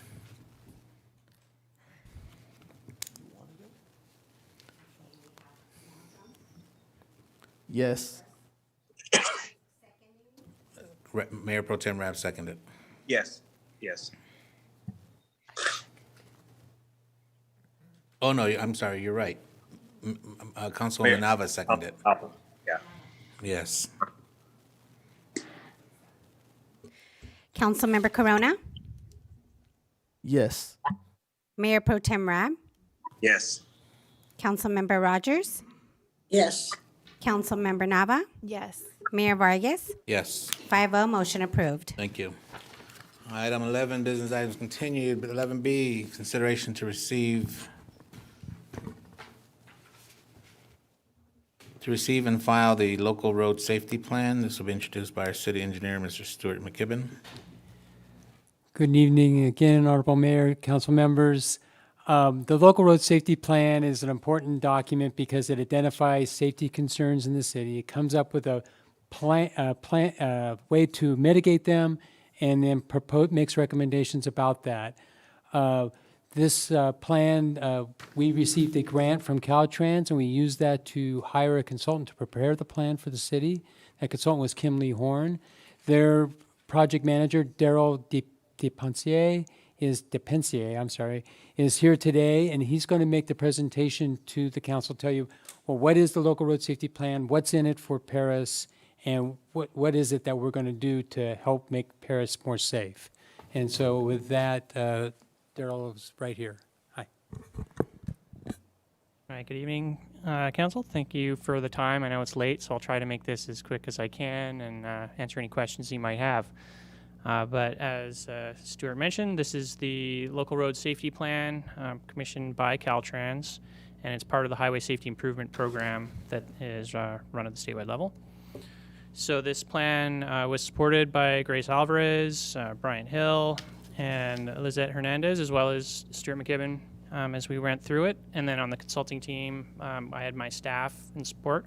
We also had a fairly extensive group of stakeholders involved with the Riverside County Sheriff, the Transit Agency, County Transportation Department, your neighboring cities, Menifee, Moreno Valley, the high school district, the elementary school district, and as well as the Riverside University Health System.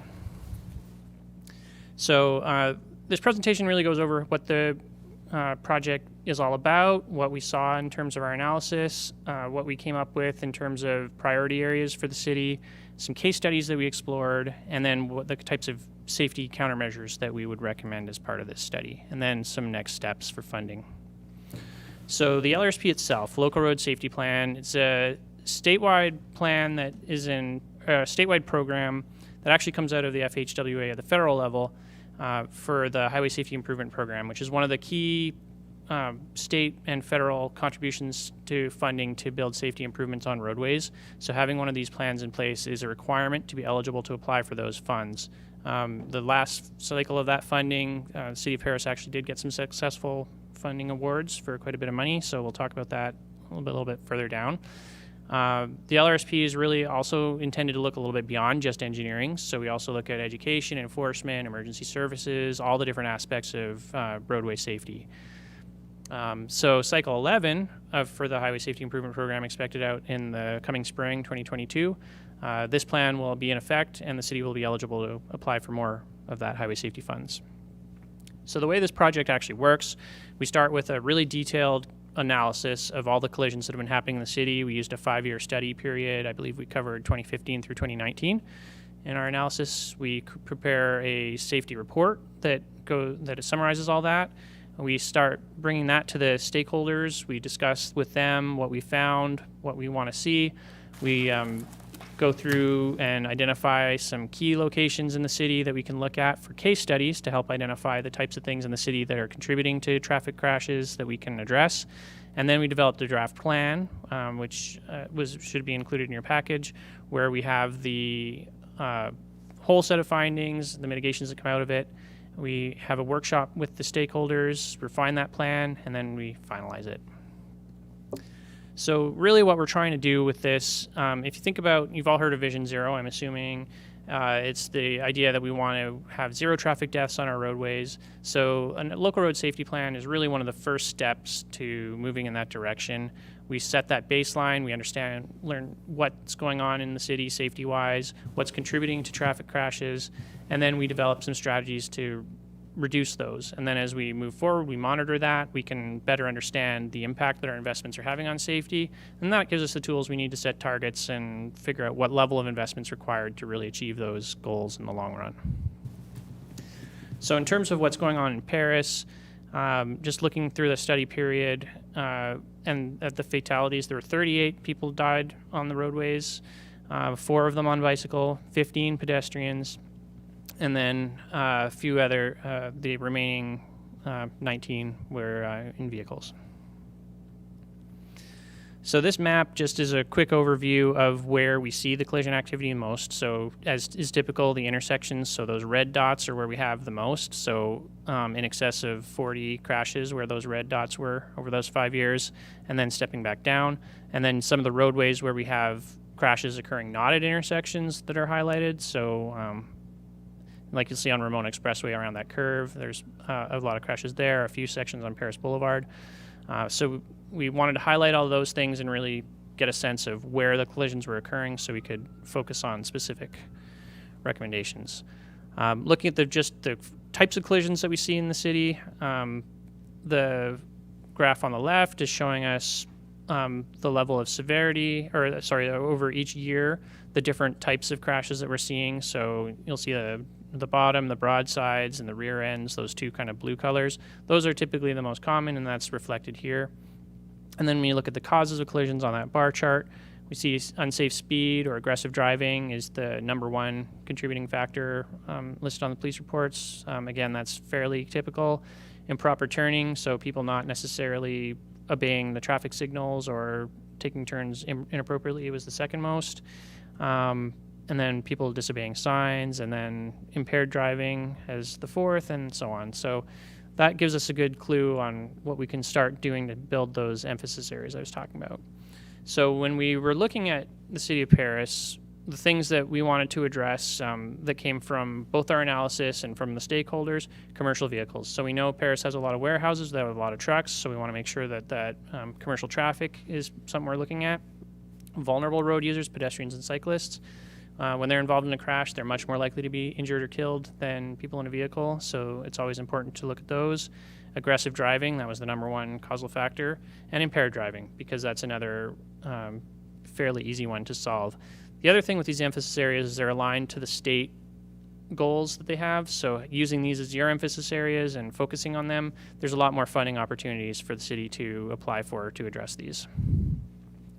So in terms of case studies, we went through the locations. We wanted to find a good variety of different types of areas with different types of issues that we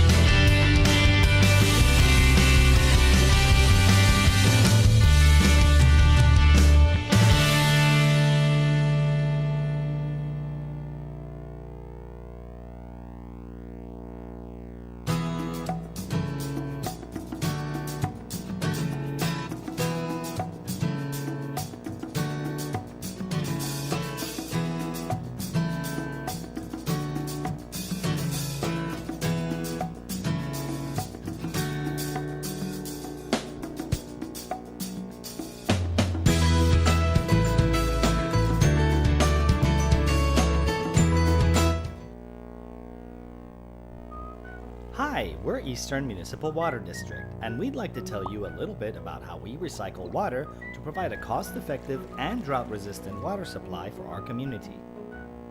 Half of our water comes from distant sources via the State Water Project and the Colorado River Aqueduct. These sources of water are expensive and subject to restrictions from time to time. It can be difficult to get water into our region, but fortunately, we have the ability to use every drop of water twice by recycling it. Recycled water has been safely used in EMWD service area since 1960, and today we make 100% beneficial reuse of this water. This water is highly treated to very stringent regulatory requirements and is beneficial for non-drinking uses. And to avoid confusion with the drinking water that's delivered to your home, we store this water separately and deliver it using a completely different purple pipe network. So let's take a look at the applications of this recycled water. Today, more than 500 EMWD customers utilize recycled water for landscaping in schools, watering our parks, the irrigation of agricultural crops, water for environmental benefits, and industrial uses such as cooling towers and dust control. And in the future, recycled water will help replenish our groundwater basins. These recycled water applications comprise of nearly 1/3 of the water used in EMWD's service area, and it gives us a local, economical, and drought-resistant source of water. To learn more, visit emwd.org.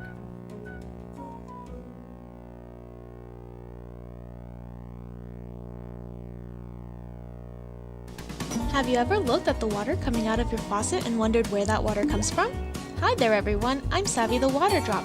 Your water comes from EMWD, sure, but where did EMWD get the water from? You may think I was born and raised here in Southern California, but I'm actually all the way from Colorado. That glass of water you're drinking is probably full of water from lots of faraway places. The first is the Colorado River Aqueduct. This big man-made canal brings us a lot of what we use, but it's not enough. We also get water from the Sierra Nevada snowpacks. In the summer, when the snow melts, it flows down to another huge left when they're going north off of Park Avenue onto 4th Street. So there were some challenges with lighting, signage, and just those left turns itself, the visibility is really poor. Looking at the collision history, one thing we don't have enough of is a warrant to put a signal there just based on the safety. The crashes are a little bit too infrequent for that, but the severities are pretty high, so kind of balances out. So this is what we see on the ground there, if you're familiar. So this one is a little bit more straightforward, just getting a bit more signage in there, particularly regarding the crosses, getting some lighting. This would be a great location for a pedestrian crossing with an actual signal, like one of the Hawks or RFBs. I don't know if you know those. They're the overhead signals with the 2 reds and the yellow, so when the pedestrian comes, they can stop traffic, get across, and move forward. Another option would be potentially just to close that intersection altogether. So instead of letting vehicles use Park Avenue as a bypass, you just block that off and it becomes a stub instead of a full intersection. So quick question on that one. Like with the pedestrian crashes, when a car hits a pedestrian on Park Avenue, is it usually that they're coming from Park Avenue, or are they coming down the road from 4th Street? They're crossing 4th Street along Park Avenue, so there's the school in the corner. The pedestrians. The pedestrians, yes. Okay. Yeah, it's pedestrians getting hit crossing 4th Street by 4th Street traffic. Okay. And I believe we had a couple incidences even while we were doing the study, so it's not an infrequent problem there. And then just looking a little bit further up 4th Street, just on that section, just up from that Park Street intersection, we have the little mini mall there where some of those, the Dollar Tree, yeah. And we have people coming in there, and then we saw quite a bit of crash activity associated with the driveways at that location as well. Again, just traffic is moving pretty fast. The lanes aren't necessarily clear where you're supposed to be turning, so we get some hits there. Again, and we had also pedestrians trying to cross mid-block, or at least one of them that got hit at that location as well. So just a quick look at it. So there wasn't a ton that we could do here without something pretty significant. So the biggest one was just really to create space for cars as they're turning, add a little lane for them to either accelerate or decelerate for the turn, so they're not in the traffic lane conflicting with the through traffic that wants to go fast. So we did that exercise for all of those case studies we listed on the previous slide, and for time's sake I wasn't going to go through them all, but we can talk about them higher level. But the types of things that came out of those that are going in the toolbox, so, and I guess I should have mentioned this, for each one of these, the intention is more that we identify a condition at these locations, and we're recommending countermeasures that can be applied anywhere in the city that condition exists. So the whole point of this is to get beyond just looking at where crashes happen. We want to find out what creates the condition that will lead to crashes and solve that problem before the crashes happen. So the types of things that we found in the city that could be beneficial are improving your crosswalks. So the high visibility crosswalk, instead of just the 2 parallel lines, you actually put the piano keys in it or something of that nature, and that makes it a lot more visible. Drivers see it. The intersection's more obvious. It has a lot of ancillary benefits. So you'll see it. Each one of these has what's called the CMF, or the crash modification factor. So if you have 10 crashes at a location, you implement this improvement, then you get to multiply that 10 crashes by the 0.85. So you're reducing 1.5 crashes by installing that improvement. And then you can actually mathematically calculate what your cost-benefit ratio is, which is required for a lot of the safety funds that you can do. So I have requested that through our engineering department already, but I was requesting to be yellow. Is there difference between yellow and white in your studies For the crosswalks? for what you're showing us right here, the big stripe ones? Yeah, so yellow means you're in a school zone area. So if you're within a school zone area, they should be yellow. So the law dictates what colors? Exactly.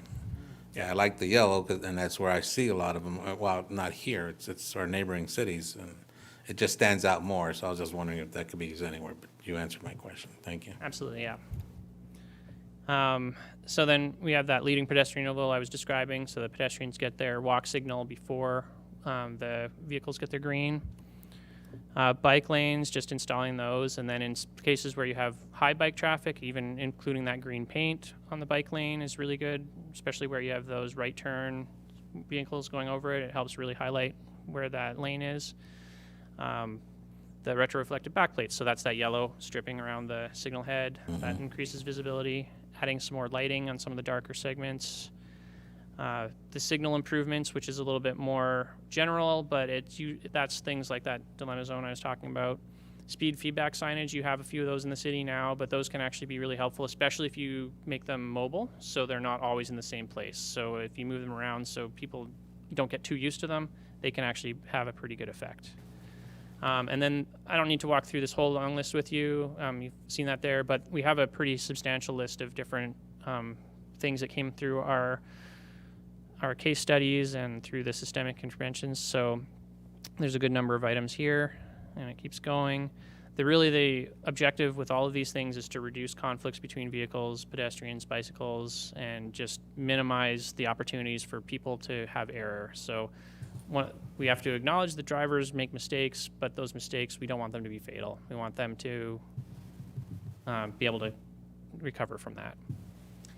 So the beginning of this project, that was when that Cycle 10 HSIP, so the city did apply for and won 2 HSIP grants. One was for over $1 million to do a lot of those upgrades to the traffic signals that I was talking about. So you're going to have a lot of those retroreflective backplates coming in. And some of those other improvements like that detection to hold green lights and all those things. So we're already getting that installed. The little map on the left shows which corridors that grant was applied to. So on your Ramona Expressway, I believe it's Nuevo Road, and the 4th Street corridor are the ones that we have most of that in there. And then getting some of those enhanced crosswalks on Ramona Expressway as well. So you got another $250,000 to do that. So what happens next? The plan's in place. We've got a lot of projects that are listed in there. That they're not mandates, they're not dictates, these are some things that the city can do. They tend to need to be a little bit more vetted out, and the environmental process, all that kind of thing has to happen. But as you start working through and you implement some of those things, you get them worked into your maintenance programs, you get new grants and opportunities to implement them. Then you want to monitor the impacts. So as you go through these cycles, you do the safety analysis again, you can compare how it was before, how it was after. You really get to learn what works here in the city best, and you double down on those types of improvements and move forward. And then once we have this plan is good for 5 years per Caltrans requirement. So at the end of that 5 years, you would want to do it again to remain eligible for those HSIP funds moving forward. But the countermeasure toolbox that this plan includes gives your city staff a very solid thing that has been vetted through this process, and you're eligible to get the safety funds to implement any of those things that are in there. So, like I said, try to keep it quick for you. Appreciate it. Thank you very much. Council, anybody have any questions or comments? Councilwoman? Thank you, Mayor. I just want to thank you for this great and thorough presentation. I'm glad you pointed out 4th Street, as we've heard a lot of concerns about residents regarding, the points you've addressed. So I'm glad we're looking at ways to mitigate that, and thank you so much. Okay. Do you happen to have any public comments, requests on this? No, sir. Okay. All right. Thank you very much, sir. Appreciate it. Thank you. All right. We're going to move on to item C, our 2021-2029 Housing Element Sites discussion, introduced by our Interim Director of Development Services, Candida Neal. The presentation on this will be made by Kenneth Fong, our planning manager, with assistance from Alexa Washburn, who is our consultant, along with Sarah Walker, who's watching via Zoom, I guess. And so they are going to be making this presentation tonight. Well, thank you, ladies, for holding out for this long duration. Kenneth, it's all yours. Good evening, Mayor and members of the City Council. As directed at the July 8th, 2021 City Council meeting, the Council directed staff to come back to show alternative sites and to provide additional information related to the Harvest Landing specific plan. And I will just summarize that real quickly for you. The first is to expand planning area number 3, as you can see at this exhibit. Remove planning area 6 at Mapes and 8th Street. 3, remove the western portion of planning area 7 to the east of the slide. Provide additional optional site to replace the areas removed, and then explore the Harvest Landing specific plan as an additional housing area. Staff has addressed the council's feedback, but before we go to the additional sites, I would like to introduce you Alexa Washburn, who's co-presenting this project with me tonight.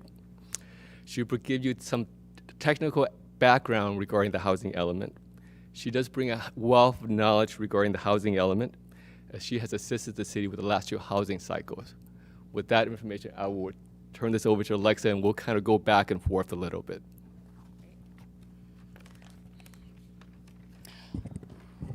Well, good evening, Honorable Mayor and Council members. Again, my name's Alexa Washburn. I'm Senior Vice President with National Community Renaissance, and I've had the honor over the past 20 years to actually be working with the city on a number of your large specific plans, and also your 4th cycle housing element, your 5th cycle housing element, and now we're back for a 6th cycle. And I wish I could say it gets easier each cycle, but HCD likes to keep us on our toes. And so for this 6th cycle, which covers the planning period of 2021 to 2029, the City of Paris has been allocated by the State of California through SCAG a total regional housing needs allocation of 7,805 units, spread over lower income, moderate income, and above moderate income categories.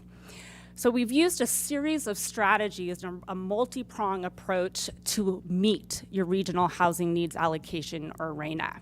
So we first start with the strategy of applying credits. The state allows cities to apply credits for developments within your pipeline, meaning any units that are currently under construction or units where building permits have been pulled or are in the process of obtaining building permits. And so we're able to accommodate 142 lower income units, as well as 1,968 above moderate income units through credits. The second strategy is the state also allows us to credit accessory dwelling units, often referred to as second dwelling units or granny flats. And so what we've done is they allow us to project over the 8-year planning period how many ADUs will be constructed each year. So staff has taken a conservative approach and has estimated about 20 ADUs per year, which totals 160 units. So again, we're able to then credit those units as well. So you see, just even with those first 2 strategies, we're able to reduce the need to 5,535 total units. Now, of course, many of those were making a lot of progress in the above moderate income categories. And so for the sites, that is why we focus on the lower income and moderate income units, which are circled here in red. So specifically to accommodate your lower income RHNA, we use a strategy called a default density. And state law also establishes a default density, meaning that a site is zoned at a certain density. It is appropriate to accommodate your lower income RHNA. So for Paris, the state default density is 30 dwelling units per acre. And so to obtain housing element certification, the city must demonstrate and show that there's enough land zoned at 30 dwelling units per acre to accommodate your lower income RHNA. So then we use that default density through a housing opportunity overlay. So staff is proposing the creation of this overlay on specific identified parcels that would allow for the development of up to 30 dwelling units per acre. Now, this overlay would be developed by staff, so including development standards and design guidelines that will come back to the council for review, discussion, and ultimately adoption. But the beauty of an overlay, as opposed to just strictly rezoning sites, is that an overlay allows the city flexibility, as well as the property owner flexibility. Because you have the underlying zoning that can still be developed at that zoning, and then you're applying the additional opportunity for housing. So for example, if a site is zoned commercial and has a housing overlay on it, the landowner can develop it as commercial or as the higher density multifamily residential, or a combination of both, mixed use. Now, the next step is, where do we apply? We want to identify areas in the city where we apply the housing opportunity overlay. But before we do that, we actually have to identify where we can't apply it, right? Is look at areas within the city where there are constraints. And Paris is unique in that it's influenced by two airports. You've got March Air Force Base Airport in the north, and you have Paris Valley Airport in the south. Also in the north, there's a number of environmental constraints pertaining to flood areas, fire areas. You notice that a lot of the industrial development is pushed up in the northern boundary. And so the less constrained areas are shown here in white. But keep in mind, even these areas are already developed, or there's little vacant land that's appropriate for high-density residential. So then when we look at the southern part of the city and the constraints there, you also have flood and fire area risks, but then you also have a lot of habitat, MSHCP habitat that constrains, as well as, again, as that Paris Valley Airport. So again, we want to focus in on the white areas here, which are not constrained. So in focusing in on those white areas, we then have to apply a number of technical criteria. So we consider, for example, whether a site is vacant, or if it's located in the downtown, how ripe is it for redevelopment? We also consider the proximity to Metrolink or transit, different amenities, schools, services. We also look at the availability of infrastructure, and then also whether the parcels have a special consideration by HUD or HCD to make them competitive for affordable housing financing. So taking all of these different strategies and this technical criteria into consideration, we have identified 12 good, viable, feasible sites to include in the housing element inventory. And so Kenneth is going to walk through each of the new sites that were considered since the last city council discussion. Before we go into the individual new sites, I just want to cover the question about the Harvest Landing specific plan. Approximately in mid-2014, 2015, the city overruled for that document to be approved. And so there was an exemption, and in that part of that exemption, there was allowance up to 22 units per acre that's kind of spread out within the Harvest Landing specific plan. In order for us to really reinvestigate that, I did speak to the ALUC director, and in order for us to really implement that, we would have to go back to the overrule process. So if the city were going to entertain that process, we have to go through that process, and then we would kind of leave ourselves vulnerable to the density that we're already approved for, and which is accommodated as part of the moderate and higher above income housing. So for that reason, we do not recommend that we do the overrule and put the 30 units per acre in that density. It just creates an avenue where we have to go through the overrule process. With that said, I'm going to go through the additional sites that was suggested by the council, and I'll go through one by one.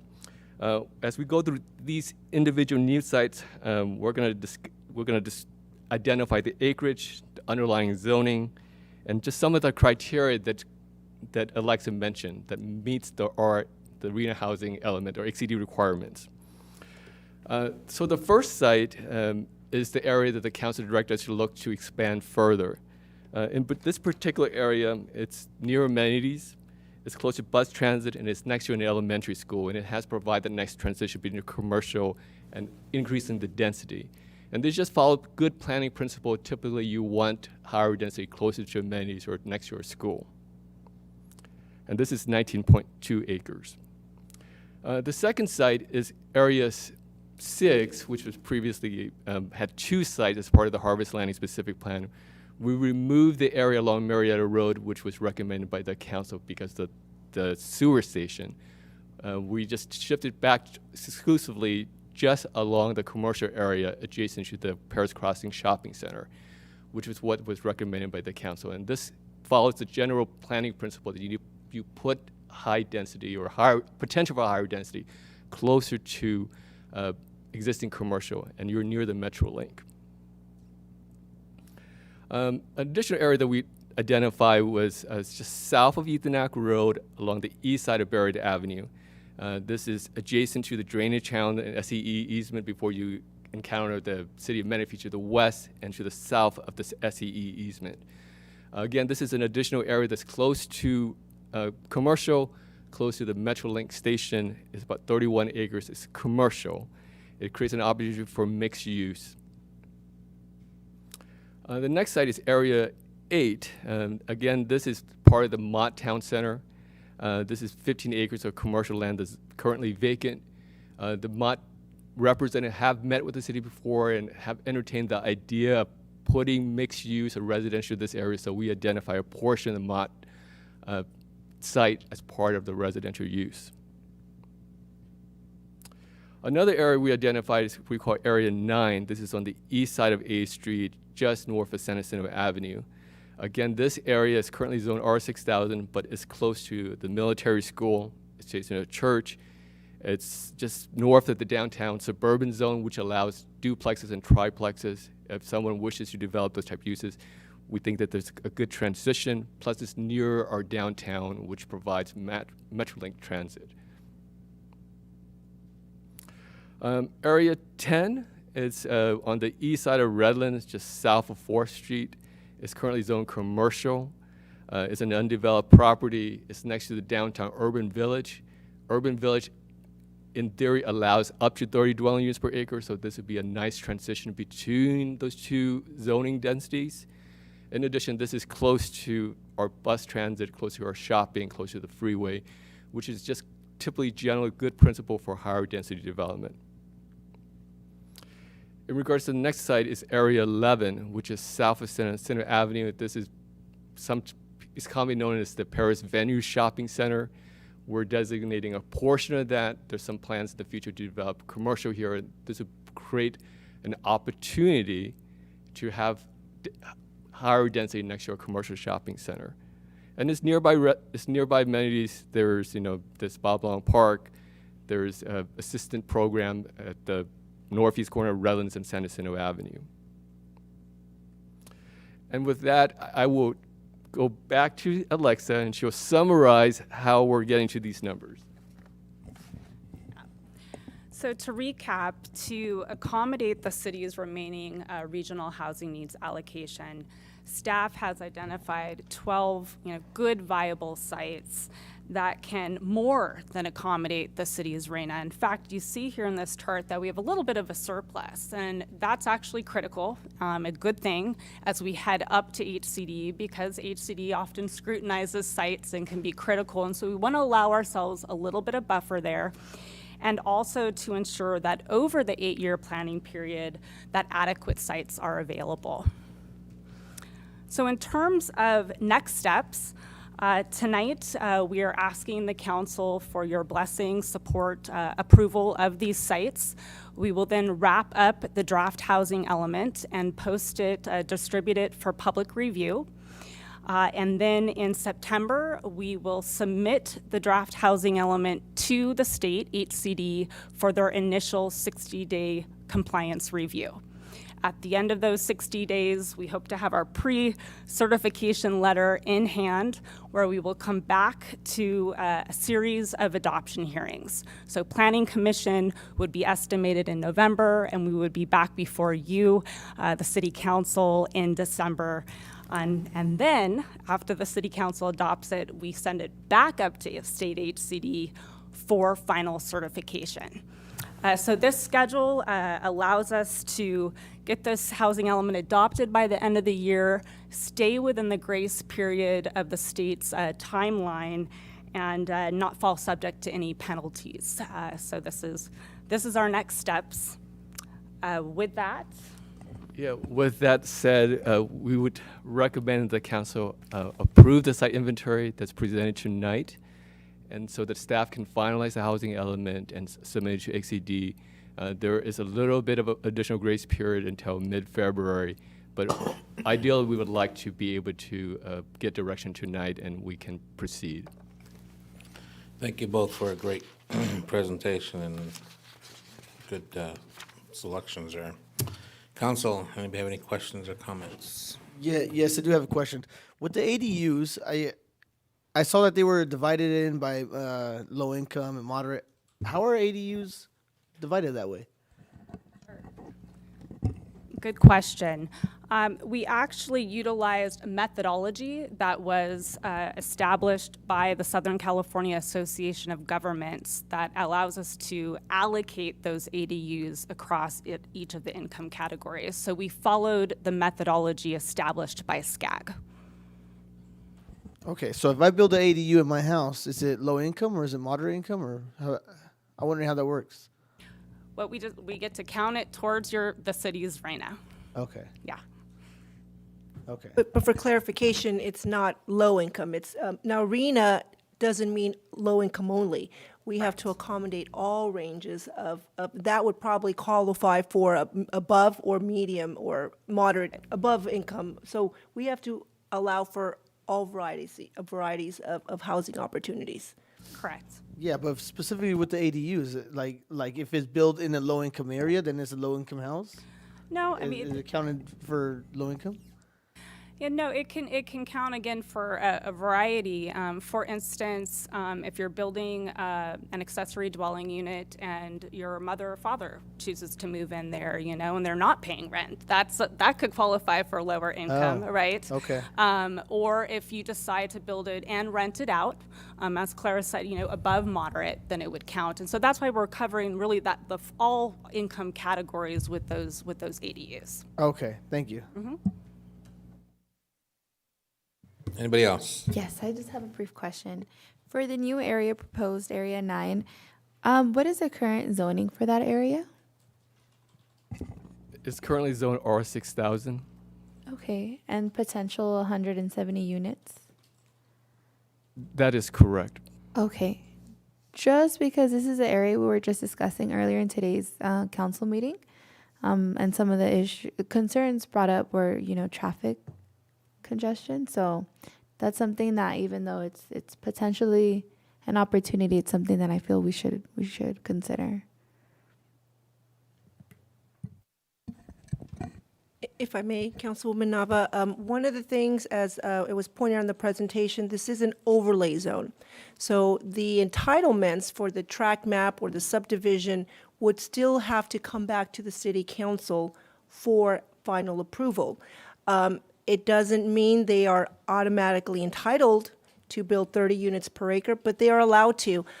And during that process, the appropriate street widening improvements would also be required and evaluated at that time. So it's just an overlay to allow for it, does not mean it still has to come through for an entitlement process. Okay, that makes sense. Thank you. Yeah, and Alexa alluded to the overlay zone, and that would go back to the council, and we'll kind of work through the architecture, setback, and layout, and so we could address it at a later point in time. Mm-hmm. Okay, thank you. That answers my question. Anybody else? Okay, I will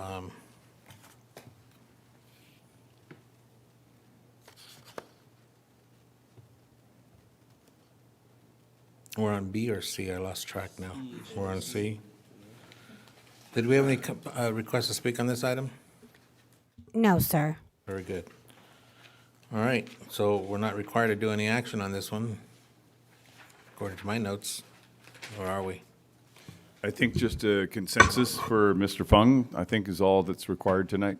All right, well, I'm good with this. Rest of the council? I'm good with it. Good? Yes. We're all good. Yes. Thank you very much, everybody. Okay, item 12 is public comment. Madam Clerk, do we have any requests to speak? No, sir. Anybody in the audience right now wishing to not speak? Did I say not speak? Anybody wishing to speak? IT, do we have anybody online? No, sir. Okay, great. We'll move on to item 13, council communications. And we will start with Councilman Corona. Okay, I'm gonna skip a couple of things I was gonna bring, but I do want to bring up one thing though. I have received a few complaints, specifically on the corner of Nueva Road and Paris Boulevard, and it's more directed to the residents of Paris. So I'm sure you guys have been aware of it for social media, but there are a group of mostly young men that kind of go there, and they have signs, and they say, for a funeral for some little girl, or they have for operation for some little boy or whatever, and then what they do is they go in a van, and then they drive to Moreno Valley and they do the same thing, and then they go to Rialto and they do the same thing, and then they go to Fontana and they do the same thing. So I just want to let you know it's most of the time, almost always, it's a fraud. So, but they keep coming back because people in Paris are very giving people and they want to help out. But if you could please refrain from doing that, and if we could also direct the staff to make sure that we send code enforcement right away. We hear reports, and surely law enforcement can do something about it. So if you do stop giving money, they'll stop coming around. So just keep that in mind. Thank you. Okay, thank you. Councilwoman Magana? Thank you. I have an hour speech prepared for tonight, so brace yourself. No, I'll reserve my comments for the next meeting. I know we're going on late here, but I just want to thank everyone for a productive meeting tonight. Thank you. Thank you. Councilwoman Rogers? In the interest of time, I have no comments. Thank you. Mayor Pro Tem? I will defer my comments to the next meeting. Thank you. Great. Now this allows me to speak. I have one very important suggestion and idea for staff, being the fact that tomorrow we are having the opening ceremony for the Phase 2 of Morgan Park. Now that Phase 2 of Morgan Park is complete, and in order to save money, I would like to propose that we move the soccer program from Patriot Park to Morgan Park. This move will free up the synthetic field for football games that the Panther football plays, and the current grass football fields could now remain as practice fields. This would eliminate the cost of new lighting and the grass for installation of synthetic field on their current grass area. Hence, this savings could apply to the cost of changing out the soccer synthetic field to a football synthetic field and the installation of perhaps bleachers for our family members and friends who come to watch the football game. So if I got you confused, at Patriot Park, you have grass fields that is the Patriot football field, or Panther football with some lights systems, looks like, from lack of better terms, what you would find in a tow yard. I mean, this just, I don't know what you call them. You remember in the old days, they had the beauty salons and the women would sit inside the cone? So that's what you see up there, these cones. I mean, it was a temporary fix for these kids. Then come along the person that they built this beautiful soccer field and synthetic fields, and football just got ignored. They were promised that they would get synthetic down the road and lighting. Now we created Phase 2 Morgan Park Soccer. So you can move the kids that play soccer at Patriot Park over with everybody else that plays soccer at Morgan Park. Keep the grass fields the way they are for football. They'll be their practice fields, and the current and the old soccer field that's synthetic, we change that out and put in for football lining and add bleachers. Now you guys got me? We're not gonna redo lighting, we're not gonna redo complete synthetic field next door, because that'd be even more expensive, because it's never had synthetic, it's all grass. To change out one synthetic to a different one is a lot cheaper than building from scratch, and you have good lighting already. And I just think it makes very good sense to keep soccer where soccer's at, and let the football players have that, and to also focus on looking at lights in the immediate area on, what street is that? Marietta, where there's been some issues there for the parents parking there, because we have lights, so that means they're there at nighttime, but we have no lights on our streets, so we gotta fix those lights on our streets as well. So if you guys can look into that, I think that's a really good, productive idea and would make sense all in all and save us money as well. And I just want to give a real quick prompts to Bobby Nasir from Truck Terminal Properties, who donated 90 $75 grocery store gift certificates to our seniors this past Wednesday. I thought that was very awesome to do that, so I appreciate what our business folks do for our cities, you know, when they do pay back, so. All right, I won't keep going. Item 14, City Manager's Report. Thank you, Mayor. I'll be very brief. Just want to announce that both COVID-19 testing and vaccination sites have been extended through the end of August here at on campus, with the vaccination staying at the gymnasium and the COVID testing moving to the council chambers effective beginning of August. That's it. Thank you, Mayor. Thank you. Item 15 is our adjournment. Folks, I really do appreciate, I don't normally run meetings this long, but we had a lot of extensive information on there that we had to keep on there, so I did bring some other items for council to review.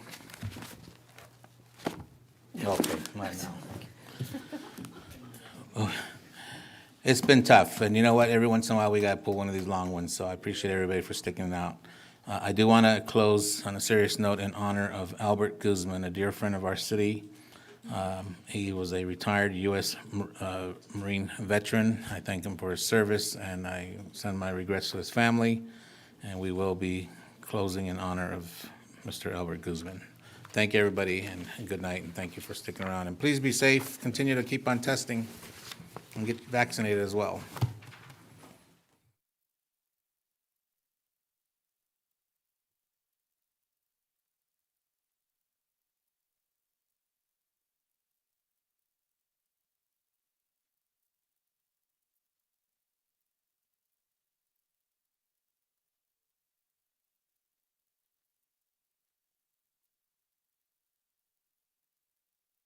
North and south sides of City